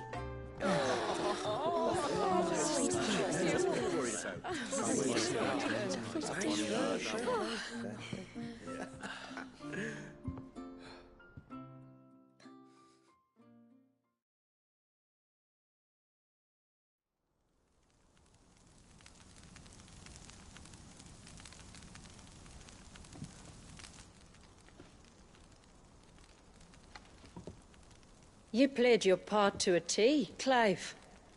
Thank you. It means a lot to us. I was honored to be asked, and terrified I'd miss. Now that you're part of the family, young Walyas, my lad,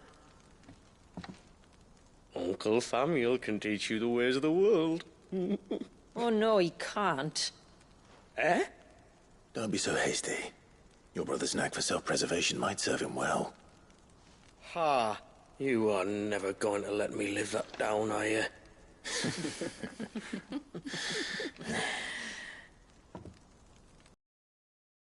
Is Walius, as if he were my own. Teach him everything I know about life, our people, and our past. But with all the mother crystals gone, he will grow up in a world without comforts. One where we only have ourselves and each other to rely on. I'd say your people are better prepared than most to survive in such a world, Shula. To thrive, indeed, under your guidance. Only if nature continues to smile on us. If we were to lose her gifts, we'd be left with nothing at all. Yes. But it needn't come to that. Not if we can stop the spread of the Blight. So long as we can save a single patch of soil, we can plant the seeds for a new world. One where we can all be free. Perhaps then we might finally be able to step out from behind our curtain, eh? Till that day comes, I wish you good tide. Thank you. We should be on our way. Well, you be careful out there. Aye, you steer clear of trouble now. Likewise.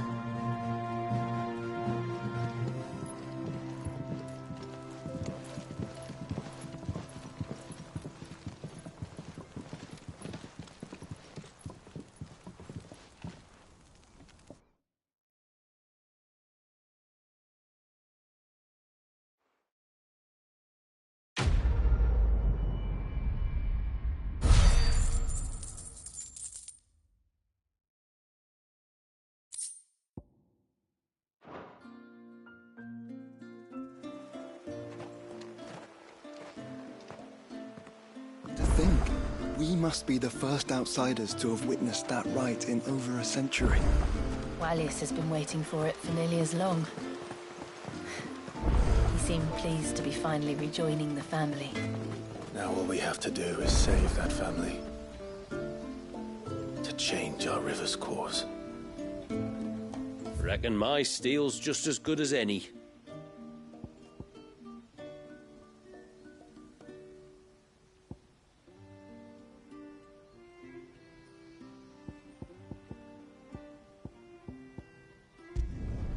There.